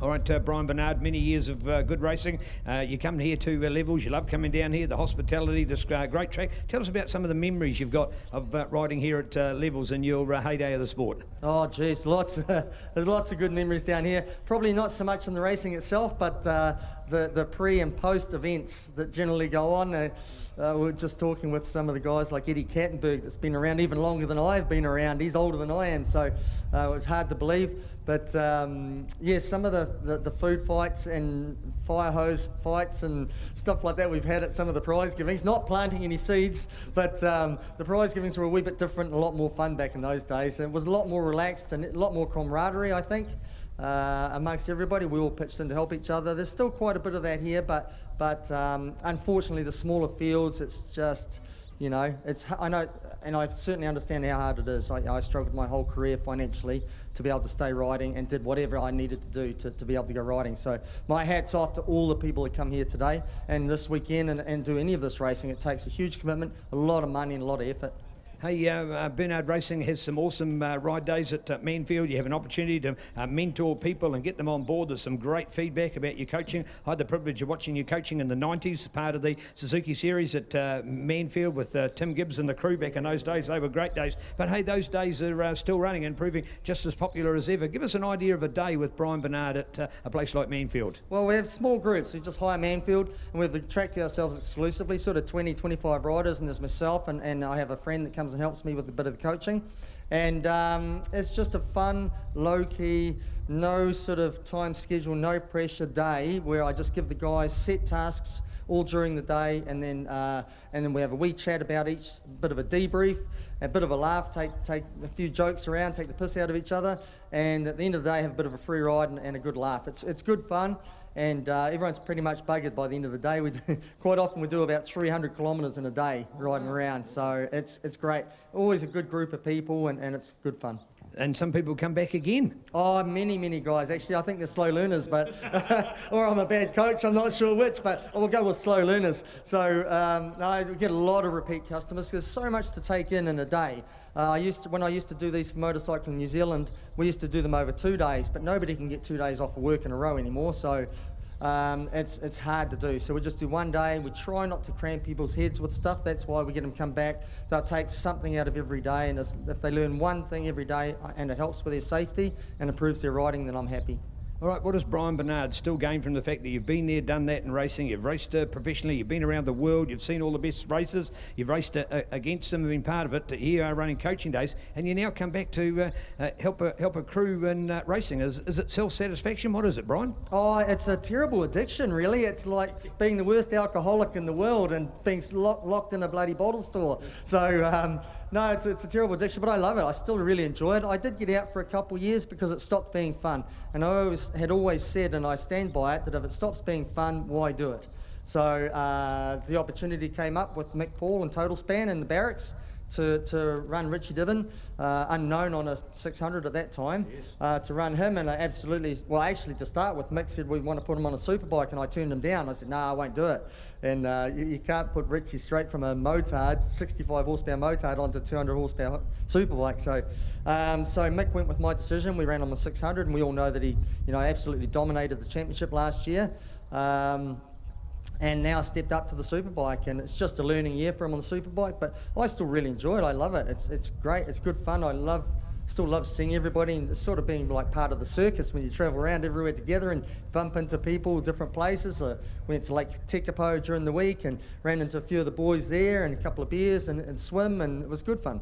Yep. Hey, great to have you part of it. Thank you always for your expert comments. Look forward to catching up with you at the Bird. Yeah, thanks, Neil. And hopefully that rider down there's crashed. I'm not sure who it is, but I hope he's okay. Beautiful, Brian Bernard. Love your work. So professional. Thank you. All right, here we are in the midst of day number 2 here at round number 2 at Levels International Raceway, and we have a short break on our program. We're at a red flag in our 600 Supersport race, so 3 laps completed. We'll be ready for a 12-lap restart. We'll keep you updated when we know what's going on. At the moment, a short break on our program here at the Trust Araki Fabtech Engineering, second round of the New Zealand Superbike Championships, NZSBK here at Levels International Raceway on a beautiful sunny day in the South Canterbury, about 10 kilometres north of Timaru, where we've got 2.4 kilometres of pure riding bliss. Coming up on the program, our 600 Supersport restart.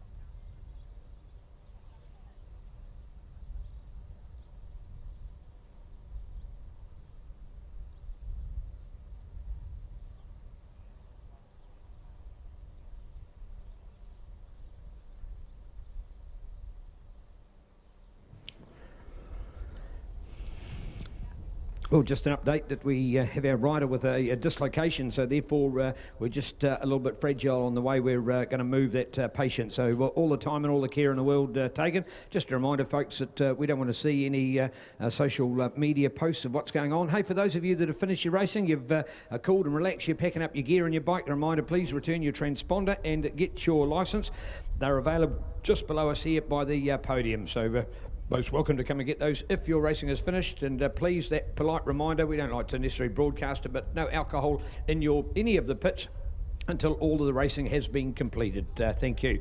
To our spectators here today, folks, good afternoon and welcome. Thanks for joining us. We love having you in our family. This is Motorcycle New Zealand presenting in conjunction with the South Canterbury Motorcycle Club, one of the over 50 motorcycle clubs across New Zealand, from Northland to Southland and all the great points in between. For example, next weekend you've got the Westland Motorcycle Club having their annual big motocross called the Gold Nuggets. You're going up to New Plymouth for the King of the Mountain Motocross the following weekend, the New Zealand Motocross Grand Prix at Woodville. 60 years of motocross in New Zealand. That name, motocross, been around for 60 years, and it goes back to the original paddock it was raced those 60 years ago. So going to be a pretty legendary event. Of course, the Burt Munro Challenge coming at us, just more great events hosted by the Southland Club, and we'll be going into more Superbike road racing in the beginning of March, and of course finishing with the New Zealand Motocross Champs. So much to do over the next few months. More details, mnz.co.nz.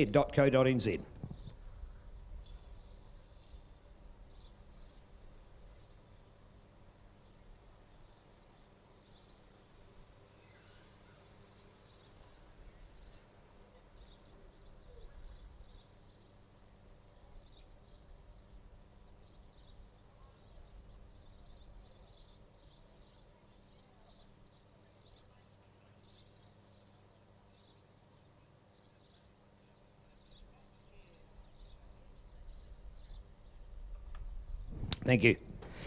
Hey, yes indeed, folks. We're talking about websites and that link in place, and I am telling you sort of about 4 different places. I'm talking about MNZ, I'm talking about NZSBK, I've been talking about MXT and CTAS and the local club and so much. But the common course, or the common source of that information, is all at CTAS Live. That's CTASLIVE, CTAS Live, and you get all the links and all that information. So it's sort of a common source of a place to go. So CTAS Live is where you can get to all that information. So yet there's other places that specialise in a little bit of it, but hey, often when you're linking with one, you'll find out more about the other as well. So good opportunities. And as membering as well on Facebook and Instagram, you can be following a lot of the teams and the riders as well. So get involved in our family. We love our family. You will as well. Cool people enjoying a cool sport. We are NZSBK 2021.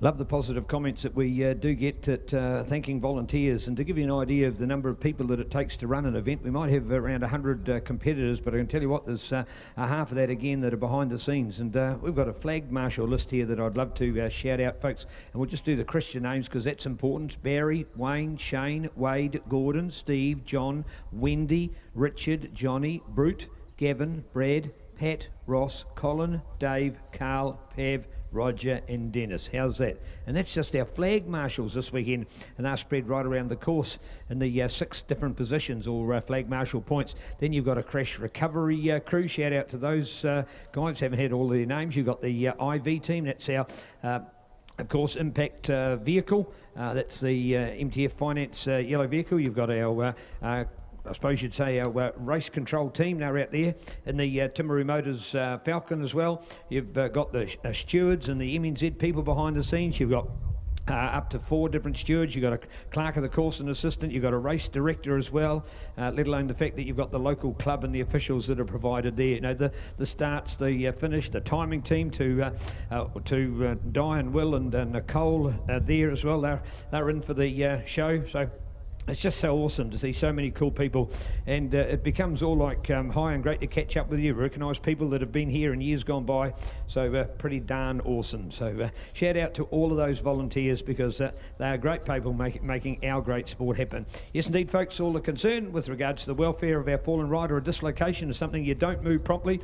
Make sure that they're under the awesome medical care of ProMed, doing a fantastic job. Yes, it takes time out of our day, but don't worry, we'll still have plenty more good racing for you. Coming at you shortly, NZSBK 2021, courtesy of CTAS Live. Check it out.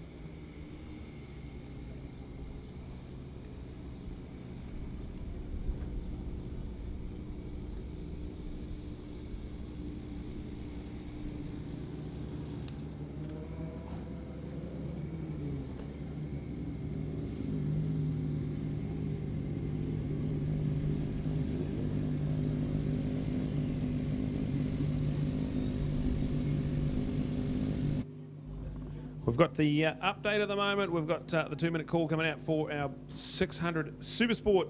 Part 2 of the race coming up. We've got 12 laps left to run in this race here. Part A was 3 laps long. We've got a 12-lap start as a continuation in Part B of our 600 Supersport racing, thanks to MTF Finance and Timaru. Coming up next, our 12-lap Part B of our Supersport 600. Track's all cleared now, and we're about ready to go, so starting to get excited about this one. Good opportunity for Rogan Chandler to try and get a better start this time. Some plenty of dynamic parts going on in this championship, but Dale Finch, 27-point advantage in the championship, and this one here.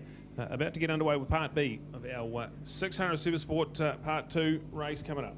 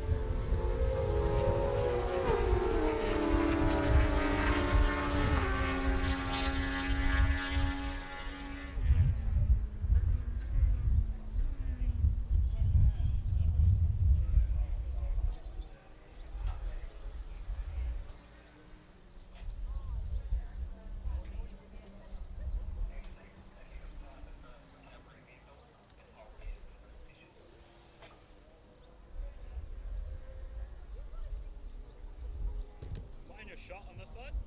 Nah, you're right there. Sweet. Yeah.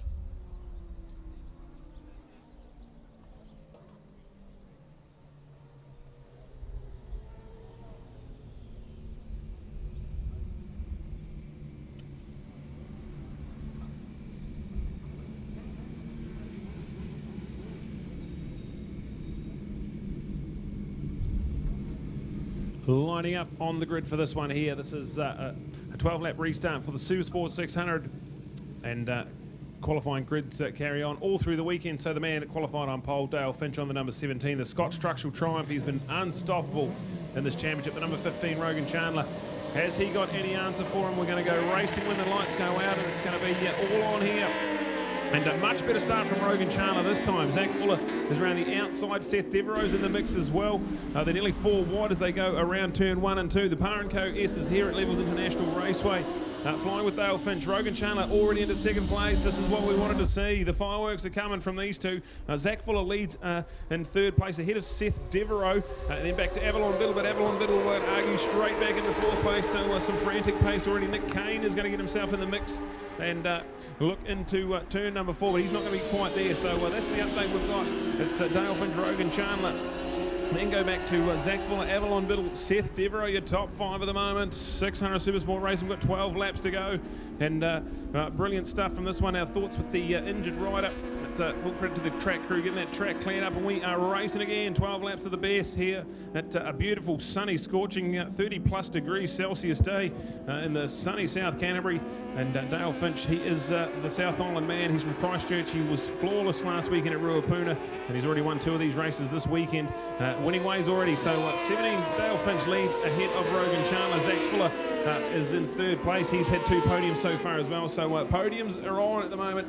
with Avalon Biddle and Seth Devereaux looking very fast in 4th and 5th. Don't count out Nick Kane or Tarbin Walker. They're in about 6th and 7th place as well. This one's going to come down to the wire. I can't wait to see what happens here. So we've got a massive 11 laps to go.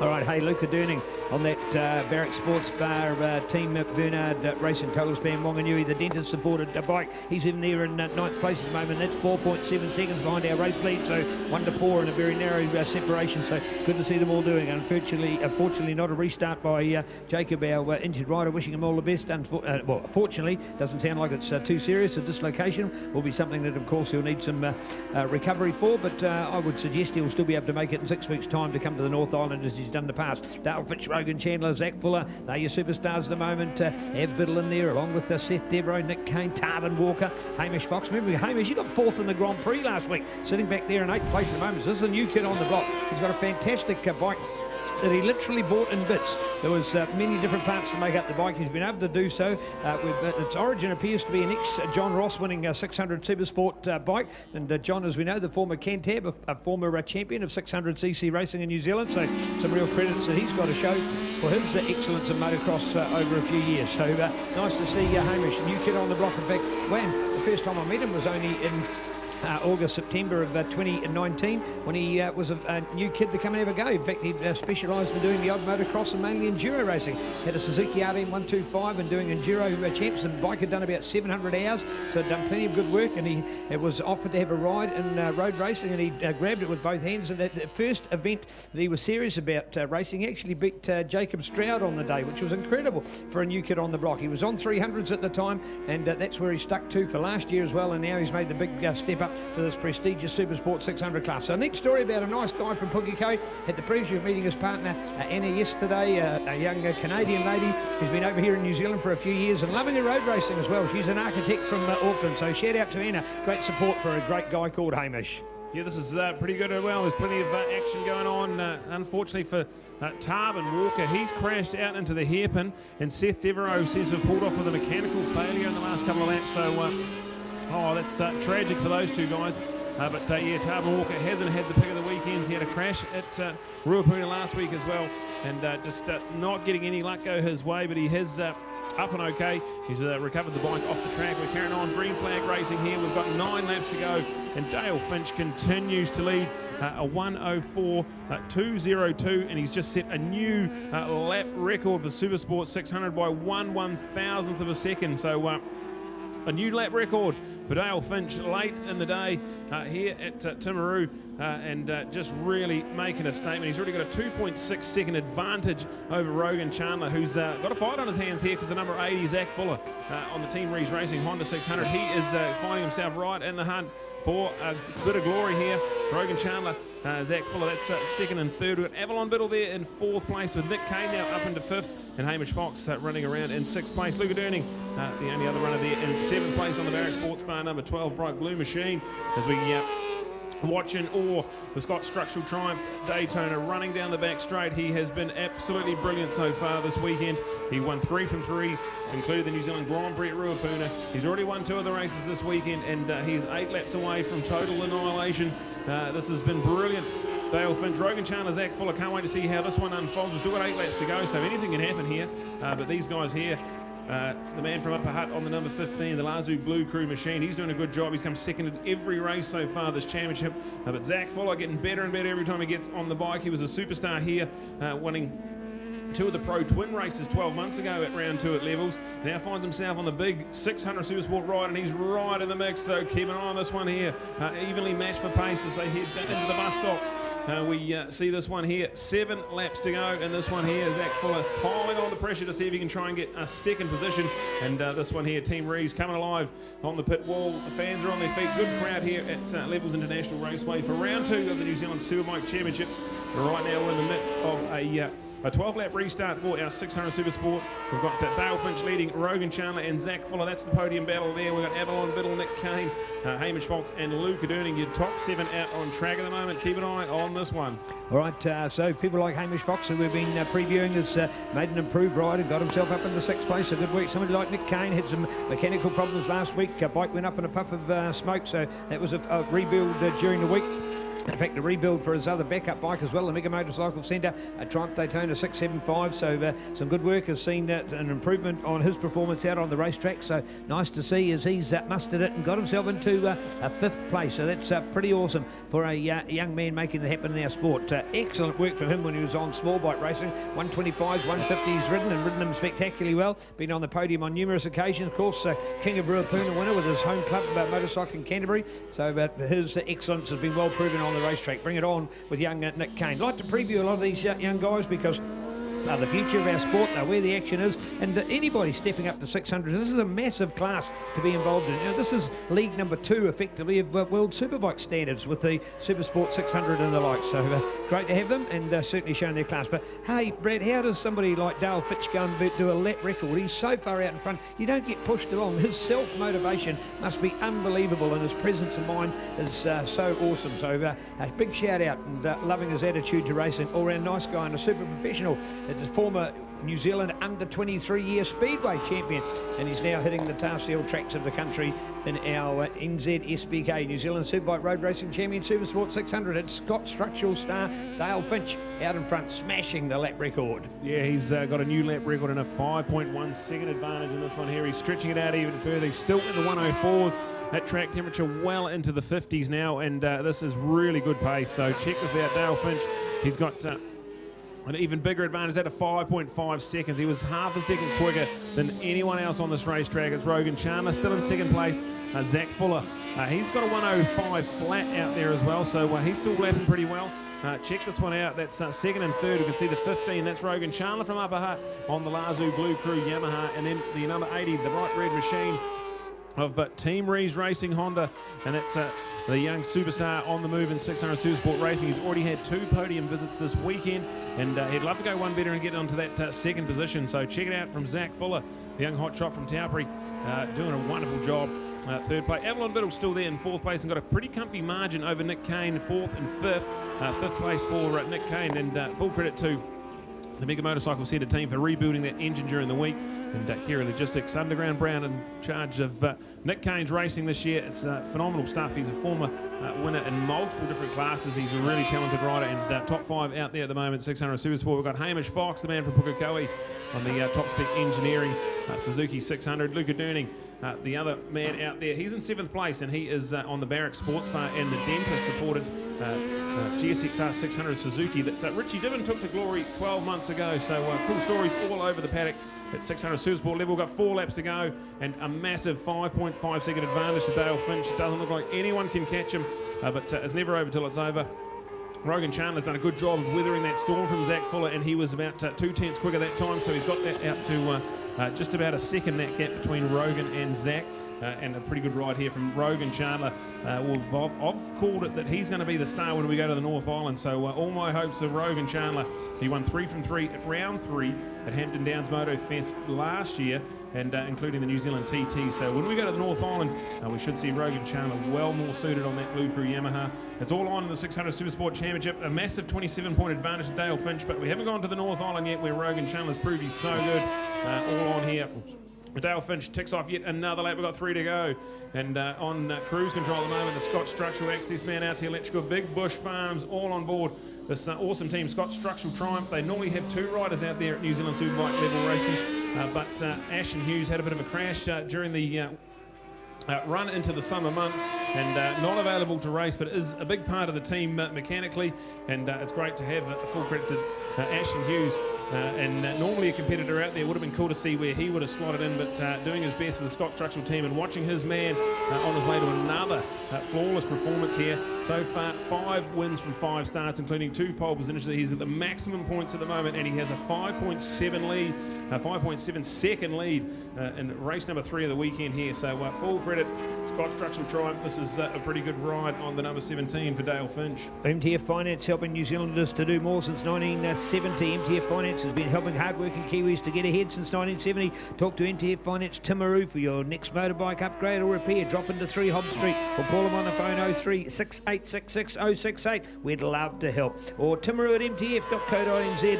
That's mtf.co.nz/Timaru. MTF Finance, proud to be supporting this awesome class of 600s. Bring it on with MTF, driving force in New Zealand Finance, getting it behind Avalon Biddle. She has the number 50 for the 50 years of MTF. She also has the distinctive yellow colours that have put MTF as a trademark brand on the New Zealand finance scene. MTF Finance, check them out for your next finance requirement. We've got MTF Racing at its best, both with the sponsorship of this event, this class, and with our superstar, Miss Avalon Biddle, of course, former world champion female road racer. And another kudos call for New Zealand in the world of motorsport, in particular, having the best. And of course, more from Av. You can find her on Sky Sport 5 as part of Sky Speed. Fantastic that she's become a regular guest on that program and fronting it so very, very well. And we've got her and Courtney Duncan as our 2 world woman superstars being right here in New Zealand. We are so blessed to have their calibre, and both, when they front on that TV program, are fantastic. So thanks to Stephen and Greg for getting behind our ladies in our sport. Love having them on board. There's only one motorsport channel to follow. It's all on Sky Sport 5, and we're part of it now with Sky Sport Next. And this incredible championship coming down to the wire, Brad. But, oh man, that man Dale Fitch, he is incredible. Yeah, absolutely incredible. He's on the final lap at the moment. The white flag is out, and he's coming down the back straight for the final time of the weekend. It's been a flawless display so far. He has set a new lap record. And if you'd have told me the pick of the races that set a lap record is certainly not this one here. The track temperature is blistering. It's quite slippery out there at Levels International Raceway, and that just shows you how much he is on it here at the moment. Wonderful ride from Dale Finch. He's into the McKissick curve for the final time on the number 17 machine. Rogan Chandler. Positive race speed for Rogan. He's the quickest man on track the last couple of laps around. He's got that gap to 5.1 seconds, but has well and truly run out of laps to try and reel Dale in. But he'll take some positives out of this. 3 second places so far this weekend. And Zach Fuller online for yet another trip to the podium. So into the bus stop for the final time. It's going to be the number 17, Dale Finch, with a checkered flag out, and another race win. A flawless weekend again on the Scott Structural Triumph. We go back to Rogan Chandler. He got put under a lot of pressure midway through that race from Zach Fuller, but hangs on for second. And Zach Fuller, yet another trip to the podium for this young man on the rise. Well done to Team Rees Racing. And Zach Fuller on the Kiwi Rider Honda. Avalon Biddle, another 4th place for her. Just keeps on getting better and better and get those championship points through there. She's sitting 4th in the championship. With Zach Fuller in there as well, so awesome stuff. Avalon Biddle on the number 50, another 4th place. Nick Kane gets home in 5th place on his Mega Motorcycle Centre Underground Brown Kerry Logistics machine at Bright Orange Triumph. And good work from the South Island man. Hamish Fox gets home for another 6, so he continues on his awesome 600 Supersport campaign, where he's sitting 5th in the championship. We've got Luca Durning, the other one there, finishing in 7th place on the number 12, the Barrack Sports Bar and the Dentists 600. Awesome stuff. Results are in the book. It's Dale Finch, Rogan Chandler, and Zach Fuller, your podium. Avalon Biddle, Nick Kane, your 4th and 5th. Hamish Fox and Luca Durning, 6th and 7th. We'll cross down to Neil, who will do our podium presentation for our MTF Finance Timaru Supersport 600 for round number 2 here at Levels International Raceway. The weather is absolutely blistering out there, and the racing's just as good as well. So over to Neil.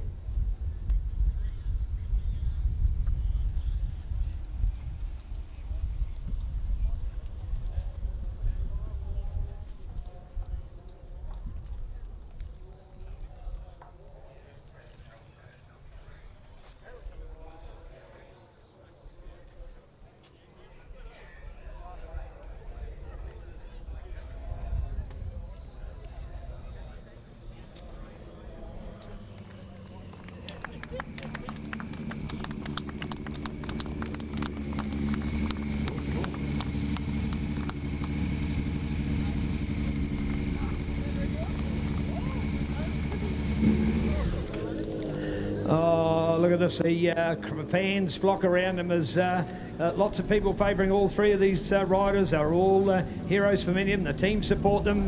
Here they are, the boys going straight to the GoPro, getting that camera coverage off the back of it. We're talking about the team Tony Rees Motorcycles, Team Rees Honda CBR 600, this 2009 model bike owned by Jared Love, part of our Turbo Sound team that we've had on coverage of Suzuki International Series. Shout out to Jared and all the great work he's done. Of course, he was a real mentor behind Damon Rees when Damon first hit the road racing scene and won the New Zealand 600 when he was on that bike as well. So big thanks to Jared. Out here as well, of course, the number one with the bike here, this fantastic machine, the 17 on board, still got its Helicraft helicopter support on it, as well as the Scott structure, of course. You then go to this Lazu, Yamaha, and all of those cool people behind them, like Auckland Steel Blasters, Bailey's Real Estate on board with YMI, Yamaha Motor Insurance, and YMF, Yamaha Motor Finance. So lots of cool things. And 3 different bike brands, 2 completely different bikes, a triple and a couple of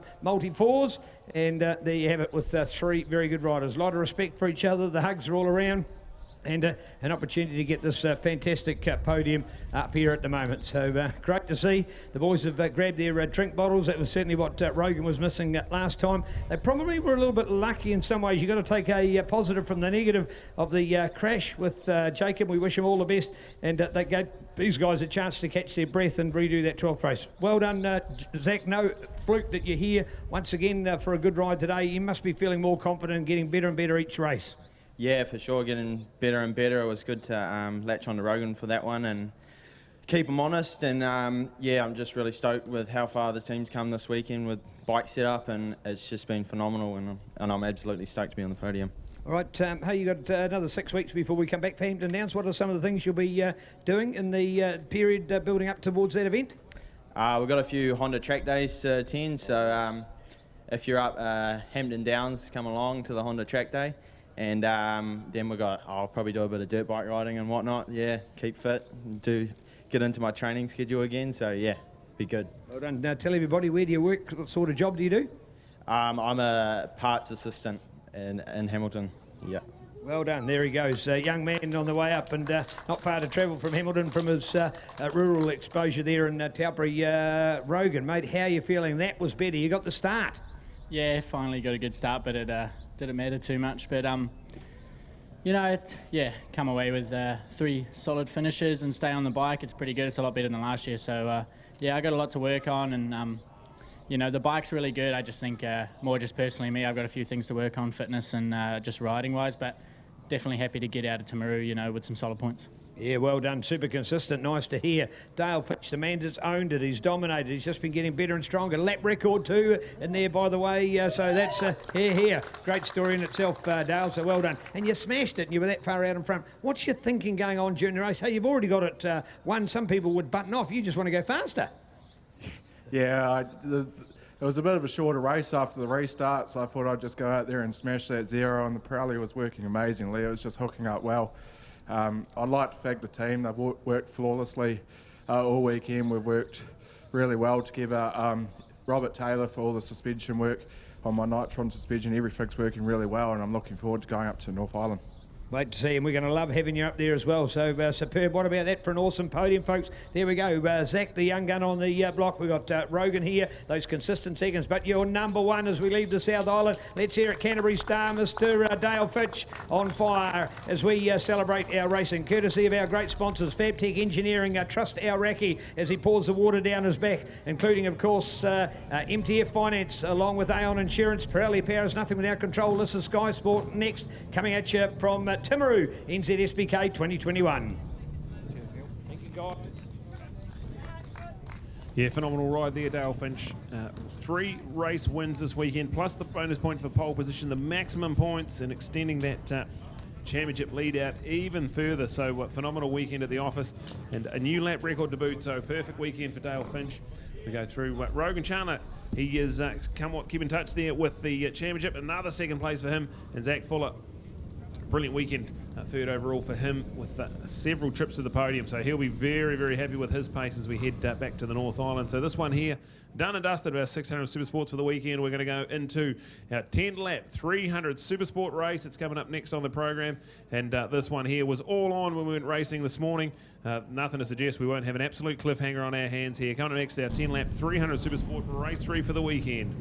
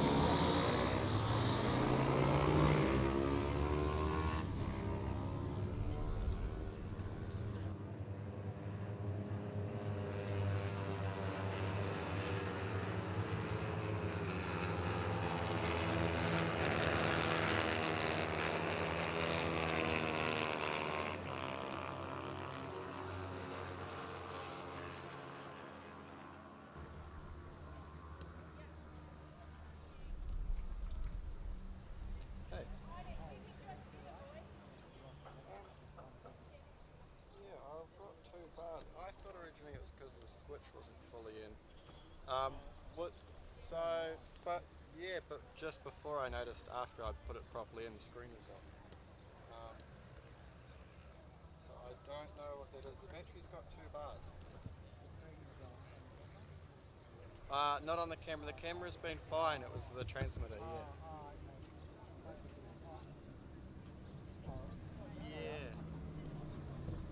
Should I try putting the cover on it?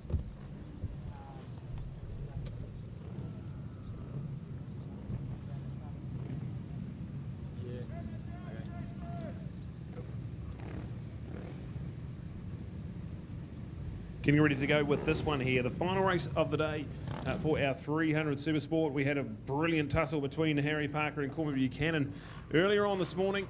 This one's going to be good. We've got Dave Fellows and Jason Hearn, the 41 and the 11 respectively, on the front row with them. We've got a superstar field here ready to go. This is going to be 10 laps to keep an eye on here. These guys have been brilliant so far, and our Timmery Yamaha 300 Supersport gets underway. Cormac Buchanan, Harry Parker, great starts from those two guys there.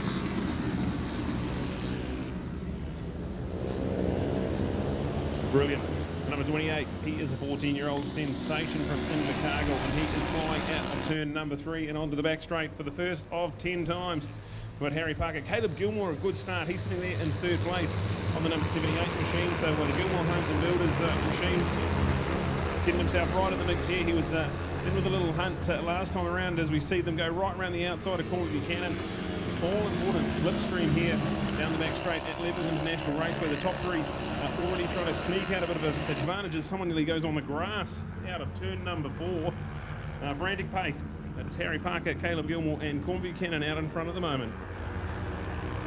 Well, great to see our, again, the IV vehicle just following them through there in that early part of the race, just making sure, of course, that there is no major incidents. We've had one sort of not, well, politely not too major, luckily, but it may, or has resulted in a bit of a delay to our program, but picking up the race pace now with these 300s. Nice to see them going for it. Look at that, weaving in out there. Look at this first lap. Here we go. 1, 2, 3, 4, 5, 6, 7, 8. Bit of a gap. 9, 10, 11, 12. Bit of a gap.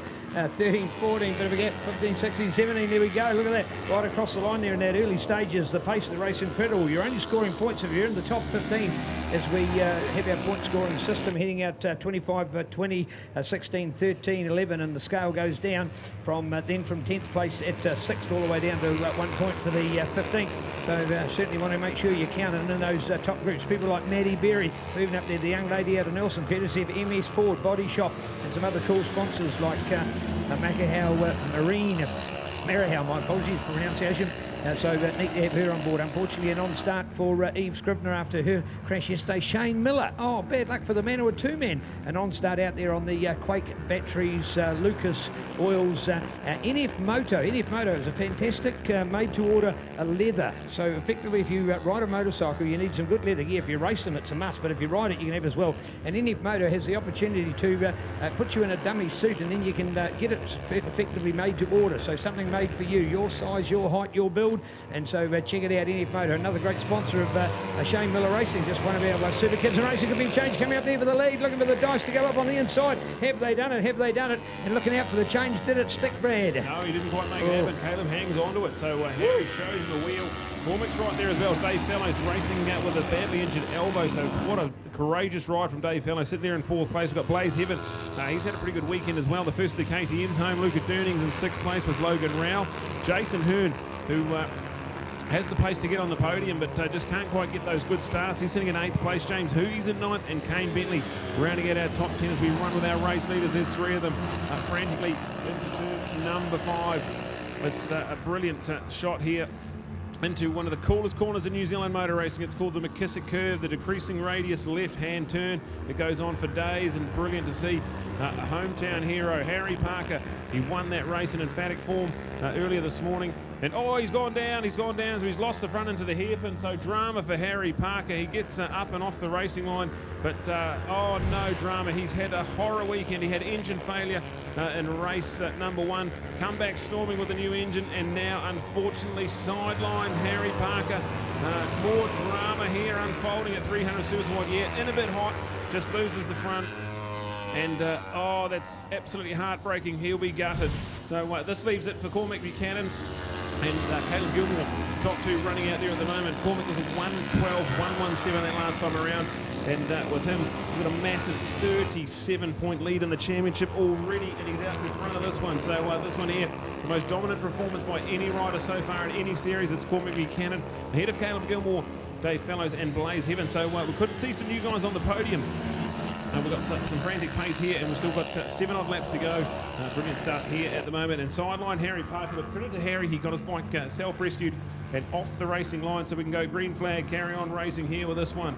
We've still got a massive 6.5 odd laps to go now. Timaru Yamaha supported Supersport 300. He'll be hitting himself, Brad, absolutely hitting himself. So confident. What an awesome race before. So effectively he went zero to hero and back to zero again, if you know what I mean. So he's gone from a no-point score and a DNF with mechanical to a win, and so confident to then unfortunately crash out in this one. So to only get 25 points out of a possible 76 for the weekend will be lousy, and a serious setback. 37 points, to give you an idea, 25 up for grabs for the win. That means he's already got a full one race advantage. So should he have a little DNF, a hiccup or a mechanical, and hey, he did last year. You know, I think from memory it was at Hampton Downs, I think he had one in the Suzuki Series when he was up in the 300 class. He DNF race number 1, folks. So that was drama. We thought he was the perfect rider to have on board. Bang, he goes down in race number 1. So everybody has got a weak link, and we thought that certainly for Cormac he didn't have one, but he's proved to be human like anybody else. So there you go. But hey, what a fight back in this series, been incredible,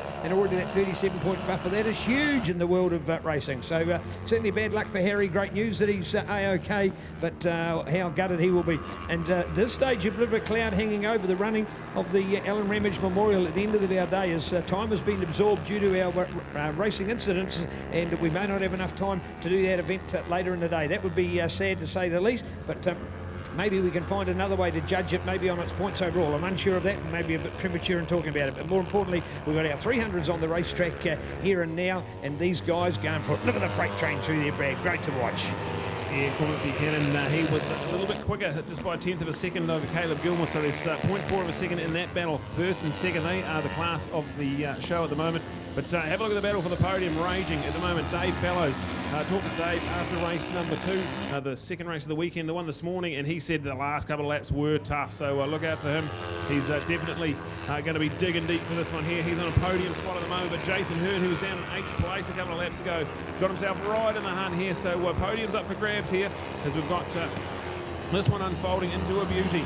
Caleb Gilmore's piling on a bit of pressure to Cormac Buchanan. Now we've got Jason Hearn up into 3rd place. He did get the move done into turn 4, so frantic pace. And Biggles Racing coming alive with the BAS expansion joints, bright yellow machine. Jason Hearn, good ride from him so far. He's flying, and he's got the Dunlop tyres on board, so said look out for him late in the weekend. Loves these setup, and it's brilliant stuff to see. Jason Hearn with the pace. He was our top 3 candidate. He was 3rd in the points last year, so top 3 in New Zealand Supersport 300 racing. And we've got him there in 3rd place. Dave Fellows riding with that injury, so courageous performance to be in the top 4. But we've got the KTMs coming in. We've got Blaze Heaven and Logan Rao. That's going to be 5th and 6th place. We've also got Luca Gurney in there in 7th. We've got James Hoogie up into 8th place, Kane Bentley and Justin Maunder. That's our running top 10, but take nothing away from the man out in front. He just keeps on sneaking out in the front. He's faster than everyone that last lap around. So we'll look out for this one here. Cormac Buchanan leads by nearly a second over Caleb Gilmore, who's looking out for Jason Hearn, piling on a bit of pressure. Battle for the podiums are on, and we've got 4 laps to go. All right, Fabtech Engineering, along with Trust Aoraki, great sponsors for the event for this class. It is Timaru Yamaha, the home of Yamaha. Whether it be the road, the farm, or the trail, you'll find a great Yamaha model for you. New and used workshop service, all-round cool guys. Of course, Harry or Larry, as they call him, a man who works there as well. So all-round nice people. So thanks to Timaru Yamaha getting involved. You'll find them on the Washdake Highway right here in the outside of Timaru Yamaha. We love them. They do about a third. We've heard a lot from their business and their success. Sort of a third of their work for the farm and for the road and for the trail, so a good mix with us. One part of our industry is on a high, the other part can support it, and like summertime and road riding, it's huge here through South Canterbury. So if you're looking for a bike, doesn't have to be their brand, but it can certainly be one that you can find out about. They're the experts in Motorcycling, proud to be behind the South Canterbury Motorcycle Club. Timaru Yamaha, great sponsors of racing, and bad luck that their man Harry's gone down, but hey, it's still Yamaha out there leading the way anyway, Brad. Yeah, Court Buchanan, he has a 1.2 second lead, but the fastest man on track, the fastest lap of the race for Jason Hearn in third place, and you can see him piling on a bit of pressure to Caleb Gilmore. We've got the two KTMs battling for 5th and 6th place with Luca Durning in 7th. So this is all on. We've got podiums up for grabs. We've got battles all on. Championship points up for grabs. The championship is tight. We've got Court Buchanan, a massive 37-point advantage. Back to Harry Parker, who's sidelined. He's not in this one. So an even bigger advantage coming here for Court Buchanan if he can hang on to the race win. We've got Caleb Gilmore, Luca Durning, Dave Fellows, Kane Bentley. That's your 4th, 5th and 6th in the championship. So Jason Hearn will be desperate to try and get some of these big points and get that podium, Biggles Racing podium. They're desperate for a podium after the first 2 rounds. They were brilliant performances at Ruapuna 12 months ago. They didn't have the weekend to remember last weekend, but this one here, right back in the hunt. So look out for this one. The one for 2nd and 3rd is Court Buchanan, ticks off another lap. We've got 2 more to go. And then we've got Jason Hearn, who's still quicker than anyone on this racetrack. So look out for this one, the man on the move, the number 11, Jason Hearn, Biggles Racing. He's flying, and surely now it's a matter of if not when, because he's right on the back wheel of Caleb Gilmore. They get out of turn number 3. Caleb Gilmore gets a great drive there. He's a little bit smaller than Jason, so down here, this one here will play right into his hand, just a lightweight pilot on board. We go back to Jason Hearn. Dave Fellows still in 4th place. Courageous effort. One of the rides of the weekend for me after seeing Dave damn near in a cast after Saturday's race. A brilliant job from him, and he's still 3.6 seconds within the lead, so not out of touch here. Blaze Heaven, Logan Rao, the battle of the teammates there on the KTMs, 5th and 6th place. Luca Durning, James Hugenbosom, that is rounding out our top 8. But this could go either way. We've got a lap and a half.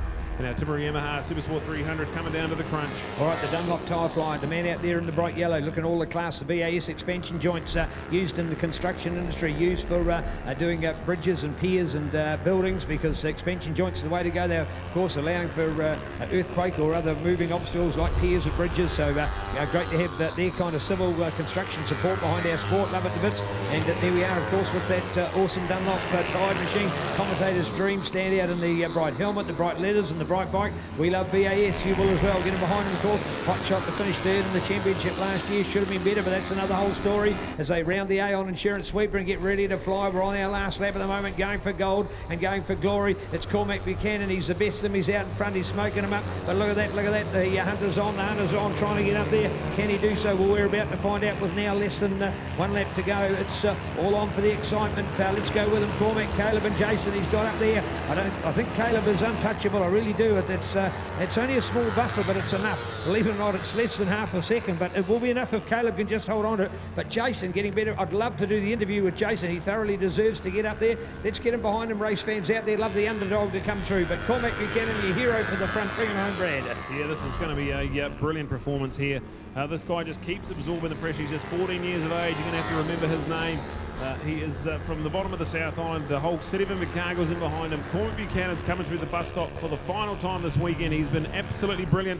He got beaten by Harry Parker in race 2, but he's going to take this one here. Race 3 victory for Cormac Buchanan, and Caleb is going to hang on. That one went right down to the wire, so Caleb Gilmore narrowly ahead of Jason Hearn by less than 1/10 of a second when they crossed the line. Frantic pace. Dave Fellows, ride of the weekend for me with that injured elbow. He gets home in 4th place on the TR20 R3, so brilliant stuff from Dave and keeps well and truly in the championship fight. He'll be stoked with that. Blaze Heaven, Logan Rao, they're getting better and better every race they go out, and they're on the KTMs, the D6 Motorsport team. So good to have those guys.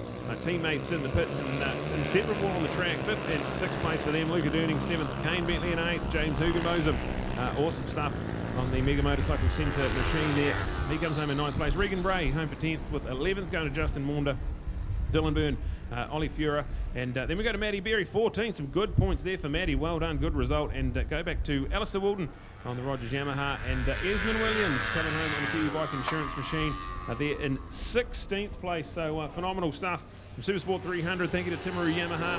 We're going to cross down to Neil in a minute, who will have an ecstatic young 14-year-old sensation who is going to take an even bigger lead in this championship. Harry Parker unfortunately made the mistake, and we will go down to Neil, who will have our podiums.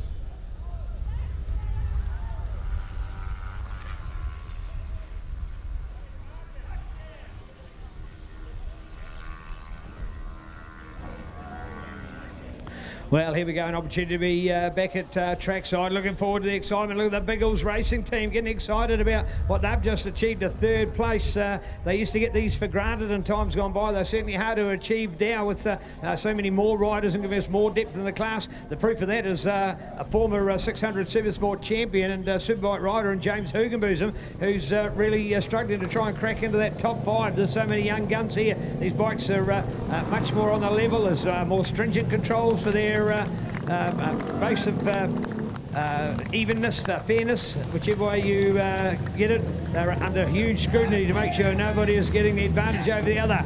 And Biggles was even going to pat him before he'd hit the brakes. So bring it home, decaffeinated Kiwi BAS and Dunlop out there. Look at this, still so many people in behind Cormac. We know he's got a back-to-back, so we're going to try and do this podium as quick as possible, because that guy hops off. He's got his cold neckband to go on. Mum will do that for him. Dad's there to hold the bike and congratulate him. He'll be over for the podium, and then he's got his other 150 bike waiting on the dummy grid, ready to go out back-to-back in that next moto. Frantic pace here off the race scene for these others, but a brand new podium in this order, and having the Biggles race team getting the glory back there is just fantastic, just like the old days that we remembered Biggles racing. Of course, days of the 125, days of young guns, and a shout out to Campbell Grayling, one of the nice guys of our paddock, not racing with us this year, but I'm sure he'll be coming back, and we look forward to this class just growing and growing. It's the future of our sport. The 300s, they do it at World Superbike level. Most of the other countries around the globe do it, and now the manufacturers getting on board with quality machines. KTM and their 390, Kawasaki with their 300, Yamaha with their R3 and the 325, which is proving to be the dominant bike at the moment. So Cormac giving that clench fist up here at the moment. Caleb will look forward to it. He's going for second, and a shout out for his a Yamaha race mate. But certainly looking forward to having Jace coming up here, and he's got the Dunlop cap on, and he has made it. Commentator's dream here in the bright fluoro. He'll put the chest protector to the side, and he'll be ready to scull that water and feel a lot better about his racing. That was the Jason we remembered, mate. You've done it. Yeah, I honestly didn't think I'd make it here on this weekend with what happened last weekend as well, but just this last race, it was getting real hot, and Dunlop seemed to like it a lot. And yeah, I'd just like to thank everyone. BAS, 1990 Distilling, Caffeinated Kiwi. Yeah, there's a lot of people that made it happen today, but yeah, it was good. Hey mate, you thank a lot of people, but they're certainly going to be saying thank you for doing it. What's the secret to doing it late in an event like this last race? Man, I've just stood out on that tarmac. Got to be 40 or 50 degrees there. It's probably the Dunlops actually. I reckon they work really well when it's hot, and yeah, they obviously proved that. So. Well done, Jace, taking nothing away. What about him being a great rider? He thanks the product. We thank the man himself, and even Cormac going over to shake his hand. Caleb, you've done it again. Well done. You're just getting better and more solid. Is that a confidence thing? How does it happen? Yeah, I mean, last race was really tough, and this one was too, but this one turned out a little bit better result. Leroy's been working on a bike all weekend, and he's made it that much better every race. So big thanks to him and all the people at the suspension crew there. That's been amazing. Thanks for supporting me. I'd just like to thank all my sponsors again. My dad, Jack, for coming out and helping me this weekend, and everyone who's been around me off to Aussie. So thanks for an awesome NZSBK so far, guys, and hopefully you'll get the results you want in the next couple of races. Thank you. Oh, beautiful words, young Caleb. What a star in the making. Well done, Cormac, mate. Here you are, ready to do another back-to-back moto. The day's gone up 20 degrees on what it was this morning. The weather's hot. You've been hot to go with it. How's that 300? Oh, that was a really, really crazy race. When Harry went down, I was like, yeah, that's my moment, because it stood Caleb up. So I'm like, yeah, now it's time to try and build a gap, and I was good enough to be able to. And once I built that gap, just tried to manage it. But yeah, it's so hot out there. It's crazy, kid from Invercargill's not used to this type of weather. But thank you to suspension guru Robert Taylor for helping the bike. Without him, I'd still be doing the same stuff. But yeah, I really felt a lot better in that race because of the suspension that we tried out, and bring on the next 3 races in the Memorial. Yeah, it should be something special. So beautiful speeches from all three. The future of our sport, the young guns. We're on board with FabTech Engineering. Trust our rangi, proud to be behind local sport. South Canterbury Motorcycle Club, presenting it with MTF Finance, Timaru, and of course here as well with Timaru Yamaha. This is your Aon Insurance, Pirelli Tyres, SkysportNext, New Zealand Superbike Road Race Championship, coming to you in the sun, super hot here in beautiful Timaru, towards the end of round number 2, halfway through our Championship Series 2021. Bring it on.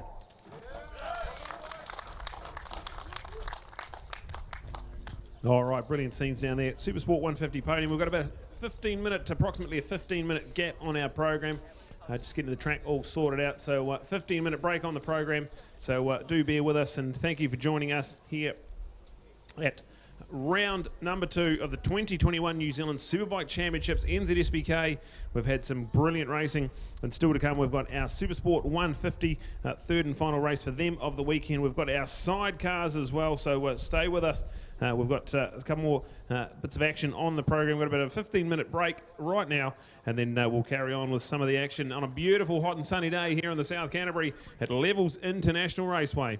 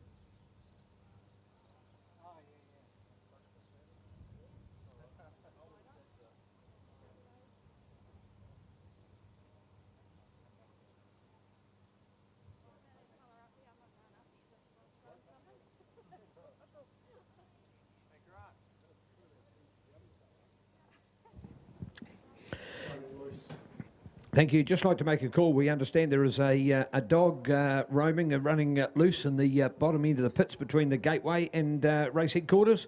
So if somebody is aware of a dog, if you require assistance, there'll be somebody that could possibly lend a hand to help you, but we'd love to get the dog under control. If you know of the dog or where it is, it'd be a nice idea if you could coax it and hold it. Really, we do not want a dog to run around a complex like this unaided. So thank you. If you could find the dog and tie it up, would be great. If it's yours and it's lost, please, if you could see if you could find it and restrain it, would be great for the sake of the dog and for everybody else. Thank you.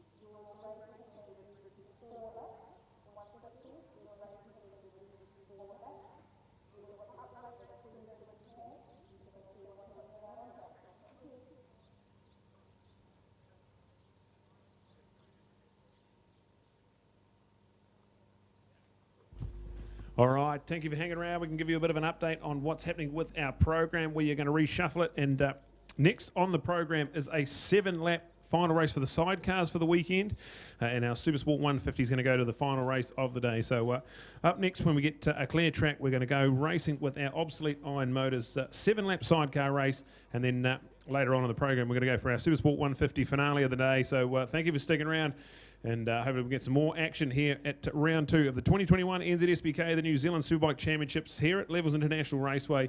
Once we get a clear track, we are going racing with our sidecars. A 7-lap race next on the program.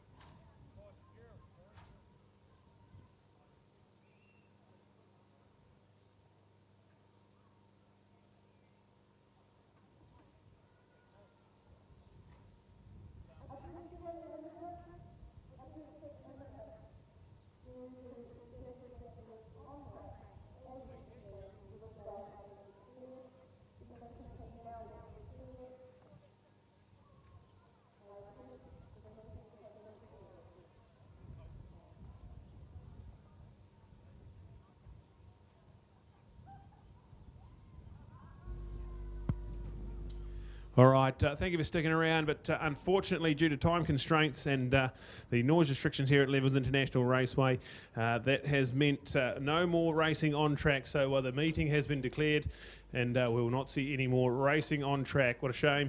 Shaping up to be a good race, but unfortunately, that's how it's happened. And thank you so much to everyone involved. We'll keep you updated with all the action here at Levels coming up.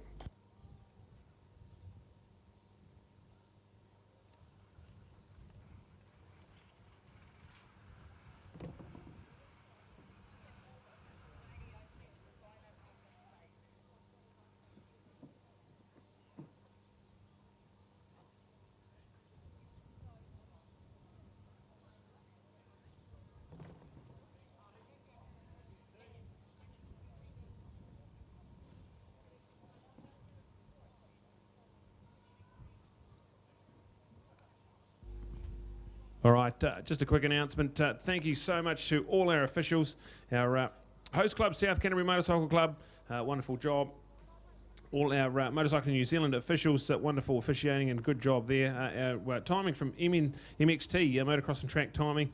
All our flag marshals, thank you so much to all our flag marshals, our starter as well. All our volunteers that help make this event go. And thank you to our major sponsors here at Round 2, Trust Aoraki and FabTech Engineering Solutions. Without them, we could not have this meeting go ahead. Thank you to our major series sponsor like Pirelli Tyres, Aon Insurance and skysportnext, helping us bring the New Zealand Superbike Championships for 2021 live and loud, NZSBK rules. And we unfortunately have had a early end to the day's proceedings with our sidecars and our Supersport 150 still to run, so they will be looking to try and run those later on in the series. Thank you to our major sponsor, the Superbikes, Timaru Metal Recyclers. Check them out at Red Ruth Street, right here in Timaru. Johnny and the team give you cash for scrap, so check them out. We've got MTF Finance Timaru, a big part of the South Canterbury Motorcycle Club and a big sponsor here. And we've also got King Street Motors. Thank you to King Street Motors, Darryl and the team there. Thank you to Timaru Yamaha, another one of our sponsors here this weekend. Without your help, we couldn't be doing what we're doing. And also Corporate Print, thank you to them, bringing us our Supersport 150 and Jixer Cup 150s this weekend. And to Obsolete Iron Motors in Pleasant Point, go and check them out at obsoleteironmotors@gmail.com. We'll find them on Facebook. Gilbert and the team, thank you so much to everyone here. It's been a beautiful sunny day. We've had a pleasure calling the action. On behalf of myself and Neil Ritchie, thank you very much, and we'll see you at round 3, the 6th and 7th of March at Hampton Downs for round 3 of NZSBK, the New Zealand Superbike Championships.